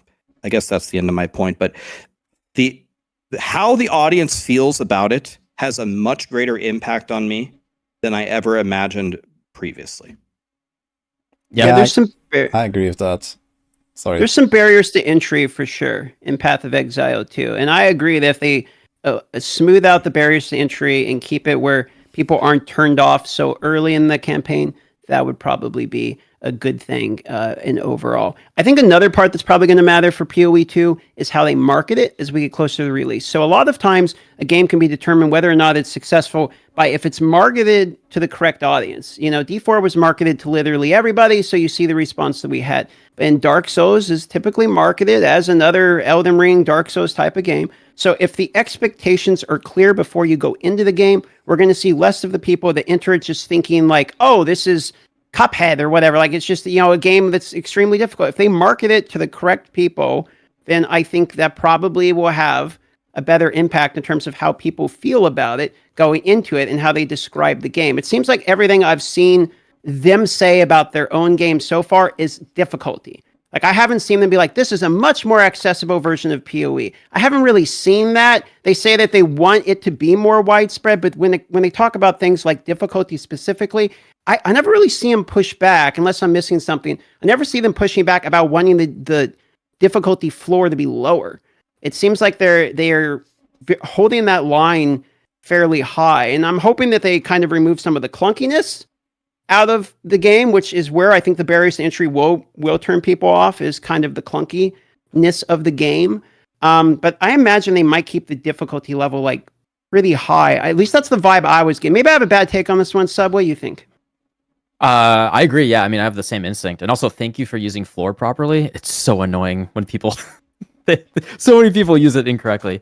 Yeah, I have the very same instinct where they have that developer, that drive, that old school D2 inspired drive to keep that difficulty floor a little bit higher.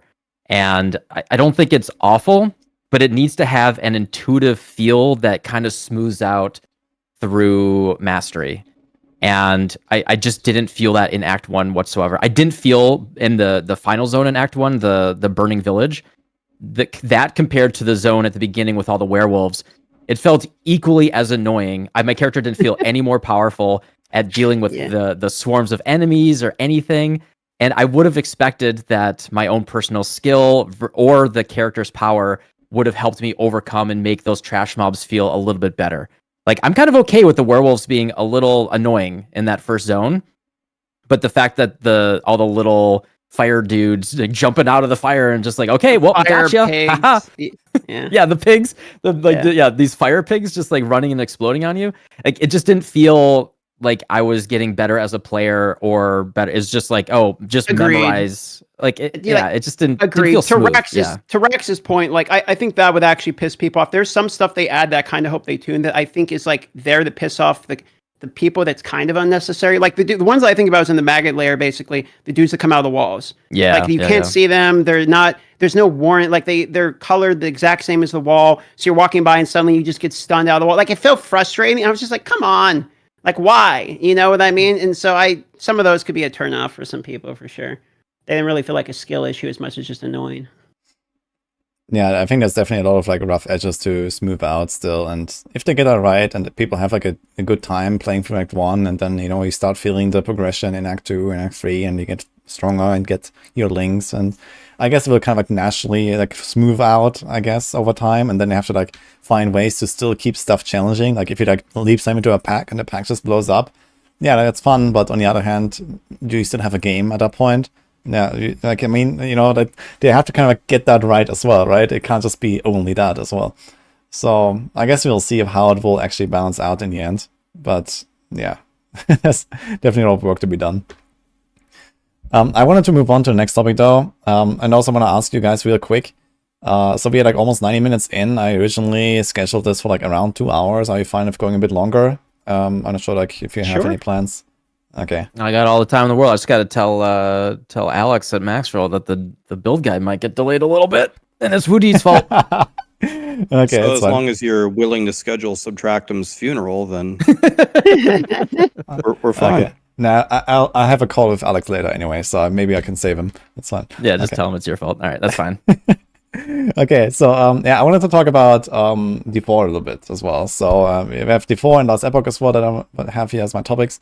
So let's talk about D4 a bit, especially also like I guess in comparison to you know, the recent news with PoE. We had like, you know, two big announcements basically. We had the D4 season 4 stuff, and then we had the PoE 2 stuff and the PoE 1 Necropolis League, and it was like a lot of news basically at once. And everyone here also has played a good bunch of D4. Okay, I'm not 100% sure about Subtractem, but I think you said earlier you also have. So I'm not sure about your experience exactly, but yeah, personally, I've blasted a lot. I know Rax has, I know DM has also. And well, let's talk about Season 4, I guess, and what it means for the game. So what are your expectations? What are your hopes? And do you think this is, for example, going to be enough for now to kind of like, you know, maybe stop this like D4 bad, and, you know, attitude that we see all the time, and, you know, how you're going to feel this is going to impact the game and the community? Yeah, I think there's one word that Blizzard needs to target in Season 4 and the next few months. And if they can target a single word, I think they'll be totally fine. And that word is fun. It's all about fun. So people you can analyze as much as you want super endgame theory crafting about how deep the crafting system is, The question is people don't have fun picking up 900 yellows, sifting through them, and they're barely an upgrade, and the way that you acquire them, they're not having too much fun with the builds, because Last Epoch is making uniques where your detonating arrows now do way more damage, and they're a melee skill, and the traps throw them, and then the traps blow up the whole world. And a lot of the uniques in Diablo 4 are like, Fireball does 10% more damage. It's just not fun. And a big, gigantic question, probably the biggest looming question that won't be solved until people actually log into the PTR is the pit fun? Do we have fun playing through the different GRs? For me, the in-depth technical analysis of how the progression systems should go, everyone can log into the PTR and give 10 pages of feedback. If people have fun with the new changes that Diablo 4 made, and if they continue to increase that, I think they're going to win. So that's going to be my main question is, how am I feeling playing the game, and what are people saying about playing the game? Are they entertained? That's the main question for me.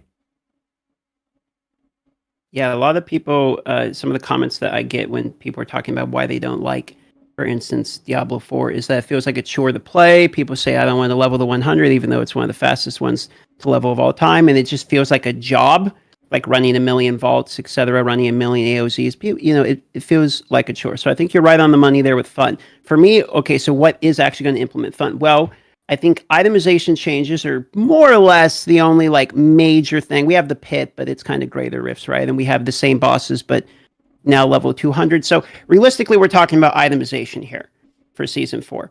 And if item chase is enjoyable, and if the process of getting an item, leveling the item, and masterworking the item gives you basically the dopamine of, did I get a big dick item or not? If that process there hits the mark, then the game will be fun for as long as it needs to be. I actually don't think Diablo 4's target market is to be a game that you put 500 hours into a season is. I think all they have to do is to make most people enjoy the game for 20 hours, a handful of hours. If they get most people to enjoy the game to around level 80, 85, maybe kill a in-game boss, maybe not. That's all they really got to do. It's the most casual out of all the ARPGs. And I think if they can hit that market, then they're going to get people to feel better about it in the current way the game sits until we get like ultra in-game, etc. So the itemization needs to be not a frustrating chore-like experience. I don't want when I log in to feel like leveling and masterworking my items I don't want to do. It needs to feel easy enough and fun enough of actually creating the items for me to want to continue the process to chase the items. And then we're going to have to deal with like in-game later. But I pretty much agree with the point there. Yeah, maybe Subtractem has some points as well. Oh, I'll have the most unique perspective here. You guys are actually my D4 Sherpas. So I played in the preseason a lot, and I had fun. Like, I saw a lot of potential for the game in the preseason. Like, I killed Uber Lilith. I felt a sense of pride and accomplishment. I think I got a tier 100 Nightmare Dungeon, and I leveled to 100 when it was hard. God, that was actually not a fun grind. But yeah, like I felt like, okay, there's a really good foundation for this game. And then I saw, everyone saw what season 1 was going to be. And I've basically been I haven't played since the preseason. I've been using you guys as my guide to tell me whether I should play again. And I have not played since the preseason. I've actually been following you guys and just seeing like when is something that is added to the game that really wants me to lock. Yeah, sorry to blame you guys for me not playing, but yeah, like I follow all your guys' stuff and I'm just really waiting for that one thing where Rax or DM or Woody is just like, this is the one. They solved it. They cracked the code and they unlocked the fun of the potential of Diablo 4. Like I still see there's still a nugget of potential in that game for me. And for me, like the soul of what I liked about D4, it is the best multiplayer ARPG. Like Last Epoch, you can play with people. PoE, there's like group play. But D4, I actually had so much fun going to helltides.com, putting that up on my side monitor. The boys would log in and we would just be like riding around Helltides and just like, oh, it's over here. The special chest is over here. And we're just going to we're doing stuff together and it was fun. And like even cheesing some of the nightmare dungeons, like, oh, we're going to cheese the XP in this one nightmare dungeon. I found that really fun. And then playing with my friends and even the world bosses and stuff. That's what I wanted, is a world where there's fun stuff to do with my friends. I think that's actually their unique competitive advantage, would be leaning into that, and because that social connection is something that all the ARPGs, the other ones, almost actively discourage. And I just haven't, like, the stuff that they're adding doesn't feel like they're really leaning into that at all to like really encourage people to play together. And so yeah, until like one of you guys says, hey, this is the mechanic that makes the game awesome and fun, and you should log in, or get all your friends to log in. It's awesome to group up. They just unlocked 8-person parties in like Uber Nightmare dungeons. Let's go. Until that happens, I don't know when I'm going to reinstall the game. So I'm waiting though. I do want to play the game again at some point. Yeah, it's actually interesting to hear what he just described about the group play, I gotta say. I mean, first of all, in case you're not aware, like Season 4 is actually like a pretty huge break from the existing game. And we're gonna see on the PTR how it will actually play out.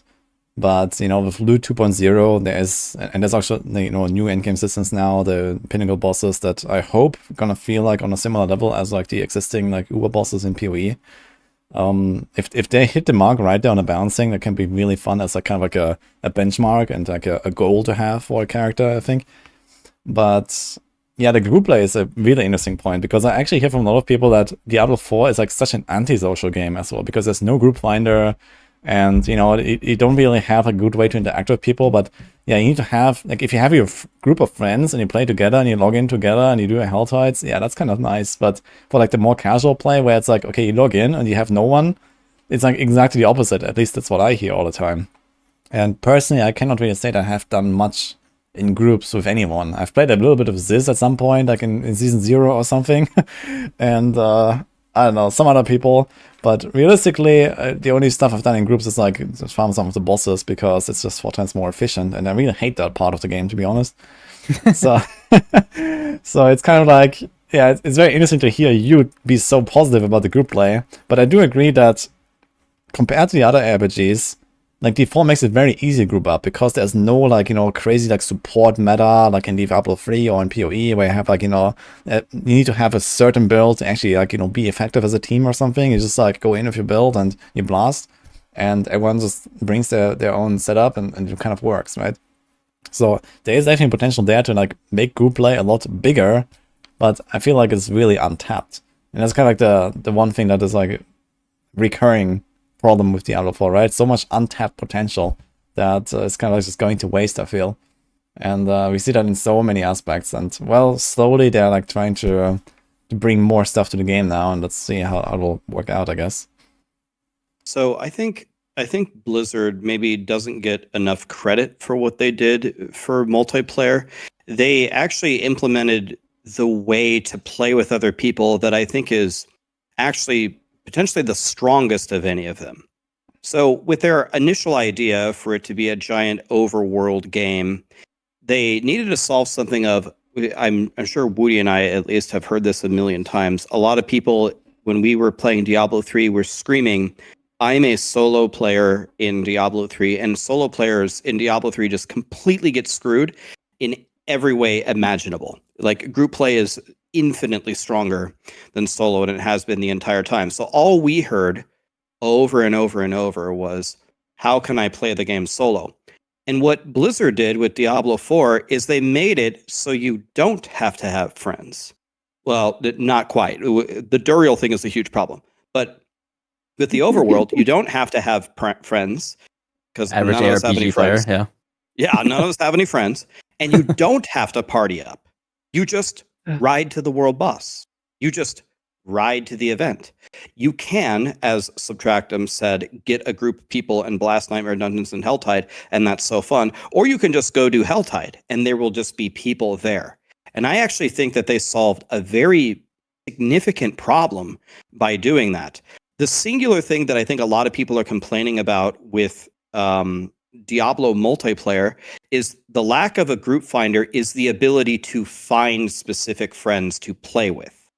That makes sense. If you want to find new friends to do Helltide with, find new friends to do the dungeon finder, nothing that they have done has solved that specific issue, which is a problem, and they could implement that, and that could be untapped potential, as Woody has talked about. But I actually think they solved one of the biggest problems of, I am so glad that I don't have to make a party to go to the world boss. Honestly, I don't need the party anyway. I'll just one-shot it myself. But let's say that they actually make the world bosses hard one day. Do you really want to have to make a party to go kill the multiplayer world boss? Or do you just want to ride up and fight it, and whoever's there is whoever's there? I think they deserve some credit for that, personally. I didn't mean to discredit them. I do really agree that these are really strong points of Diablo 4, like this kind of like random encounters that you have with people that works really well.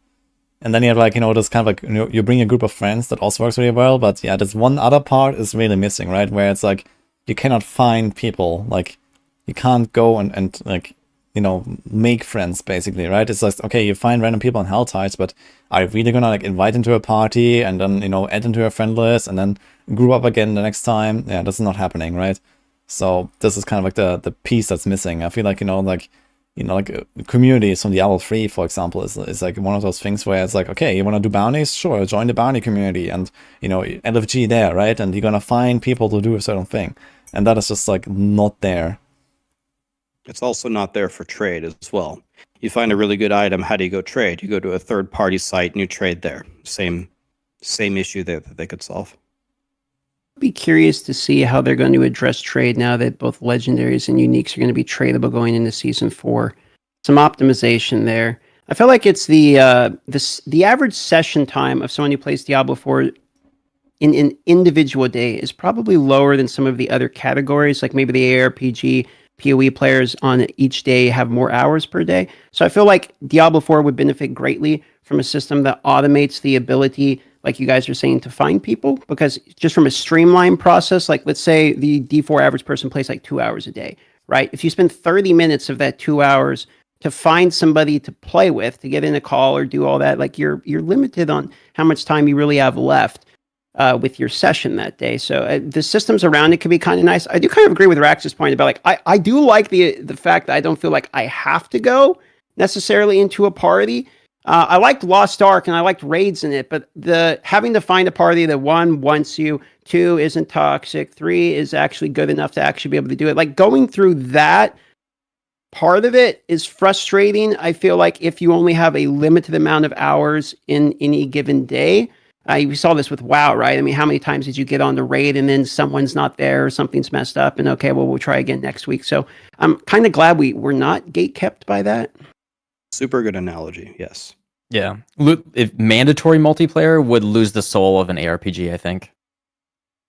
Yeah, that's exactly the problem that we had in Diablo 3, where it's like what Rax described. Multiplayer was kind of like the way to play Diablo 3. And that was fun of its own, and it was like, it was like unique, I guess, to Diablo 3, the way that multiplayer worked, with like support builds, and like just like the whole like meta in general, like how it was always, like the speedruns, you had the pushing and all that. That was like really truly unique for Diablo 3, but that was Diablo 3, and I think making a repeat of that would be a mistake as well. So I need to find like the right balance there, and so far they've done a really good job, but yeah. But I think this is like, I wanted to get back a bit more to the topic of like season 4 in particular with like the items. Like, do you actually feel like this is kind of like enough to make items interesting outside of like the tuning and like how often you find them and all that stuff? Does it actually excite you with like the changes that are coming with the tempering and masterworking, for example? Do you think there could be more, or do we like to see more, or whatever? Well, I view this topic maybe a little bit differently if Diablo 4's history had gone a different path. I think about it as a relative thing. It's all about trajectory for me. So what we currently have just doesn't work for me at all. There is really no crafting. Clicking upgrade 5 times at a blacksmith. You've completely solved gems. Every build knows exactly what gem you're going to get. At this point, you're just going through the motions of walking to the thing, upgrading it, putting it in your items. A lot of the stats are damage on Tuesdays. I'm so sick at looking at yellows. A lot of the uniques don't really fundamentally change the build in an exciting way. A lot of it doesn't really work for me now. The changes that they're making, one of the most exciting things that for me about the entire patch is seeing Adam Jackson sitting there on the couch saying, we're going to go with a much more bold strategy with uniques. Frozen orbs at the end spawn a conjuration that throw frozen orbs. That's what I'm looking for. I'm looking for them to take a bunch of risks. I'm looking for them to trim the fat. I'm looking for them to give me a crafting system that actually matters. It's not just clicking upgrade 5 times. It's not just upgrading a gem that I already know by the time I'm level 1 what I'm going to get in the end game. It's I don't quite know what's going to drop. Picking it up is not going to be so bad. So there's not going to be so many items. It's going to be easy to read. And then let's see if I can get through this masterworking and not brick the item. Relatively, compared to what we have, the trajectory is so much better that I will be happy with that. I'm not looking for them to create the greatest crafting system ever, and I thought that the breadth of their announcement was bigger than I expected from them. So overall, I'm going into it fairly positively, even though Reddit just made a thread about me wanting, and all of us wanting, all games to fail. I don't know if you guys saw that one. There's nothing I love more than a game being dead, so Twitch is dead, so that I make less ad revenue when I'm streaming to viewers. I mean, but yeah, no. In terms of the itemization changes, I have a very simple take. It's worth my time to log in to see if I like it. If I don't like it, I'm going to do exactly what I did in season 3, not play it. But if I do like it, I'm going to play. I don't think it's much more complicated than that for me. If it feels good, I'm going to try it until it is boring, and then I will quit. And I'll do that every season with whatever mechanic they come out to. I'll try it until I get bored, and then I'll quit. That's it. Pretty much how it boils down to me. I'm not stressed about it anymore. I would say at the launch of the game, I was like, shit. Like, I kind of, I really hope they can recover quickly. I don't really care anymore. It's like, I hope the game recovers because it is good for me. And I would love to have a third ARPG, PoE, Last Epoch, D4, Holy Trinity. Let me cycle between these. Let's go, baby. It's literally perfect for all of us. So hopefully it's good, and I hope I enjoy it. And I hope when I log in, I have fun. If it's not, then I won't. I guess just to give one direct point to something that DM said, and maybe this is something that I need to work on personally as a human being, but I would say that I am stressed out about it. I am stressed out about how it's going to go. I am stressed out about Last Epoch, even though Last Epoch is doing well. I am stressed out about PoE 2 and PoE 1. And I don't know, I guess I don't have a good reason why, but I don't feel that way. I do feel stressed. It's not even a function of, I need all of them to succeed. He's right. Like the Holy Trinity, I want to cycle through it. But I don't know. I am stressed out about it. I hope that it goes over well, to be honest. Like, what makes you stress exactly? Like, what do you feel? I mean, I think part of it goes back to, like, I've never really dealt with this in my career, but logging in every day in like July, August, September with the so many people were so upset. That actually really started to get to me. And part of it is like a personal, like, nostalgia thing. I've been playing Diablo since I was like 12. I grew up on this game. How many years of our lives did we dedicate to Diablo 3? Not just in playing the game, but also in going to all of those round tables, trying to analyze things, trying to make the game better. I feel like there is a lot more at stake here for me than just, if Diablo 4 sucks, I'm just going to log out and I just don't care. I do care. Like, maybe I shouldn't, and like I said, that doesn't make me a better person. Maybe I should try to shrug it off, and maybe in some ways I've been trying to, but I would be lying if I didn't say that I was stressed out about it. But maybe I'm the only one. I would be very, very sad if PoE, like the Lake of Calandra was a notoriously poorly received league, and that felt awful. It felt really, really bad. And if we didn't bounce back with Sentinel afterwards, I think it would have been, it would have been a really lasting negative feeling for a lot of people. It feels bad. Okay, I guess it's like, especially speaking from a content creator perspective, right? So it's like, okay, like you have like, you're like vibing, you have a good time, you build your channel and your audience, and you wait for the next league, and the next league is like a super letdown. And then everyone is kind of like, okay, I'm going to play other stuff now. Your numbers go down. It's like, it goes all the opposite trend. I guess this is mostly what you're referring to, right? So, yeah, I can kind of see that point from Rax. So, of course, like, if the game fails, and we're all going to suffer from it, right? Both as someone who would like to play that game, and also as someone who likes to, try to make money off that game as well. So there's this side, of course. And I mean, I think the nostalgia point that Rax said, for me also, like, I grew up with a lot of these games. Like, it blows my mind that we're playing Diablo 4. Like, was it 25 years ago, 28 years ago, I played Diablo 1, and now we have Diablo 4. It's just crazy that this franchise is still around for so long. And, everything, I've said some pretty negative things about Blizzard in the past couple years. I was a very, very big Warcraft 3 player. And what they did with Warcraft 3 Reforged, it broke my, like, literally I watched a video of Grubby kind of like I watched that as well, and I teared up. I straight up teared up as well. Like, seeing how heartbroken Grubby was with Warcraft 3 Reforged, and like my memories of that game as well, and that series. Like, man, it's just really unfortunate that these IPs these worlds, these characters that we grew up, really caring about, that really mean something to us, now being owned by corporate entities that don't respect it, and they don't respect the stories and the characters and the worlds and just the experiences that we've had growing up. And it really, now being on the other side of being around for so long, it feels so bad just seeing that it's turned into nothing more than a monetary vehicle versus something that was clearly a work of passion and creativity, 20 plus years ago, and it's just not being respected anymore. That's how I feel. What Subtractem just articulated. A lot of that. I can understand that a lot, because, for instance, RuneScape's like my favorite game ever, and they're coming out with, the original guy, Andrew Gower, is coming out with a game called Brighter Shores, which is like he's making a new game, that looks somewhat similar. And I have high hopes for it. I hope it's going to be good, because I'm a huge fan. So if that was disappointing, it'd be a bummer. It's like Metroid. If Metroid Dread was terrible, I'd be bummed out. That's one of my other favorite games of all time. That game was godly, by the way. Yeah, so I hear. I still have to play. I've been saving it for a special occasion. Holy so I feel shit, like, man, you got to play it. I know. I'm really looking forward to Super Metroid. Is like top 3 of my favorite games. No, Rax is saying play it right. Come on, no, play it right now. All right, it's got to go. Podcast is over. Dude, Metroid Dread, dude, that game is godly, man. You got to play that game. That game's a 10. Sorry, I didn't mean to interrupt you.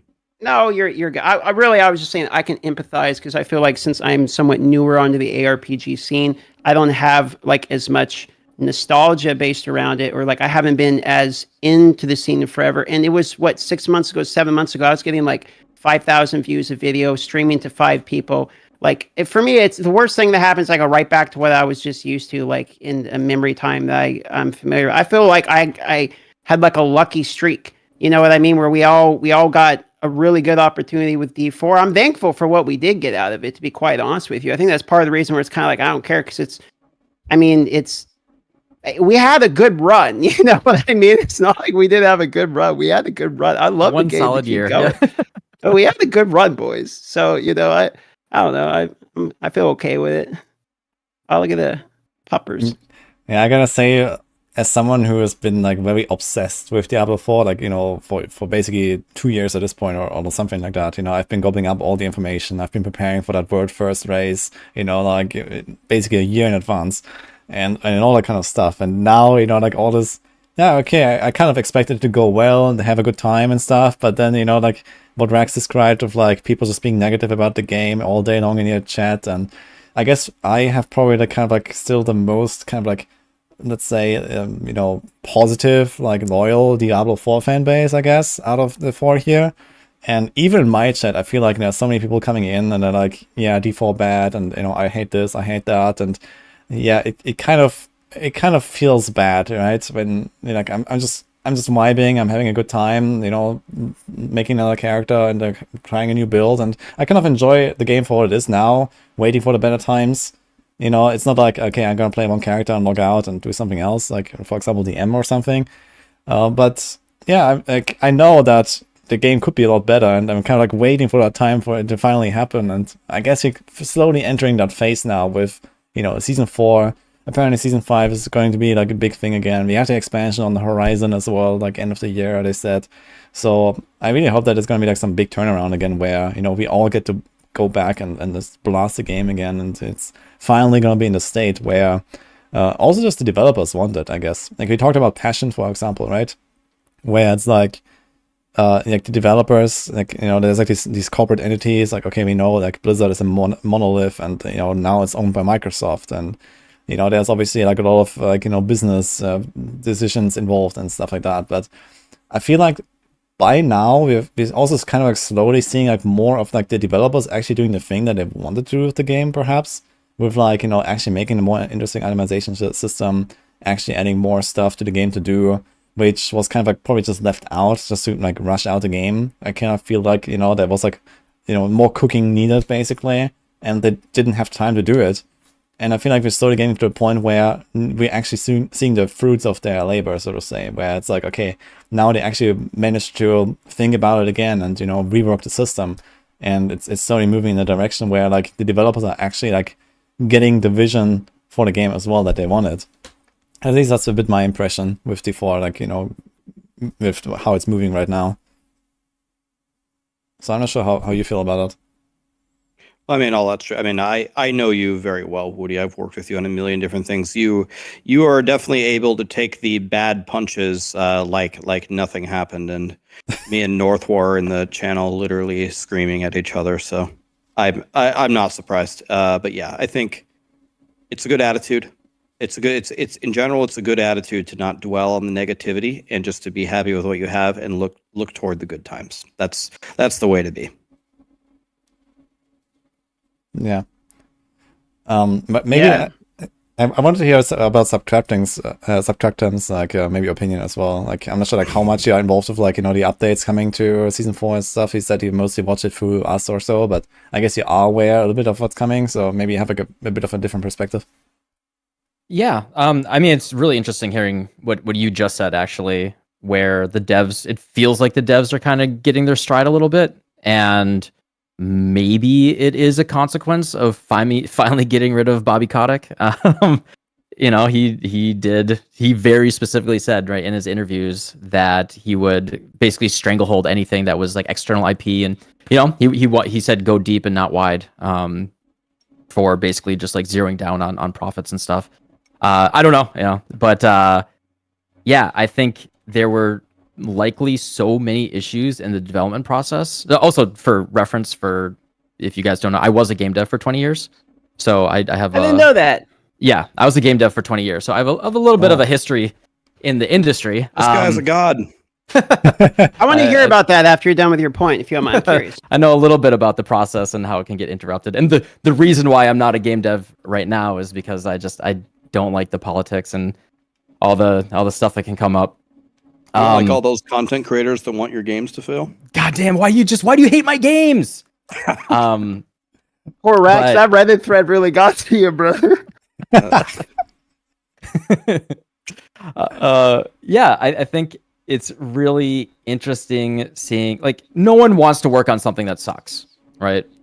And there's also the issue of morale. I firmly believe that morale is a big thing, and I feel like just Diablo was developed through the worst turbulent storms that Blizzard possibly had ever gone through. You know, particularly through COVID and getting exposed for all the controversies and everything a few years ago. And there was a big shakeup in the development and everything, and that's really hard. Like, one of the biggest things about, you know, any software development, any process of anything, like, it doesn't matter if you're like, I don't know, making a sandcastle or something with a couple of people. The longer that you work with a team, the more you get to know each other. Those processes, getting better at it, is very instrumental to creating any product that's good. And if there's a gigantic shakeup, like, I think people don't realize how big a gigantic shakeup. Like, I think they lost a very large percentage of their dev team, like in the mid-COVID years. And that, like, I can only imagine if I lost like all of my senior programmers, my, you know, half of my game designers, half my artists, like, that would shake up everything in such a destructive way that is arguably a miracle that Diablo 4 even came out at all at this point. And, you know, I think the best that we can expect is that season after season they do improve. And it sounds like they are. It's such a gigantic corporation, it will be slow. But, you know, as long as it doesn't get absolutely shelved, as long as people are listening to feedback and improving, and I think what Rax said about that one guy saying, yeah, I want something like a frozen orb that shoots frozen orbs. Like, that missing in Diablo 4 was like the number one thing I didn't like. Like, the uninspired uniques and the uninspired like build variety and all of that was my number one complaint. And if they are actually addressing that and starting to be creative, I think that's a good sign. And you know, I think it's funny to say D4 bad, but also it's, at the end of the day, the best thing for the ARPG ecosystem and players in general is just more good games being supported and people loving them and good competition. Like, we're already seeing this PoE. Like, I would not be surprised at all if much of the quality of life that we're getting in PoE is because of Last Epoch's quality of life. And D4, if they, you know, start pushing some cool innovations and stuff, and that will just make every other game better as well. Like, we should always be wanting games to be better and good for everybody. Yeah, well said. Agreed. Yeah, thanks for the insights, Subtractem. Okay, does anyone have any other points about D4, or should we move on? Let me say one more thing about that final thing that Subtractem said. This is the one, I think, missing piece from Diablo 4 that I have not seen. You guys can correct me if I'm wrong. If Diablo 4 has got some big developers over there left with some big ideas, I would love to see them be bold and try some innovative stuff. I would like to see them try something new. A lot of people are kind of joking that Diablo 4 Season 4 is just a copy of Last Epoch, you know, their exalted items or this or that in the crafting. I would love to see something new in these ARPGs, whether it's Diablo 4 or anything. I'm really hoping the expansion brings something that's truly new to the table. The Pit is just greater rifts. The Gauntlet is just challenge rifts. The crafting system, we saw almost an identical thing in Last Epoch. Again, it's a trajectory thing, so I'm fine with it. The trajectory is going positively, but besides just the uniques being crazy, frozen orbs, spawning conjurations that shoot frozen orbs, besides that, what other innovations do you have? You guys, I know Blizzard is not the same. It's not the Blizzard North that made the Diablo 2 that like jump-started the genre, but what do you have in the tank? Show me what you have. If Blizzard is very innovative with something, and even if they fail, I'll give them credit for it. For example, grinding gear games with the Necropolis. You're going to kill enemies. You're going to cart them away in a wheelbarrow. They're in the morgue. You're going to drag their ass. You're going to bury them. You're going to dig them back up. Like, at least you tried something. Even if it sucks, I give you credit for the idea no matter what. That's the thing that I'm missing, particularly from Diablo 4. It's kind of interesting, though, because you mentioned, like, these, you know, okay, like, there's a crazy league mechanics and stuff, but look at, like, the open world in D4. Look at, like, Hell Tides, and I think that they're definitely, like, kind of, like, interesting things that don't really exist in other games, at least not that I know, in RPGs. So there is definitely, like, some stuff But I do agree that I would like them to be a lot more bold with like some of their, you know, like new systems, especially in seasonal content, right? They can do crazy stuff, and if the seasonal mechanic doesn't really feel right, okay, then you know it's gonna be gone after a few months. And I mean, PoE has done some really crazy stuff, right? You know, they've done Blight and they've done the Trial of the Ancestors, and you know, like putting like basically every single genre that exists into PoE at some point. I guess you're only missing shooters, but we're getting that in PoE too. And yeah, it's just yeah, more of that stuff couldn't hurt D4 as well, right? And if people don't really accept it, then it can always phase out, or they can always like maybe keep a part of it and you know toss out the stuff that didn't work. Have they fixed stashes yet? Oh, sorry. That will be pseudo fixed in season 4 because the legendaries go into your Codex of Power. The Codex of Power levels up now as you salvage them. Because you used to fill up your whole stash with legendaries. But Helltides were terror zones from Diablo 2. So we saw that before too, right? A zone gets corrupted and the enemies come and you get more experience and whatever. They were just terror zones from Diablo 2. Maybe I'm in. Oh, sorry, I didn't mean to cut you off, brother. No, go ahead. Go ahead. No. I was going to say, maybe I'm in the minority here. I don't actually mind if concepts are brought back or even ripped off from other games. Honestly, all I feel about is make a game that's fun. I'm going to come back to the topic all the time. That's one of your points is that make it for its fun, where when I'm playing the game, I'm actually enjoying it. And if that means you have to take foraging potential, so be it. If you got to run back to D2 and grab concepts from it, so be it. I just want to enjoy my time playing the game, and I don't want to have to be the one to fix it. I'm not getting paid as a dev to fix the game. I don't want to have to think about it. I just want to think about, do I like it when I log in? That's about it. So Helltides for me are kind of like, but for some reason I like the Blood Tides. I think it kind of boils down to density, maybe. But I didn't like the Helltides, but I did like the Blood Tides. I found myself realizing. Well, good news, the Helltide is a Blood Tide now, so... True, yeah. Yeah, it seems like basically they cook everything. Another big miss, we can move off the Diablo 4 topic, but one thing that I just really don't understand, I don't understand it for Diablo 3's perspective or Diablo 4's perspective. You came up with one of the best systems ever in rune words. I thought runes and rune words in Diablo 2, they were overpowered for sure. They need a little bit of tuning there. But I thought that was one of the greatest systems. How good do you feel when you're running around in Chaos Sanctuary and you drop a jaw rune? I mean, oh my God, it's just the greatest thing. You know, you get your own rune and you can finally make your called arms. First of all, they announced runes and rune words for Diablo 4, but then they said, we're going to call it the same thing, but they're completely different. They're like prefixes and suffixes, and they were gigantically nerfed. And then the whole crowd just said, this is dog shit. And then they got rid of it. I cannot believe that they haven't taken an extremely strong look at rune words, innovated on it, and put it into Diablo 4. For the love of God, why didn't they do that? I have no idea.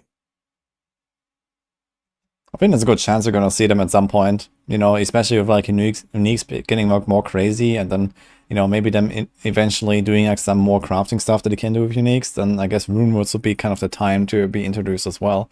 So that might be an expansion thing. It was an expansion thing back in D2 as well, right? Like it didn't exist in Classic, I believe. And who knows? Maybe it's coming in the first expansion, in the second, or something. That would be kind of cool. Help us, Blizzard. Please help us. Yeah, runes are definitely much beloved, but it might also just be because they're really OP, I guess. Is that why people love them so much, or is it like actually a special feel about them? Yeah, I mean the thing is, the reason why you play ARPGs is for the OP-ness. Everyone wants the OP-ness, right? And that's what we're all about here, and that power fantasy. And like I think that's one of the things that the best ones like Diablo 2 and Last Epoch now too, and PoE, they're not afraid to lean into the OP-ness. And it's like the thing, this has been my issue with Blizzard's balance for a long time, is since when was the first time that they did this? It was back in World of Warcraft. I was vanilla WoW back in the day. I was a mage. I had my Talisman of Ephemeral Power and my Zandalarian Hero Charm. And I had my Arcane Power POM Pyroblast, and every 3 minutes I could say, you are dead. And granted, yes, I understand that was not the most fun thing in the world for everybody, but I'm very, very biased here. But the downside of it is a very, very bad build outside of that one button every 3 minutes, right? I remember those kill compilations of these POM mages with some rock Pyro, music. yeah. Yeah, it was so fun. And like the vanilla video. Yeah, Vanilla WoW had all that stuff. Like I'm gonna be a priest and I'm just gonna go to 1,000 Needles. I'm just gonna sleep you off the top of 1,000 Needles, and you're all just gonna fall off and die. Or a rogue, I'm just gonna sit here. I'm just gonna sit in the corner, and you're gonna right before you get to the quest guy, I'm just gonna sap you, and you're just gonna sit there, and I'm gonna keep you permanently stunned. And you can do these like crazy things that are unfun for the target, but basically every class had a thing that was unfun for other people that you could do to them. And it was like, that's what I think for if you're looking for a game that has that power fantasy, you want to be able to lean into that, that ability to just feel like, okay, for this one instance, I am overpowered and it's so awesome. You get the value for, you want to grind the OP-ness, right? Right. And that's, or you can just be hold a barb, and then your OP-ness is massive, and you're just one-shotting literally every single boss that ever existed in a one pump and done. Okay, guys. Perfect phrasing, honestly. I've never heard better phrasing in my life. I just had beautiful flashbacks to the female Tauren shamans named Oprah Windfury, where Windfury could proc Windfury. You run around in your 40 to 49 BGs with your Kang the Decapitator, and boom, you hit somebody 9 times for like 10 times their health. It's just beautiful. Yeah, and then you lose Alterac Valley anyway because you're Horde, and it's it's imbalanced anyway for the Alliance. God damn, those stupid paladins. Yeah. Okay, before we drift too far off into many different topics, I guess we can move on to the last epoch here. So it's like the last like a big game topic that I want to discuss before we go like a bit of crossover. But yeah, like last epoch. So we already had like a few points. Like we talked about the crafting and how Diablo 4 has like excellent items now and whatever. But well, what was your experience of last epoch? First of all, like now that it has been out for a month, everyone has been blasting it as far as I know. And most people had a really good time, but also like where do you expect Last Epoch will land between the other games, for example? Like what are your feelings about it for the future, and like what are you planning to do? Yeah, so I think the context here is important. Like Subtractem was saying, as a game dev, if you would have lost your entire team, that's a miracle that Diablo 4 even launched. I think if you consider, the size of the studio and all the things that they've been able to accomplish, I find Last Epoch is a massive success. Also, like Subtractem said, I think that their success only means good things for the consumer. I think that it raises the bar for a lot of the other gaming companies. I think they're going to take inspiration from it, and maybe PoE is implementing quality of life because of it. Maybe Diablo 4 is implementing certain crafting things because of it. We won't know the cause and effect there. Maybe it's there, maybe it isn't. But either way, I think it's just a great game. I think that what they have shared on their dev streams is accurate. The way that they make the game, the way that they continue to expand is in the Endgame. They have the Pinnacle Boss system coming out next league. It'll be very good, hopefully. And they're fixing a lot of the bug fixes. One thing that I thought they did, which was a kind of a brilliant PR move, was they polled their community on how they're going to make their changes. I mean, now people feel almost empowered that, hey, I trust the Last Epoch devs to listen and not sweep the rug out from under my feet whenever they're going to make major changes to the game. I think they've done way more things right than wrong, and it's looking very promising for me. I've had a great experience so far. I'm going to mirror very similar sentiments, which is that I think it's probably the best release of an ARPG in terms of like the core skeleton of a game that's ready on release that I've seen in a while, and it's kind of prepped for launch for when they start adding more things in. I like that immediately in 1.1 we're getting Pinnacle, and I'm going to double down and agree with Rax's point about interacting with the community. I think they probably have the best interactions with the community I've seen. They do a great job at having a weekly stream, basically, that goes out there and constantly Q&A and answers things. And it kind of it from what I've seen, it makes the community feel part of it instead of like an us against them mentality. It's like, let's make the game great together. And I think that's just, from a PR standpoint, a pretty smart way to do it. Yeah, I kind of agree with that. I think they probably have the best interaction. And what they did recently, where they actually changed their stance from like, okay, we don't nerf anything, even if it's bugged, unless it crashes the servers, to then polling the community, and the community clearly said, please fix that shit.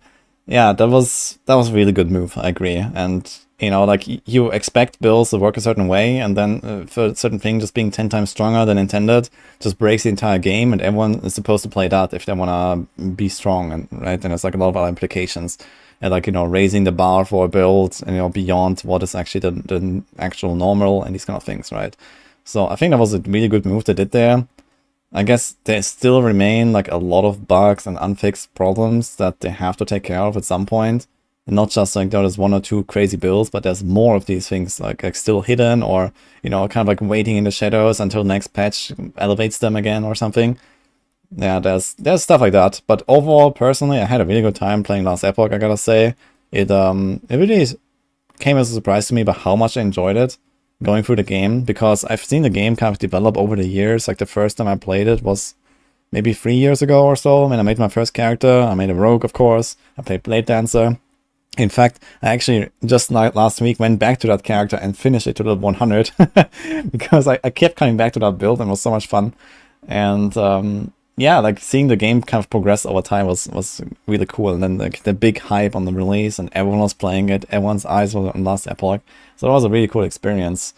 And I really hope that they're gonna kind of keep it up for the future with, you know, cool updates and stuff that, you know, gets me excited to jump back in, and gets a lot of other people excited to jump back in.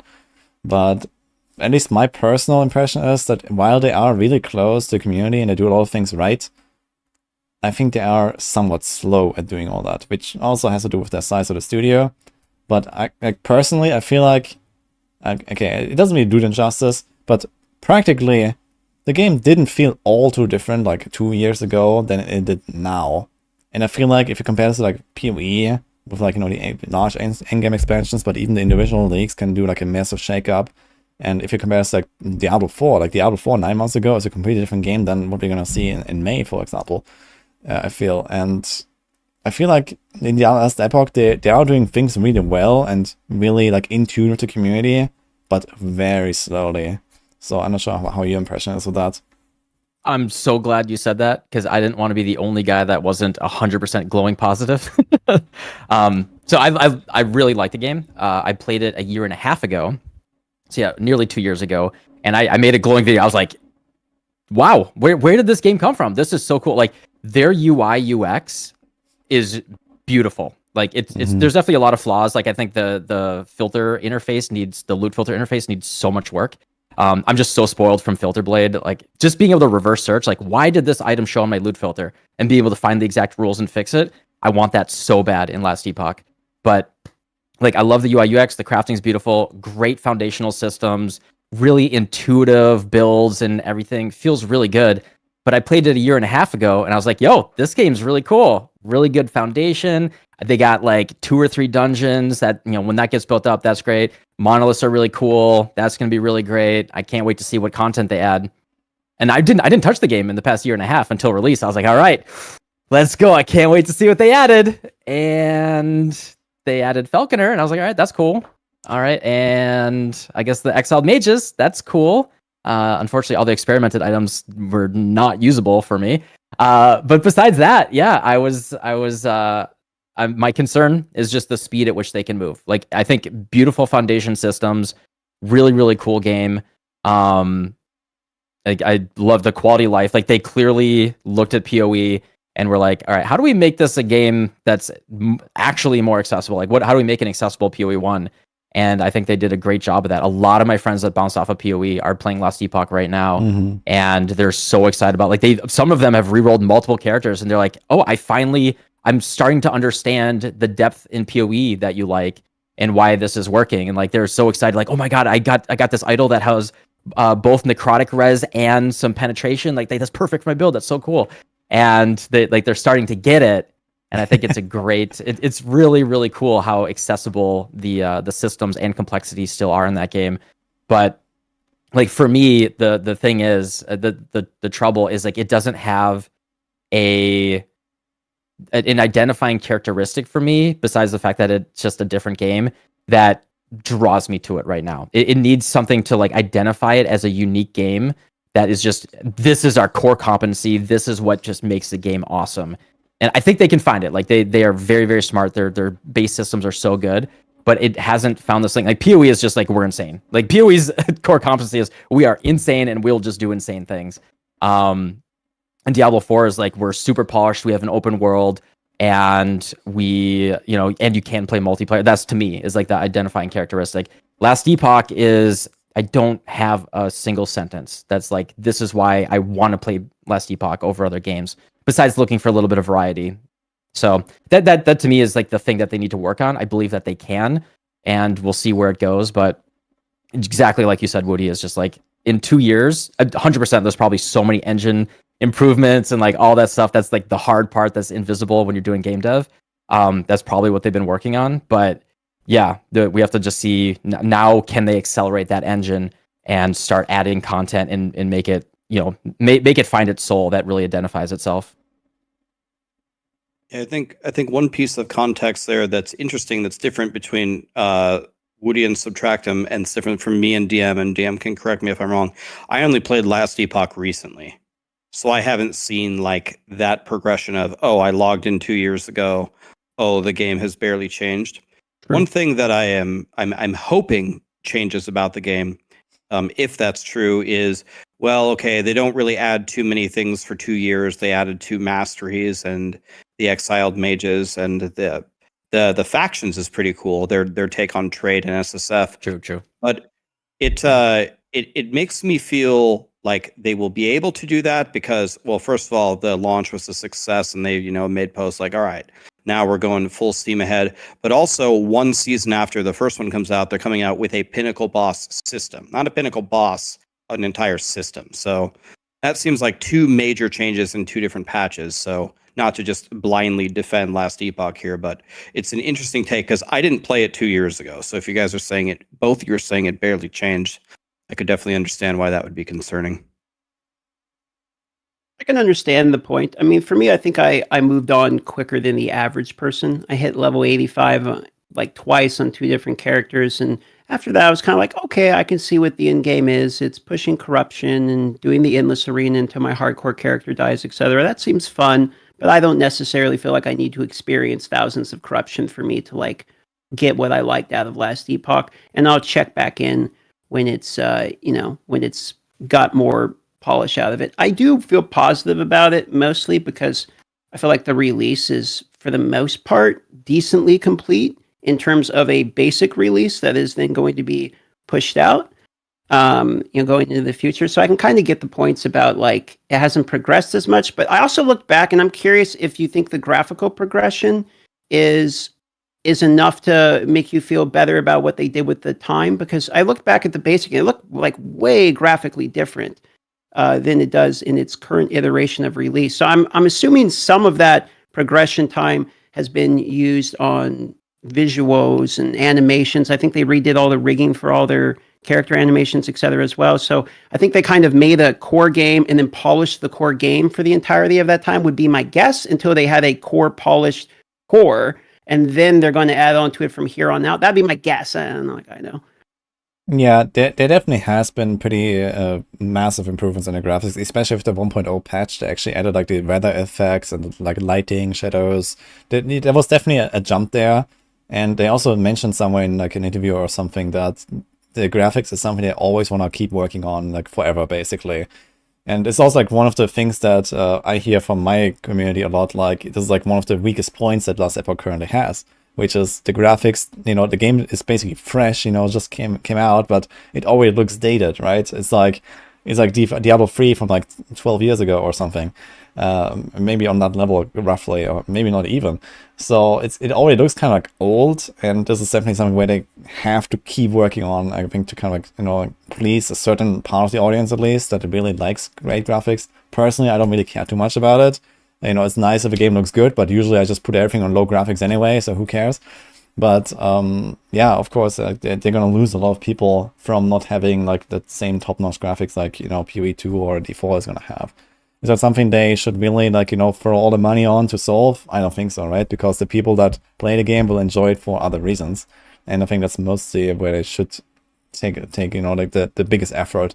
And the graphics is kind of, yeah, it's nice if they do some updates, but it doesn't matter too much, I believe.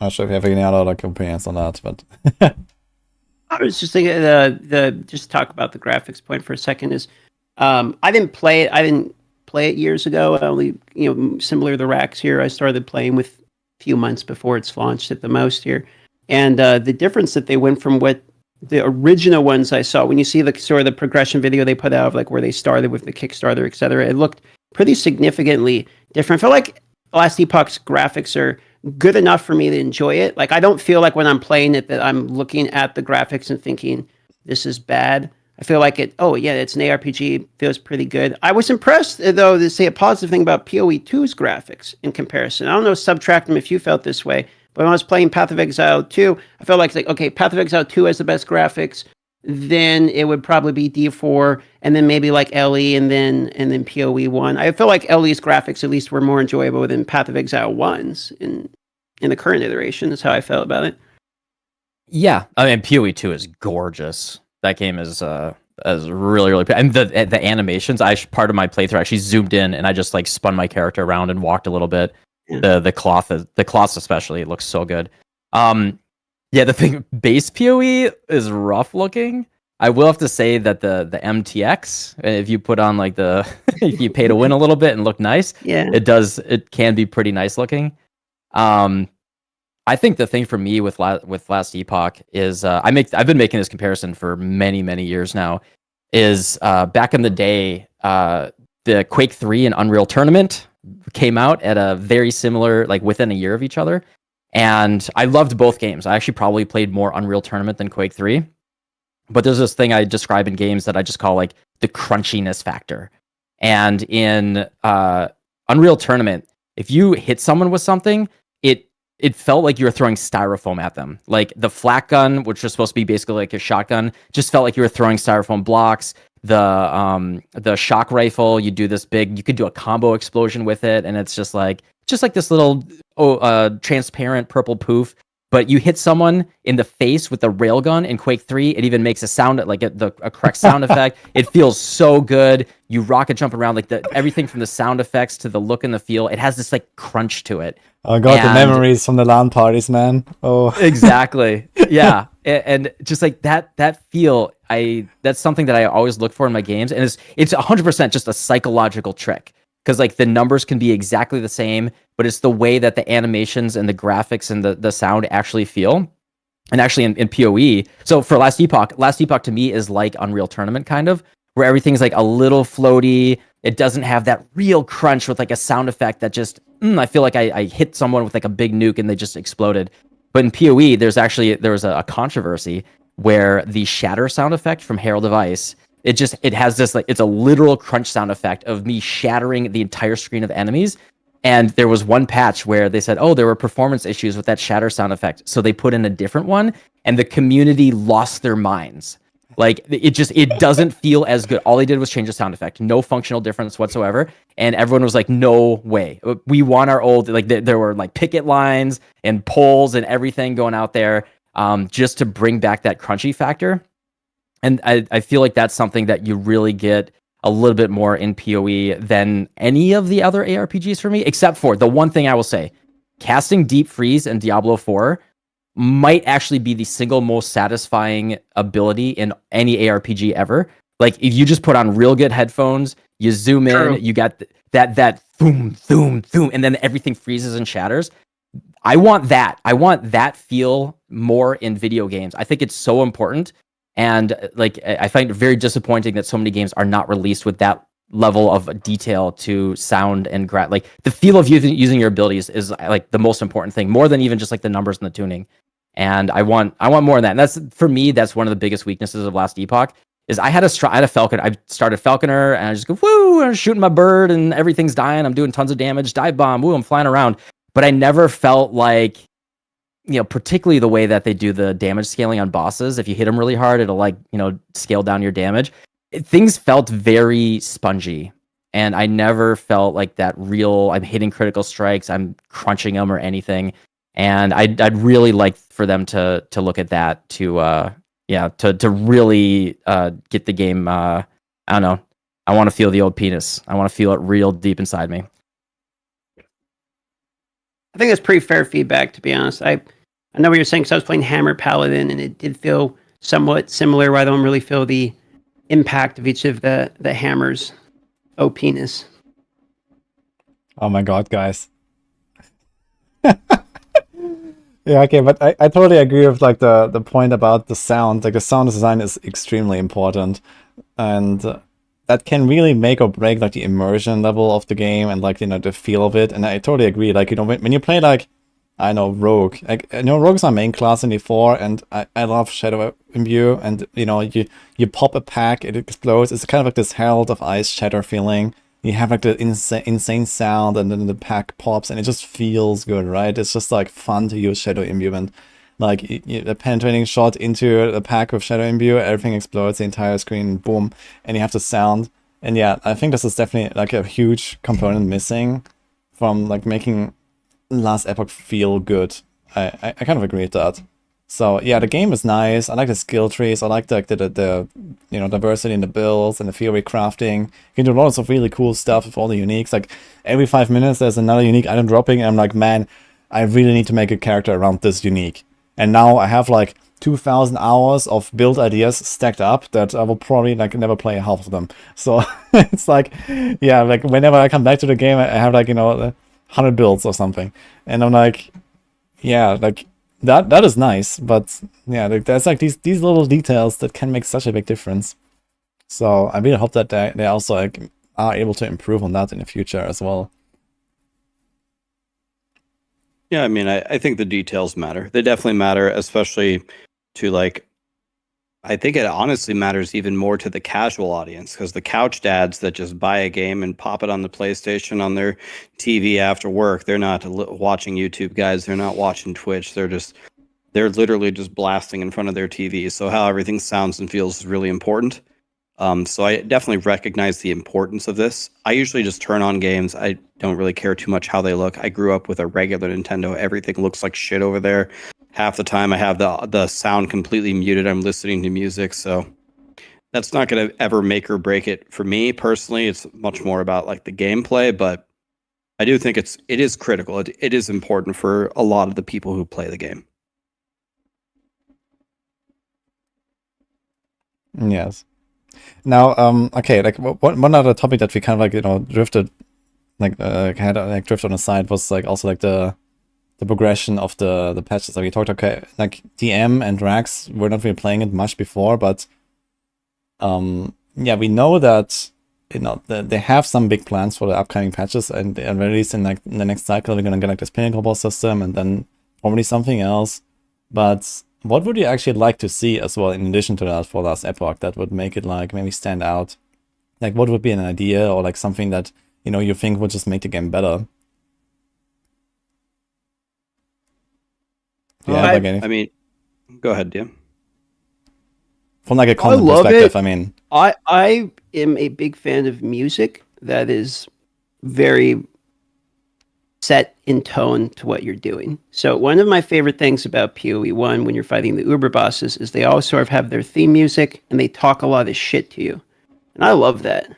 So I kind of wish that like Last Epoch's voice lines were a little bit more like shit talking you, and that the music was more like it's more memorable. I don't know what the word I'm looking for here. It's like I don't really remember the music of Last Epoch that much, to be honest, and I don't really remember the voice lines of them shit talking me as much as like Irrelevant from The Shaper or something. Like I remember those, but I don't necessarily have ones that come to mind instantly when I think of Last Epoch's bosses. So I liked the design of the bosses. I just didn't really feel like they had as much personality because I didn't have the music and the shit talking. I mean, personally, I that's just the thing that I like for myself. I'd love to have more of those.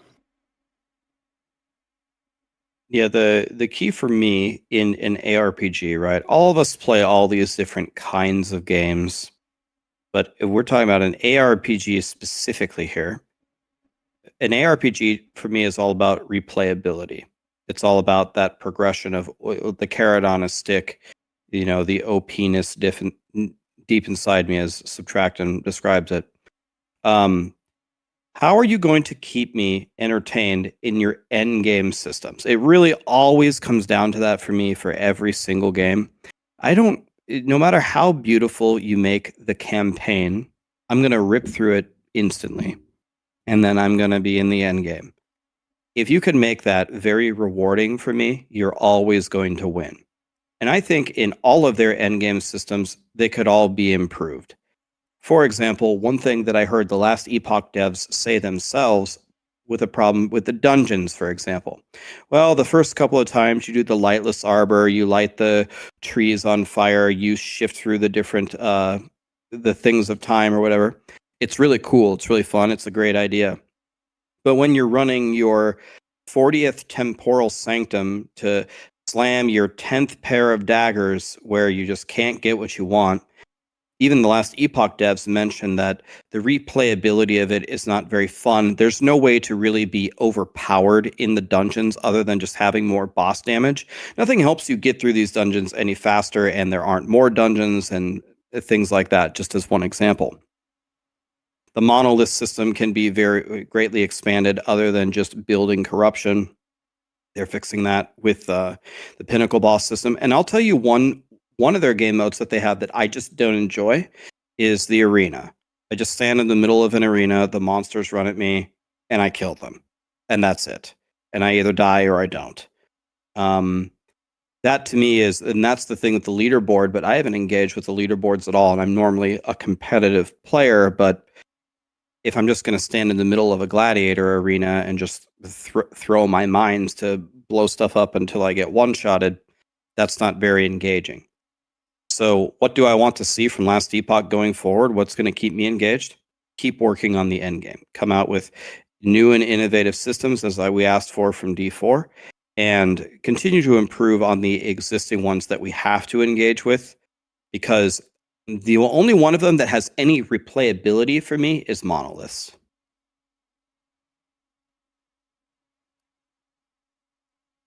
Yeah, Okay. I mean, absolutely. Yeah, exact same thing for me is, I don't know what the right term to be, like horizontal. I guess you could call it horizontal content, but I mean, to make the PoE comparison, when PoE had much less content, I found it much less engaging. Like I bounced off the game initially, and it was just after years of them adding lots and lots of potential things that you can do. And like even within the mapping system itself, you have 10 years, it's 10 years of content of, four times a year on average, 3 to 4 times a year, they would add something, and most of that went core. So it's like, am I going to find essences or strong boxes or legion or blight or breach? Like so many different things. And then not only that, I can engage in delve, I can engage in data. And for me, it's just like making the choice of what you can do that's like fun and engaging in the game, that's unique. And every day I can choose to do something different. And like I'm just not a numbers go up only type of guy. That's why it was encouraging when Rax said about D4, the guy saying the frozen orb that shoots frozen orbs, something that changes the gameplay, something that I aim for that's not just number go up, but it's something that feels like a distinct, unique feel. And whether it's doing something in the end game or finding items that, holy shit, like I didn't even know that this was so creative that they drastically transformed the way that the skill works. And there's more of that in Last Epoch for release game than I would expect. Like I think they did a decent job of that, but I would keep leaning into that and keep the horizontal growth of like variety of things to do, because that's what's going to keep a wider variety of people engaged for longer as well. Because number go up is fine, but I think, at least for me, I got to like just a couple hundred corruption, and I was just like, do I really want to just run this one till I get the perfect blessing? Not really. It's not that engaging.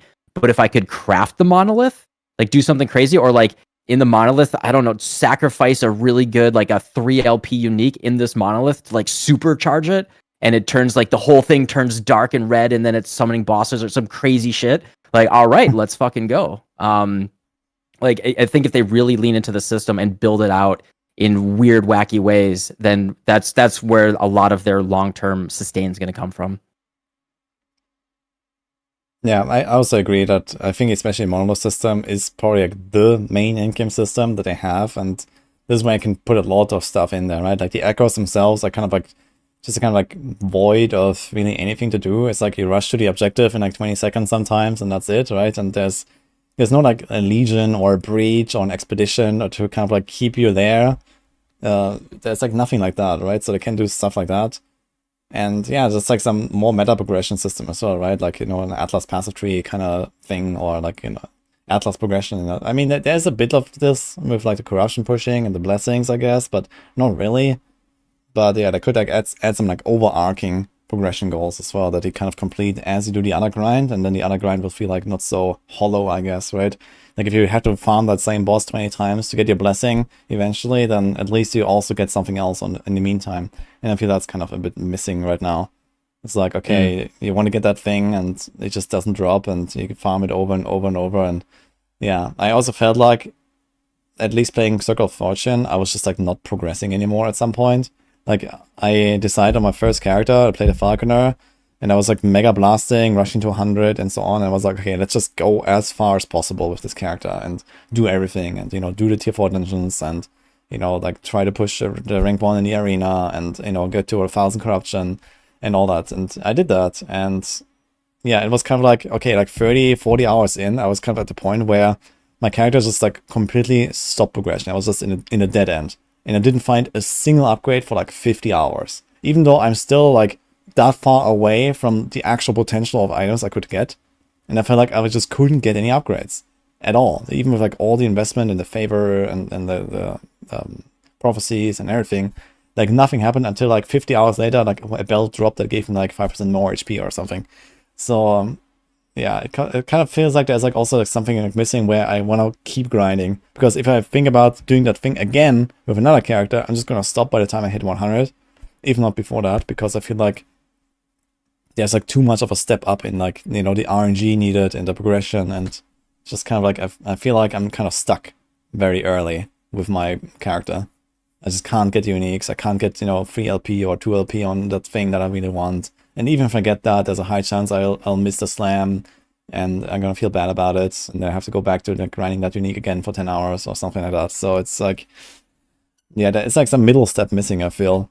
And then there could be also like some more tail end progression, I think, long term as well. Yeah, a big thing for me is the I don't love infinitely scaling content. One of the cool things about Path of Exile is it does have Delve if you do want to infinitely scale, but there's something satisfying about, and this is one of my problems with Diablo 4, was the monsters scaling with me. One of the things I love is feeling more powerful and being able to go back and like find that level 1 rat and just smack it and feel more powerful. And like if you get that big gear upgrade, you want to feel stronger. Like it for me in PoE, I'm motivated to get that double corrupted +1 power charge helmet, because I will notice that boss dying, you know, a couple seconds faster. It is very significantly noticeable, and that boss is a static thing that you're testing your build against. Whereas if you just keep pushing corruption, you keep pushing arena difficulty, you're always pushing your character against the you know, as far as it can go. Yeah, and that was my problem with Greater Rift in Diablo 3, is like I would push GRs, and it's like, all right, well, I'm just sitting here spamming crowd control, and I'm watching them slowly tick down. I want, you know, give me an Uber Diablo or something to test my build against and feel my power increase. And I think I just don't love infinitely scaling content. I actually completely agree, dude. Like, one of the things I like about the fact that the bosses are just static in PoE, and I only use it as an example because it's, you know, the other ones are scaling, right? Is that when I make new characters, I can feel the difference in my learning progression. So it's like, okay, my first character struggled against the boss, second one got easier, third one, it was a joke. And then as you go through it, you can actually see the progression of how much better you're getting with each of your builds as well, was something I quite like. But we've been doing a lot of criticisms too of LE. I want to throw out something that I thought was in my opinion, a W that almost like no one else does, which is offline mode.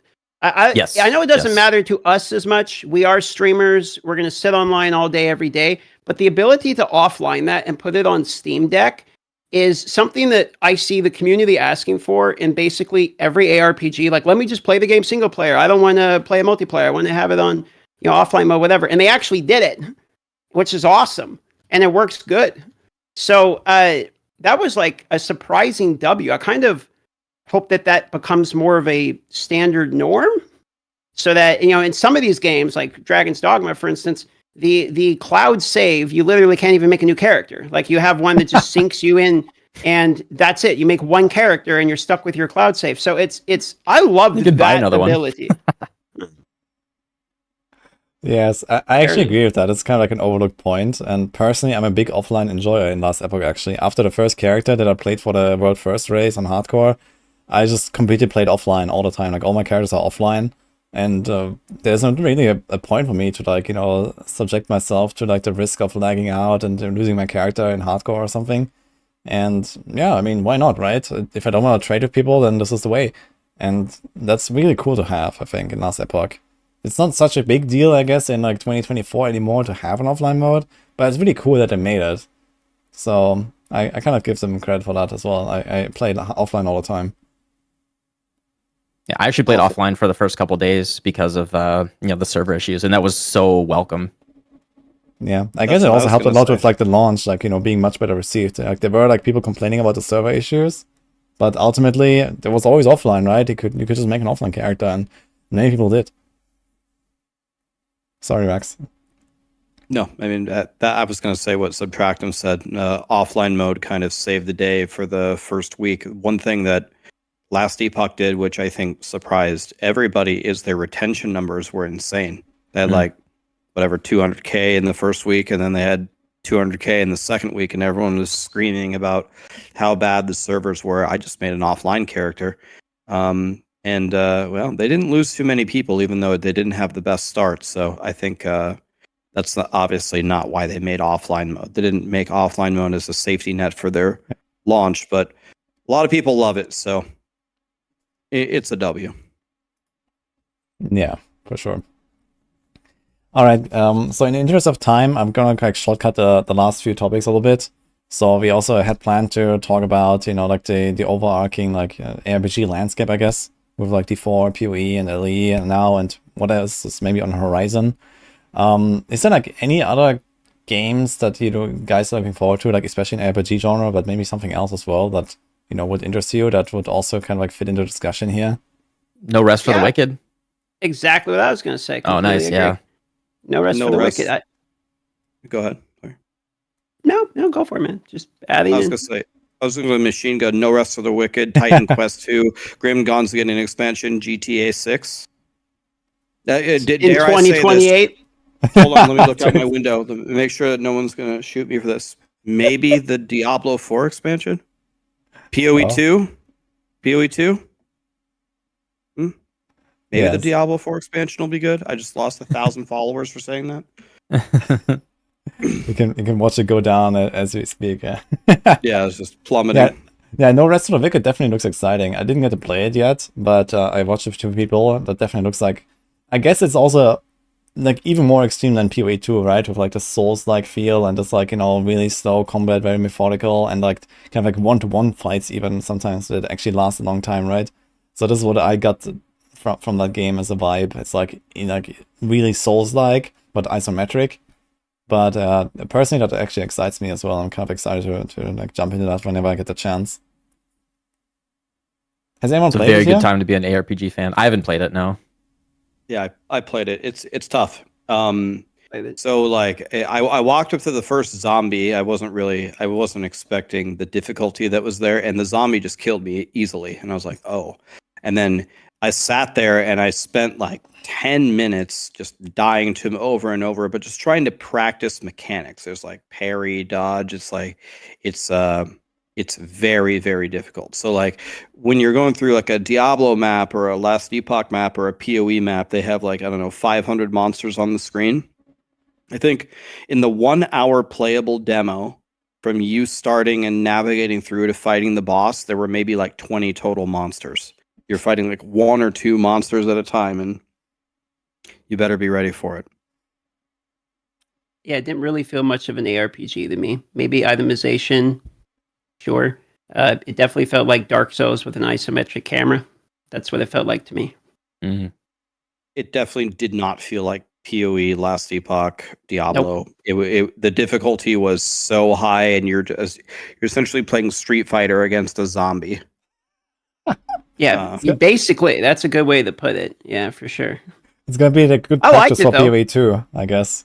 It's like, okay, you have to dodge roll and you have to dodge the boss mechanics. So I guess, once you master No Rest for the Wicked, then PoE 2 is gonna be cake. So Yeah, it's even more than that, though. It's even more than like dodge rolling, see a telegraphed attack. It's like all about timing. Like the zombie is punching right now. You need to parry right now, and you get 2 auto attacks in, and then he's going to do a follow up. You almost have to like know what the zombie's moves are. It's like a boss fight. Every single zombie. It's the difficulty was higher than I expected it to be, and I already thought it was going to be pretty high. yeah, that's interesting. Have you guys played like Grim Dawn? Like the Nope. previous, before the expansion? Like I hear people are excited about Grim Dawn, but yeah, like personally I don't know the game too well. I've seen like a little bit of it. I've not really played it more than like 5 minutes. But I was just curious if anyone has experience of it. People tell me to play it. I have yet to play it. I was waiting for some big expansion or something to check it out. I looked at it. It looks all right, but I didn't see anything about it. Like, you know how Subtractem was talking about Last Epoch? Like, it's hard to surmise. Like, what's the selling point of it? I don't hear one of those about Grim Dawn. Like, what is the reason to log in? I think it has a pretty interesting class system where you can like combine 2 classes or something. So just, if I remember correctly. So that's I like think- a really cool thing. I think somebody who really likes Grim Dawn is Al Kaiser. He's like big Grim Dawn guy. I've never played it. A lot of people say the classes, and they said, I think Al Kaiser said it's either the endgame or the progression system is the one that he likes the most.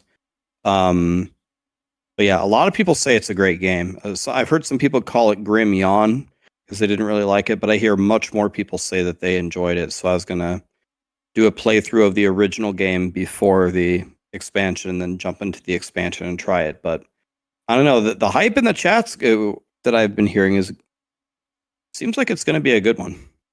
I hear more good than bad. Same. Yeah, I'm kind of excited. It's like coming sometime this year, right? And there's also Titan Quest too. So how about Titan Quest? Have you guys played that?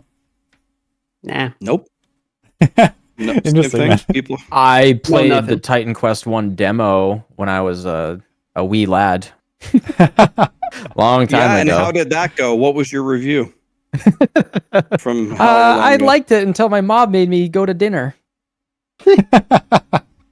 God damn it, Yeah, it's Mom. like a really old game, right? Like when did it come out? Grant, I was probably like 25 when that came out. When did Titan It's Quest? kind of interesting to see that, after so much time, suddenly there's gonna be like another release or something, right? It's kind of crazy. Yeah, I was So- 24. Oh man, decades. Okay, that's kind of cool. All right. So speaking of game, yeah. oh sorry, go on, Woody. I was just no, gonna if ask you want to make a point, go ahead. Yeah, I was just gonna ask a quick question. We were talking in the topic of other games that we were excited for. I know Rex, you were excited by Final Fantasy because that was something that it's a favorite of yours. So I was gonna wonder, did you like it? Like, how was the playthrough of it? What's your quick surmise of how you enjoyed Final Fantasy? So my initial plan was to play it until until I actually couldn't play anymore. I was going to do like a 48-hour stream, 100% the game. I ended up playing the game for about 6 or 7 hours, and then I actually just shut it off and I stopped streaming it. I think that a lot of the mechanics that they put in Final Fantasy VII take away from the original, take away a lot of the magic of it. It felt like, again, how we talked about earlier about how Diablo 4 feels like a chore. You run around in the overworld and you do all these extra things that were never in the game, and the whole thing feels like a chore. One thing that I find very surprising about Final Fantasy's system, which is completely counter to like how Final Fantasies normally go, is, again, you get new armor, you get new summons, you get new materia, and you feel stronger and you do better. I never changed my weapons. I never changed my armor. I never changed my materia. I never changed my summons. And I'm almost done with the entire game. I played it offline. I'm in chapter 10, which is almost through most of the game. And you can literally beat the entire game with like the Buster Sword, your starter sword with nothing in it. It's just so weird. Like, so even after you do all of these things to unlock all of these abilities, you don't have to equip any of them to beat the game. It's just a bunch of pointless systems that don't actually tie into anything. I'm still enjoying it just because I love Final Fantasy and I love Final Fantasy VII so much that it will just overcome all of these grievous problems. But I would be lying to you if I wasn't massively disappointed in the game. I think it's... I don't know. Ubisoft was a mistake. Yeah. It's just... It's not the same, man. FF7 is in the conversation for greatest game ever. Nobody's going to be talking about Final Fantasy VII Rebirth ever again. That's kind of disappointing to hear. Yeah, it's kind of sad. I mean, I'm not really like in the Final Fantasy universe, but I know it's like a really big franchise and it has a lot of fans. So yeah, if they actually make like a remaster, it's kind of like this Reforged thing that we talked about earlier, right? It's like, you know, you're waiting and for that thing to come out, and then it's actually worse than before, kind of. It's like, yeah, like, why did they even put in the effort? Like, what's the point, right? Like, it's money. Yeah, like, I mean, I have a whole thing about like media in general, revisiting it. Like, two of my favorite movies are like RoboCop and Total Recall, and like, dear God, you know, just looking at these old IPs, these companies that still own them, look at how they just get rehashed, you know, 20 years later over and over again for nostalgia bait, and just like no respect for the source material. We see it over and over again in all different mediums. And I don't know, I really believe in kind of like, maybe you can do like a director's cut thing, maybe, but sometimes that's even bad. Usually something was a masterpiece for a reason, and you like can't improve it, right? It's there. You can cherish it for what it was. But just trying to revisit that and try to remake it and do something is generally just going to make it worse and take away from the magic. You're making me think of the Halo TV show there, brother. Oh. Master Cheeks. I mean, I grew up with all the straight to DVD or straight to VHS remakes. Like we had Tomb Raider, we have Doom. Have you ever seen Doom with The Rock? Oh man, it's got first person shooter perspective. I actually like that one, bro. You liked Doom? Oh my god! I know. That one was such a mindless. I'm like, fuck yeah, Doom, let's go. Chainsaw. I was hoping the whole movie was going to be in that first person mode where it's just he's just gunning down. But you know, I took what I could. I mean, granted, Doom's not like a story driven masterpiece or anything, but. Yeah, it's just like it's one of those things where we're trying to adapt something. Yeah, or like how about The Last Airbender, the movie by M. Night Shyamalan, right? No, that doesn't exist. Yeah, no, they want to talk about that one. Don't talk about that one. Talk about abusing the source material, or how about Witcher season 2 and 3? I mean, we can just keep rattling them off, right? At a certain point, it's if you don't respect the source material, you're just gonna get trash. Yeah, I mean, you're always gonna have like this fan base that are gonna disappoint so much, right? If you like go too far and like stray too far, basically. And yeah, if the game is not what people remember, what it used to be, like if they add new mechanics and those mechanics don't hit well, then yeah, that's it, right?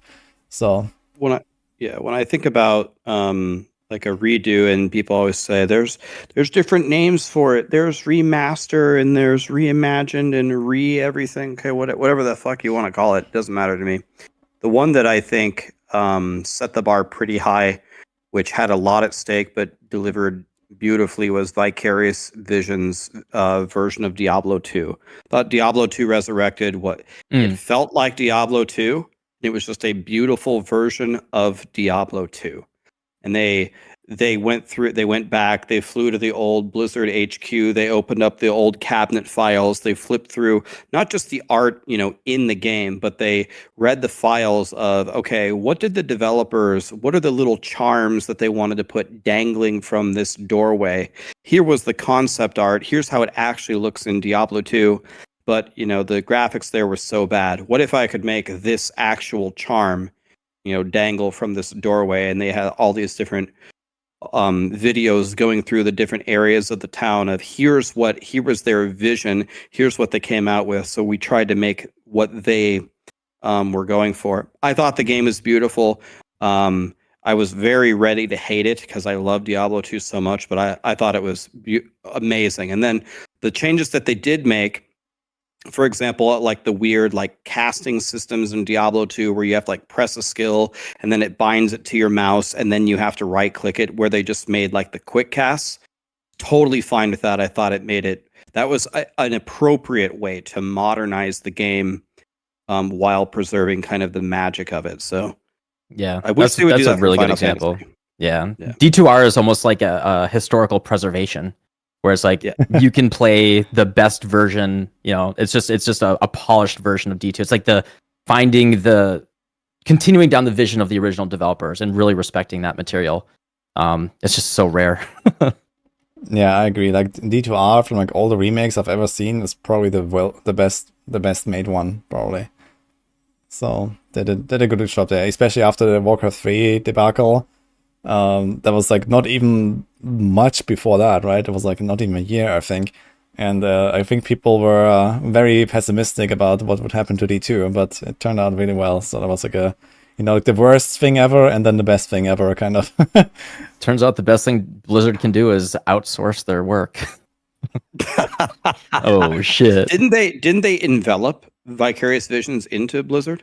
I think they did, but it sounds like they were protected enough. Yeah. But a good point there, Subtractem. It also brings us to the last topic, which is what can the developers learn from each other? So that was like a question I wanted to pose and just like, have an open discussion about it. Especially talking about PoE, Last Epoch, and D4, which were our big topics here today. So maybe it's like some things where, like, okay, this thing GG does really well, and this thing D4 does really well. And, how would we like to see like maybe a bit more of like, okay, why don't they take this and that and just make the game a bit better in some sense, basically? So where would you guys see maybe some opportunities here? I think everybody should copy Diablo Immortal. Just a straight copy everywhere. And that's the answer. If you want to make money. Sure. One that I actually have is the way that Last Epoch showed the percentages of the polls. I actually really like they showed the data behind what the people actually voted on, so that when they made the decision, you knew whether or not the company was going with or against public opinion. I actually quite like that level of transparency. So I would love to see the data behind when they actually reach out and ask for feedback, and then show that feedback to everyone so we can know what the public's going to say. Because it's one thing if I go out there and I make a poll in my chat right now that says D4 bad, yes or no. I already know what's going to be. Like, everyone's going to say it. Everyone's independent polls and everyone's independent opinions, depending upon which creator you have, is going to be influenced by the community that they cultivate. We all know that. So I like it when the company comes out, gets the information, and then puts it out for everyone to see. I think that should be standard for sure. That's a good point. I think one of the biggest underlying things that make a game fun for me nowadays is customizing my experience. And so the way that some of these companies have been doing that is when I play Path of Exile and I reach the end game, I'm just running regular maps. I'm just trying to get some Atlas passive points. I'm just trying to get like any yellow item with movement speed and life on it, so I can play the game. And then in the end, you're just juicing these things to the maximum, trying to hunt for the greatest items ever. And with the last season mechanic, when you get strong enough, you can inject that in there for even more rewards. But the whole time, it was up to me how I played the game. So many choices in the Atlas passive tree of how I make my money. To me, that makes the game very fun. Last Epoch, they do that with the loot filter. They give me such a... Again, maybe the UI is bad, and some of the functionality of the loot filter needs to be completely different. But that actually completely changes my experience than if you hadn't given me that functionality. I need to be able to see the items that I care about, and maybe at different stages of the game. And when I can choose what actually drops down and makes me feel excited, that makes the game a lot more fun for me. In these ARPGs, when you make a linear path that I have to go down with nothing in the game for me to alter the way that I experience the game. To me, it's not an ARPG, it's like an RPG. It's like a role-playing game where I'm just going through the story that you have given me. So the more ways that you can give me to customize either literally the gameplay itself by editing the maps or by the way that I engage with things in the maps is going to be a win for me. So this probably poses another question then, especially to the point you just made. Like, when you compare, for example, the early game and like the progression of a character, let's say to max level in like D4, where you have like this open world, it can go to domain tunnels, it can go to do whispers. Now soon you can do hell tides even from level 1, and then you have like, you know, these different endgame systems that kind of like exist in like the higher world tiers. Like, how do you compare that to like, you know, the forced campaign playthrough, and then kind of like you are in maps and there's like the one thing to do, but you can customize the maps. So how's that?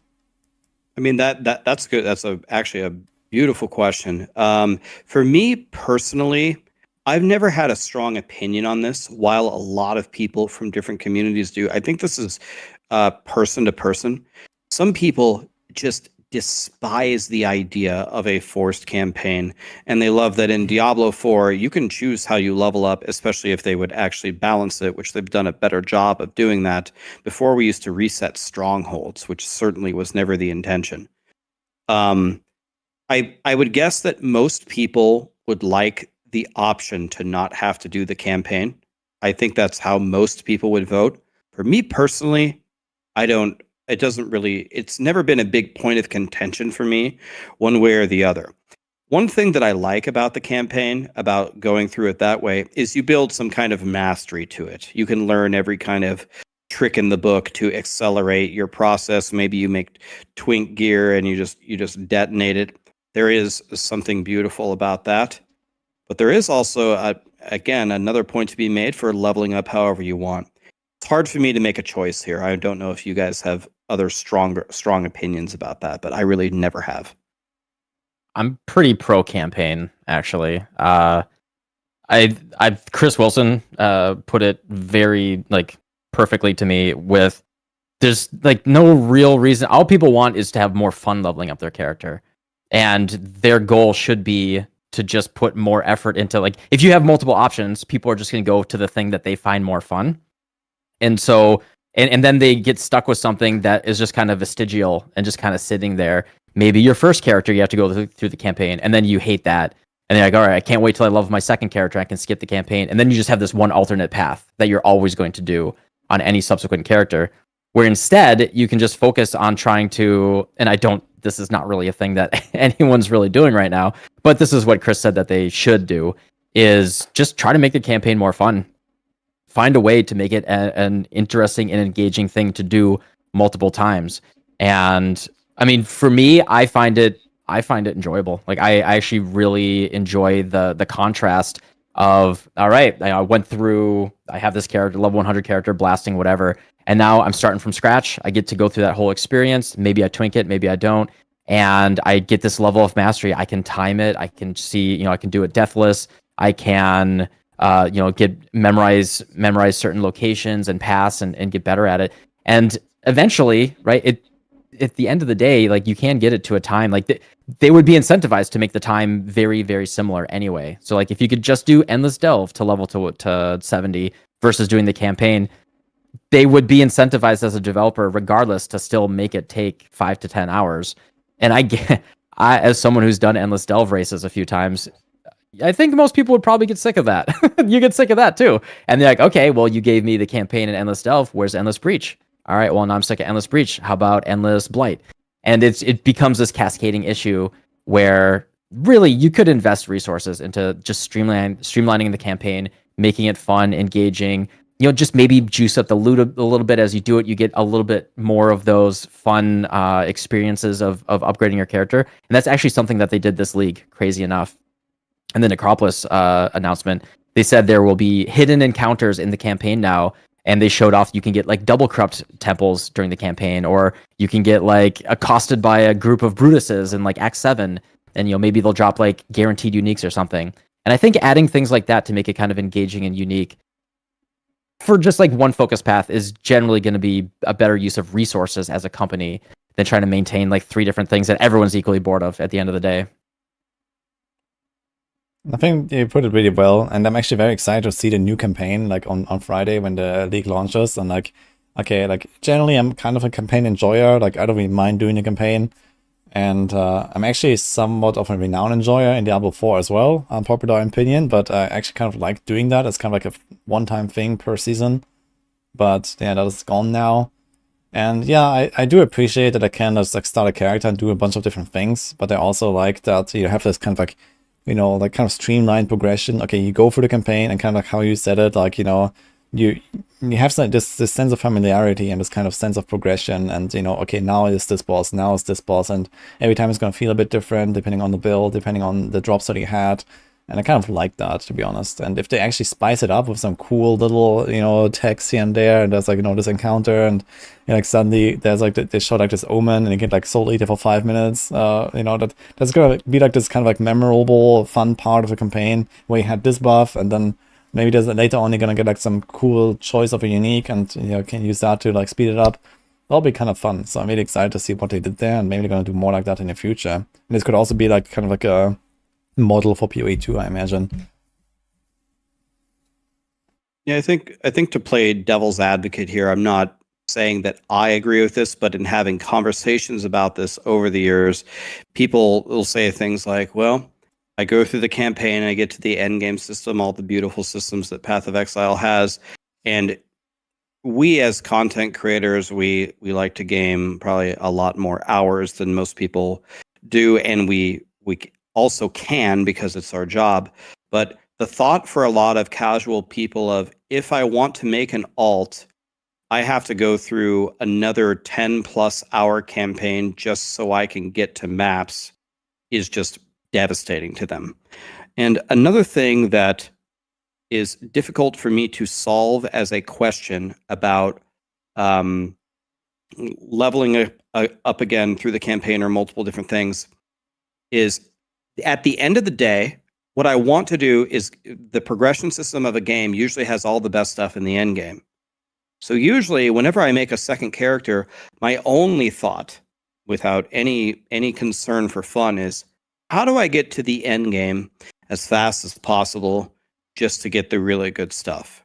So it seems like one way that Path of Exile is trying to solve that very, very difficult question to answer is by putting some very valuable things and some surprises in the campaign, which is exciting, and it will bring back some people, and that is working toward a solution. But that overarching problem of what is better than just rocketing to the end game on your second and third characters just to farm the juiciest content, and everything else is just sitting in your way, I think that you know, makes it very difficult for a campaign to be very, very enticing for people. Like it's not like Diablo 4 does leveling very well, but at least one option in Diablo 4 is, when I'm out of gold while I'm leveling up, I can go do a Tree of Whispers, and then I'm going to have gold for the end game. Just to play devil's advocate of some arguments that some people may make.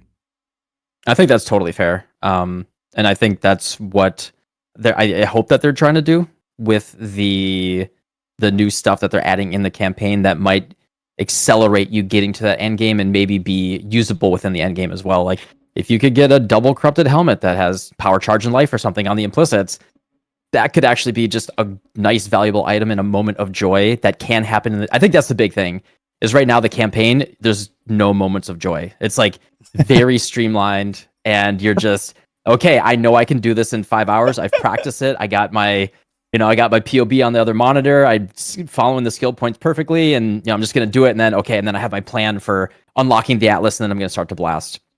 And you just have this set 5 to 10 hour period where you know it is a chore. There is nothing fun, objectively like fun and unique or interesting that's going to happen.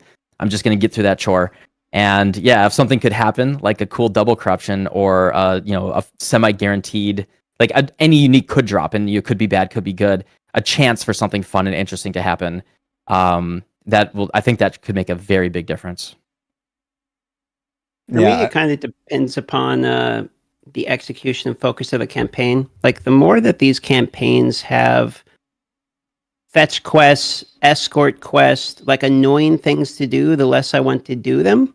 Is what I find myself like. I'm sitting here thinking about it. I'm hearing these arguments. I'm thinking, there's some really good points on both sides. But then I ask myself, do I want to do that camel quest again in Diablo 4? Do I want to follow the snake through the forest again? And I find myself telling myself, no, I actually don't want to do that. But whereas I'm thinking about PoE 2, and we got to finish the campaign now and see what we think. But I'm thinking, okay, the bosses are enjoyable. So I could see myself enjoying replayability in the campaign. I think it depends upon the game's execution of the campaign itself and whether or not I find the campaign as enjoyable in a replayable fashion. Because to Rax's point, by the time I get onto alts in whatever given league or something like that, the willingness of me to run a campaign over and over again starts to diminish with the more characters I create. So as long as there isn't too many 100% like optional but not really like escort quests and shit like that, I don't mind a campaign as much as long as it's killing some bosses, blasting through, and I don't feel horribly handicapped by doing it. Yeah, it's fair points for sure. And I think like making it replayable and like fun every time you do it is very important. And I think this is probably one of those big things that really holds people back from enjoying it sometimes. Like even like the thought of like leveling one more character for the new league, like the first league starter, already like puts people off so much, I feel sometimes. And I feel like, doing like 1 or 2 campaign playthroughs in like, 3 months or something is not a big deal, but I also understand I'm not like everyone. So, but yeah, is there like any other points that we could talk about in terms of like, okay, like, what does this game do really well that maybe the other game developers should maybe like take a bit of notes from, for example? Like outside of the campaign stuff. So one thing that we usually don't do is we don't say like negative things about Path of Exile, right? Path of Exile is usually winning in most categories, and it's I'll hit you with negatives. Oh yeah, let's go. Yeah, well, I got one that even Grinding Gear Games hates, and I think this is, I would call it a requirement. I'd call it a requirement going forward for ARPGs. The success of your character cannot be dependent upon a bunch of third-party tools. Like when I'm playing Tornado Shot, I can't even tell you how many different programs and discords and this or that. Like, okay, if we have our build guide, okay, I even have to go out to adjust my loot filter. This is probably one of the things that I find most demoralizing about Path of Exile. And if I find it demoralizing, I am much more willing to do it to get the optimal answer than the average gamer. The average gamer is not going to do jack shit about tabbing out to have all these resources open just so you can play the video game in front of you correctly. I think this is a requirement that must be abolished going forward in ARPG design, where, for example, Last Epoch has the in-game guide in the game. They put the trading thing in the game. They put the loot filter in the game. That's something that I think I would love to see it just completely go away. Yeah, I don't think anyone loves all the third-party tools. It's POB is so there a lot of them we can solve. So Filter Blade 100%. That's just like crazy. That like to know what item, like think of what this does. To know whether the item that dropped on the ground is worth picking up, you have to go to a third-party tool, possibly spend hours. I spend hours every league customizing the colors and the sound effects and everything just to tell me whether I should stop and pick up this item. And if I, God forbid, I ever press Alt, because there will be so many items that dropped on the ground, the game will crash. The loot filter is literally mandatory to play the game. And anything that ships with the game, like it comes with a default loot filter, guarantees the game doesn't crash, but it does nothing more. That's crazy. And then I think the other one that would be easily replaceable for them would be Awaken PoE Trade. That's the one where like, okay, you guys own the trade website. You guys have that. Like that is hosted on your own website. That whole interface of, hey, let me price check this item. Let me check off what things I want to price check against. And then, hey, whisper these people. I mean, that's already so esoteric. We shouldn't get into trades like something else. But that whole thing, like the fact that you have to have a browser open, and then a third-party tool just to tell you what to type into the browser to find the item that you dropped on the ground and to find the price of that. Like that's they own the website. That is all stuff that they could integrate. And just getting rid of those two third-party tools, 100%. I think that would go such a long way. POB is a whole different beast though, and that's kind of a consequence of the complexity of the game. And I actually don't like that. That would be a different discussion, I think. But yeah, we could definitely simplify a lot. I'd be interested to see, to your point about price checking, etc., with trade, because of the way trade's going to work in PoE2, if they could actually implement something like that fairly easily, considering that we're getting the auction house, etc. So it already exists. It already exists in the console version of PoE1. Like all they have to do is put it in the PC version. Like the crazy thing, look up the Chinese version of PoE1. It's got a lot of pay to win stuff. It's got like some awful stuff, but the Chinese version has crazy things, all sorts of crazy things and interfaces and everything. And the console version has like actually a pretty clean trade interface already. They are 100% capable of doing this and implementing it without too much effort, like not an insane amount of effort, but they're just like, well, hey, it works. Like apparently we call it the trade guy. One league, we asked for some feature. I forget what it was. I think it was searching for crucible trees. Yeah, because your weapons. Yes. Yeah. And so Chris was like, well, I don't know if that's going to be on league release yet. Let me see if the trade guy is going to have it ready. There's apparently just one guy that works on the entire trade website. Like the whole foundation of the economy, he's just Atlas holding this website on his back. So yeah, it's twine and sticks for sure. Yes. Yeah, for sure. That there's like a lot of things they could learn there and maybe improve. So yeah, I agree wholeheartedly with all third-party stuff. It's also kind of like made me go more and more like SSF in the past.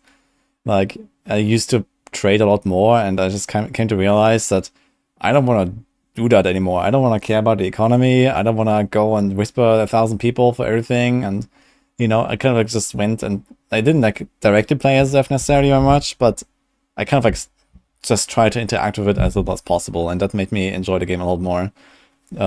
Mostly due to the fact that it's such a hassle. So yeah, I hope that is gonna improve. And I guess same story for Diablo 4, right? I have barely traded in Diablo 4, and I guess it's like much less necessary.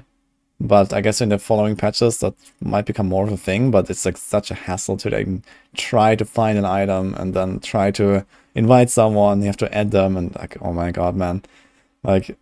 Yeah, Last Epoch definitely has like by far the best implementation of that, I guess. Return of the real money auction house in Diablo 4 incoming. I made some good money off that thing. That was a great couple of weeks. Amazing, yeah. I mean, if you just think about it in the most basic fundamental sense, without diving in at all, imagine that in order to correctly play a video game, you need to tab out of that video game. Even if you want to look at it from a bottom line perspective, from a purely financial perspective, getting people to tab out of your game cannot be good for you. So yeah, I mean yeah, fair point, I guess. Okay, yeah, it's one of those things where if you look historically, they don't want this stuff in the game. That's the other thing is I anticipate now that Mark is the game director of PoE1 instead of Chris, that we may start to see some of these bigger changes happening. Like we already see all this quality of life stuff happening this league. Traditionally they were like trade. The only way you could trade was go to Lionize Watch and talk in global chat and be like, hey, I have a 40% res gold rim. Does anyone have 10 chaos? And that was the only way to trade. And then people were like, this sucks. And GGG was like, all right, well, we'll let you list them on the forums. And so like the only way to trade was like, all right, I'm going to send the person a DM on the forums. And then maybe on the third blood moon next month, he'll come back and we can log on at 6 p.m. and meet each other in Lionize Watch. And it's just been the ball's kind of been rolling from that, where, what the vision is and what they want is like really close to like early Diablo 2 trading, pre Stones of Jordan even, and people are like, all right, I'm gonna put 1,000 gold on the ground right here. You're gonna drop the +1 skill charm over there, and we're gonna walk. Gonna do like a high noon, and we're gonna walk past each other, and we're just gonna pick up our items on the other side, right? And that's like kind of the vision. And you make sure you're going outside because then you can teleport back inside and get both items. Yep, that guy with the Enigma chest. Yep, that Enigma. Oh goddamn, yeah. Yeah. So, but that raises a philosophical question, though. So, this is going to be deep. So let's think about this. If Path of Exile does not implement trade in the game, but people trade in Path of Exile via third-party apps, is trade in Path of Exile? It's like Schrodinger's trade. What is it in the game, or isn't it in the game? Well, if I can right-click on somebody and click trade, it's probably in the game. That's exactly what I was going to say. If you don't want trade in the game, get rid of the trade button. Yeah. Why is there a trade button if you want to get rid of it? There is trade in the game, right? Because you can go on third party and trade. So, I mean, we've reached an inflection point here. Take away the trade button or help us, Yeah. No, I'm with you. I'm pro quality of life for sure. That it's the fact like Awaken POG. I still every league I get dozens of people being like, "What's that thing that you use in a price check?" And I'm like, "How the hell are you playing the game? You don't have Awaken PoE trade? What the hell?" Yeah, the game's like unplayable without it.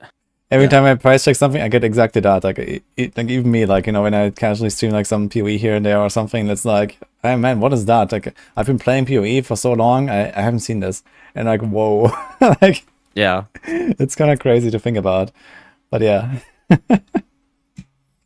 But yeah, I totally agree. I think that GG has earned a lot of pluses, I guess, from this league and from the past few leagues where they just implemented some more like quality of life stuff, like all this shift, control, click, a stack of currency, and these kind of things. I think they just make the game better with no downside whatsoever, right? Like this is how the game works. People do trade, and it just sucks that you have to click on your chaos like 200 times to fill up your inventory and then put it all in the trade window. And yeah, just these little things, but they have such an impact, right? And it's kind of crazy to think that the game has worked for a decade in a certain way, and now they're finally changing it. Like these little things that actually have such a huge impact.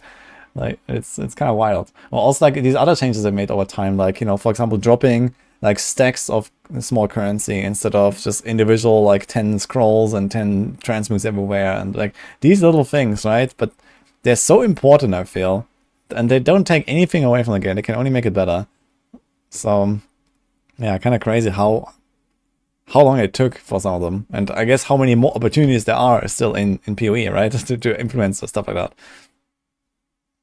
It's really interesting. Yeah, old school sensibilities kind of carrying things through all this, and that push and pull, and like the way that it works. Like, so when you guys were talking about Last Epoch, and like I'll have the very opposite take here. It's not a very strongly held take, just to hold on. But the whole like pulling the community and listening to them, fuck it, no. Like I actually don't do that. I actually firmly believe in.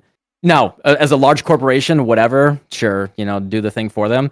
But as like for me, if I want to make a game, I want to make my game, and I'll listen to your criticism, but maybe I take it, maybe I don't, and like I shouldn't care beyond whether I think it makes my game better, not whether you think it makes my game better.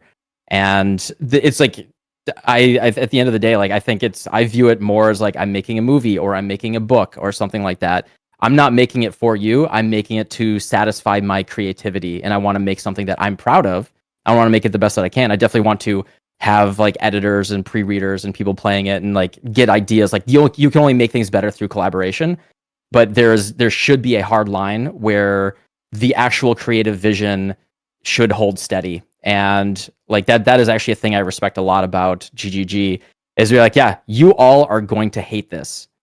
We don't care. This is our vision for what we think is an awesome game, and we're going to make this as our game. And it doesn't matter who the developer is, like as long as it's a strongly held creative vision, that is someone's, that is their passion project. That's what they want to make. I will respect that, even if I hate the product in the end, way more than some corporate committee designed, just, corporate product that's just there to make money. So I just don't really care what the users think, beyond, ideas. Okay, can I ask you a question on that Subtractem? Yeah. Real quick. Okay, so do you think that what Last Epoch did is maybe does not interfere with what you said? So you said gaming company has their vision, they make it for themselves. What I envisioned that this poll that Last Epoch did is they told the community what they were going to do. We are going to fix the bugs in our game, and we are going to fix the overpowered builds, whether it's by a bug or not. That is going to happen. The only thing that they let the community choose is the cadence in which how it happens. They only asked. Oh yeah, that's totally fine. Yeah, you're good with that. Okay, I'm totally good with that. Yeah, I just is Blizzard who's the most guilty of doing this? There have just been examples of games in the past. I don't have an example in my head right now, but I know there are times in the past where just the community uproar and people complaining, and then the company kind of or the designers kind of just following what they did, making the game worse, and like the actual vision for and like the soul of the game kind of got lost over time.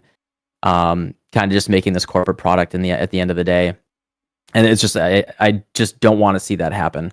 But yeah, I mean, so just saying, hey, should we? Yeah, I can see what you're saying about products that are like unique new products, and I'm sure that if you were meaning like Halo, for instance, you have to respect the original IP. So it's the take is a good one. I think when you're making something that is like a unique, fresh vision, and then maybe when it comes to like stuff that's based upon other things, this is why we see the community like get more angry when, but my nostalgia, like you're influencing something that, like D4 as compared to D2, right? Would you say that in scenarios like that one, would you listen more to community feedback when it's based upon something that's not an original concept, but is a follow-up on something previous? Because I think this is an interesting train of thought. Yeah, so I mean, I would just step all the way back and say, if the thing sucks, then you're probably incompetent and probably shouldn't be in charge of the project. Yeah. Right? Like how many people, how much community feedback do they need for D2 Resurrected? Like, I don't think they were just running polls and asking the community like, oh, what exactly do you want? Maybe they did. I could be wrong. The only thing but I feel like. Go ahead. Yeah, go ahead. Sorry. Well, I was going to tell you, the only thing that I can remember from Diablo 2 Resurrected that they asked the community is they asked questions where they were considering deviating from the original game. Let me give you an example. One thing that the Diablo 2 community begged for them to change from the original one is when you open the cow level, if you kill the cow king, you can't open the cow level anymore.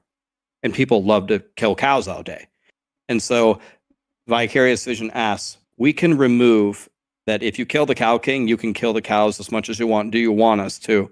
And like 90% of people said, for the love of God, let us keep cowing. Because you'd break your entire character.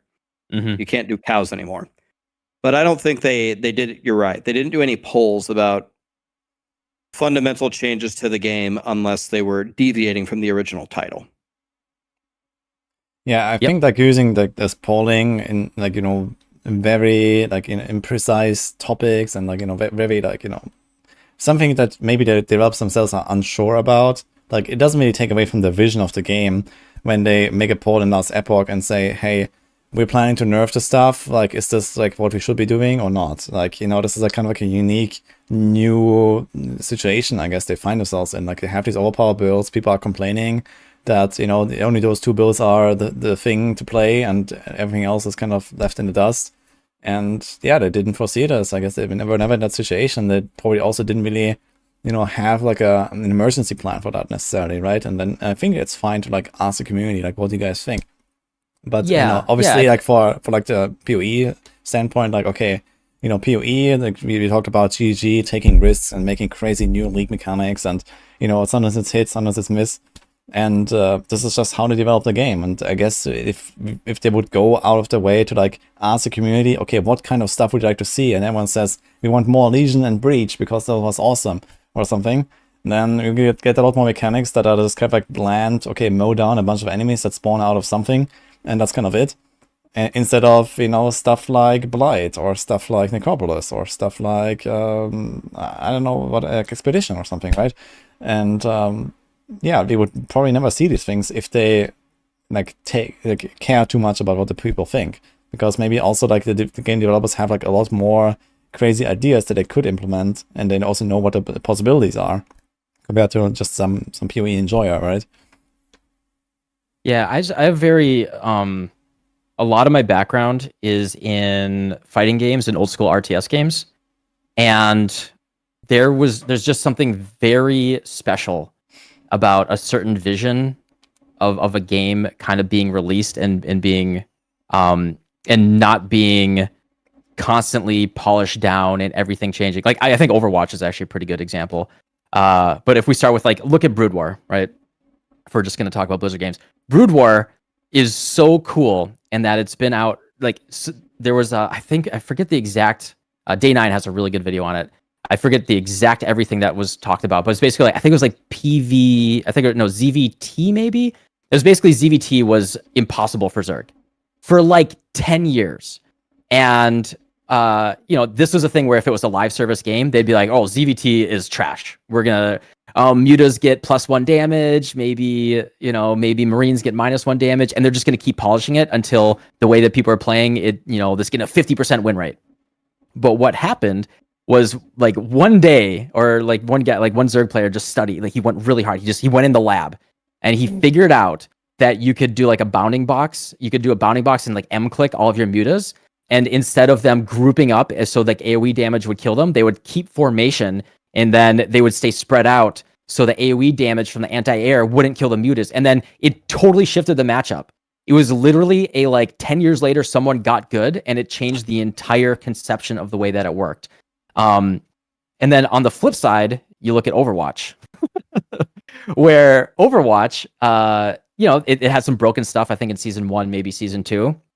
Season 3 had this really beautiful balance. I think it was 3 or 4. Had this really beautiful setup of balance with a lot of, like, decent rock, paper, scissors, but it wasn't like hard counters. You could outplay people.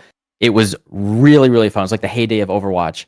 And then because it was a live service game, and they were like, they had this constant community outrage about certain things that are quote unquote balanced, the game got polished and narrowed down into this, like, amorphous blob of a game for years and years, where, like, GOATS was the meta forever. Everyone hated it. Like, there were no DPS people playing, and the game really stagnated because it had this, like, the creative vision was lost after a certain point.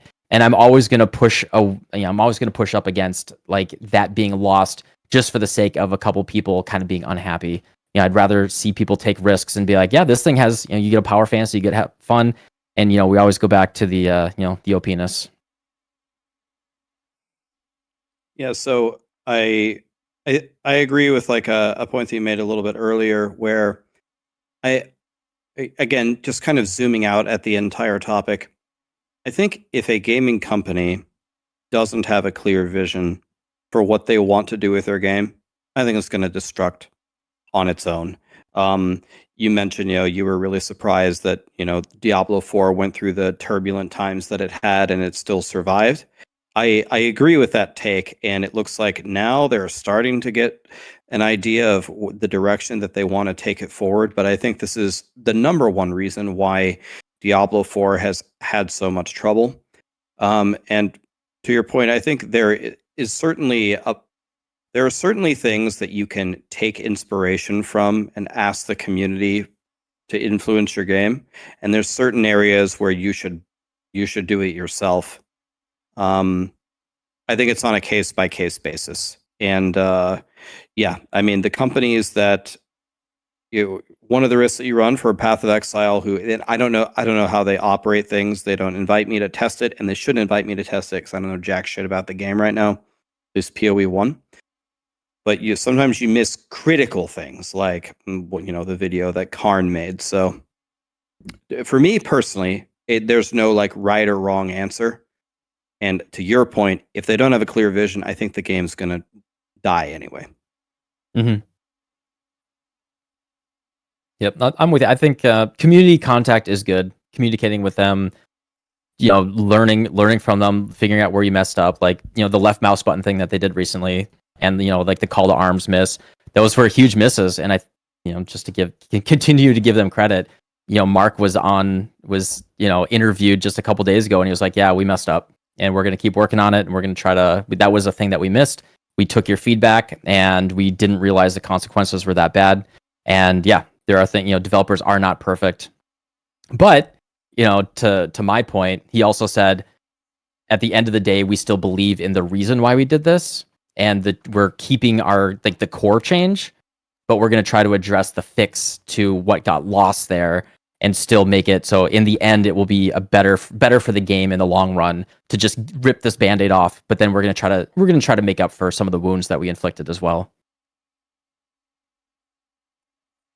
Yeah, for sure. Like, it's definitely good to see that the developers can also like agree that something was maybe a miss and a mistake, and then come back from that maybe the next patch or something. And I think that also just makes them get accepted a lot more of their decisions, and makes the community also just like feel more positive about maybe stuff they will try to do in the future to solve problems or come up with like cool innovative leagues or something, right? And it kind of gives you like a positive feel about the future when they say, okay, like this didn't work out, we're gonna try something else next patch or something. So I think that's very, very good attitude to have for the developers as well, instead of just saying, okay, we're gonna stick to this no matter what, and we don't care. So if it's like clearly such a downside to the game and everyone really hates that change, then vision or not, I guess you should definitely reevaluate and maybe provide another solution at some point. Okay, do you have any other like last points to make here about the general like ARPG space or like the development or something? Because otherwise I would wrap it up here. We had actually a very long discussion. It was 3.5 hours. Real good talk. Yes, it was a good chat, boys. Yeah, I had a really good time.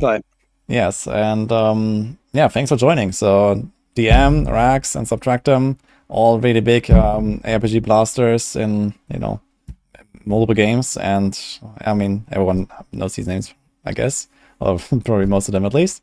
You can also give everyone a shout out here if they have mods in chat. But I appreciate very much for you guys to take the time to join us. I'm very much looking forward to the Necropolis League myself, so I guess everyone here is going to be blasting that, and well, let's see what will happen with like the other games, the other patches coming soon. We talked about D4, about LE, and PoE 2 on Horizon. So I think we have good times ahead, and this was kind of like the main reason for me to make this podcast. It's kind of like, this uplifting moment right now that I feel is like in the community with like, lots of really good stuff is coming. And it was great to talk about all of it with you. So thanks, guys. Yeah, it is a good time for ARPGs. Last Epoch launch into PoE New League into the PTR for D4. It's going to be a good month, boys. Appreciate you guys. Keep blasting. Heck yeah, let's do it again. Yes. Cheers, everybody. All right, have a good one, you guys. Later. Yeah. Bye. Bye-bye. Okay. All right. That was the podcast, guys. Hope you enjoyed it. Yeah, thanks for obviously also the chat. I didn't actually mention the chat now, but hope you enjoyed it, guys. And I was keeping an eye on the chat and like trying to like consider a few things that were said here and there, and some of the questions and the topic guidance. So yeah, that was really fun. It was actually one of the longer podcasts we've done, actually, with 3.5 hours. So a lot of OPness in this podcast for sure.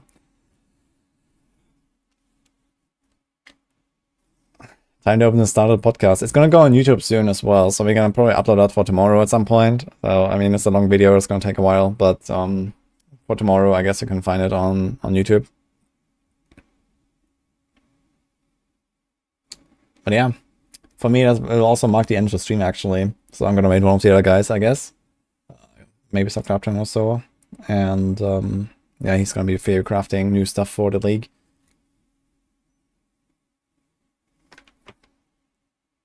he can't handle the fact that he's over 40, yeah. But it also gives him like, you know, some really cool perspective, and you know, especially with his like game development background as well, it's kind of cool. Yeah, thank you guys, glad you enjoyed it. Sub is a Giga chat. Yeah, before this I actually didn't really have much interaction with him. Like, I kind of knew him, and he was also recently recruited to Maxroll as a writer. Or I'm not sure how recently actually, but that was before my, like, after my time again, like dropping out of the PoE team. Like, I was also working on the Maxroll PoE team for a while when we initially set up the page for the first time, and I didn't actually get to work with Subtractem. But yeah, I know he's been around for a long time in PoE, so kind of cool.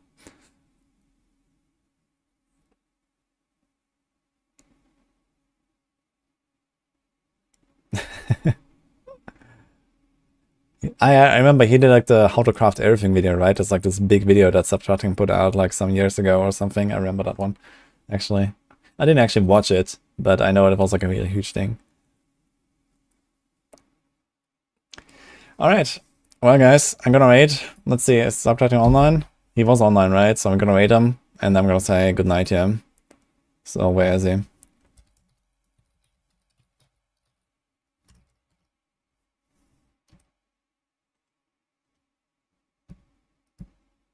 Wait, can't find him. Is he online?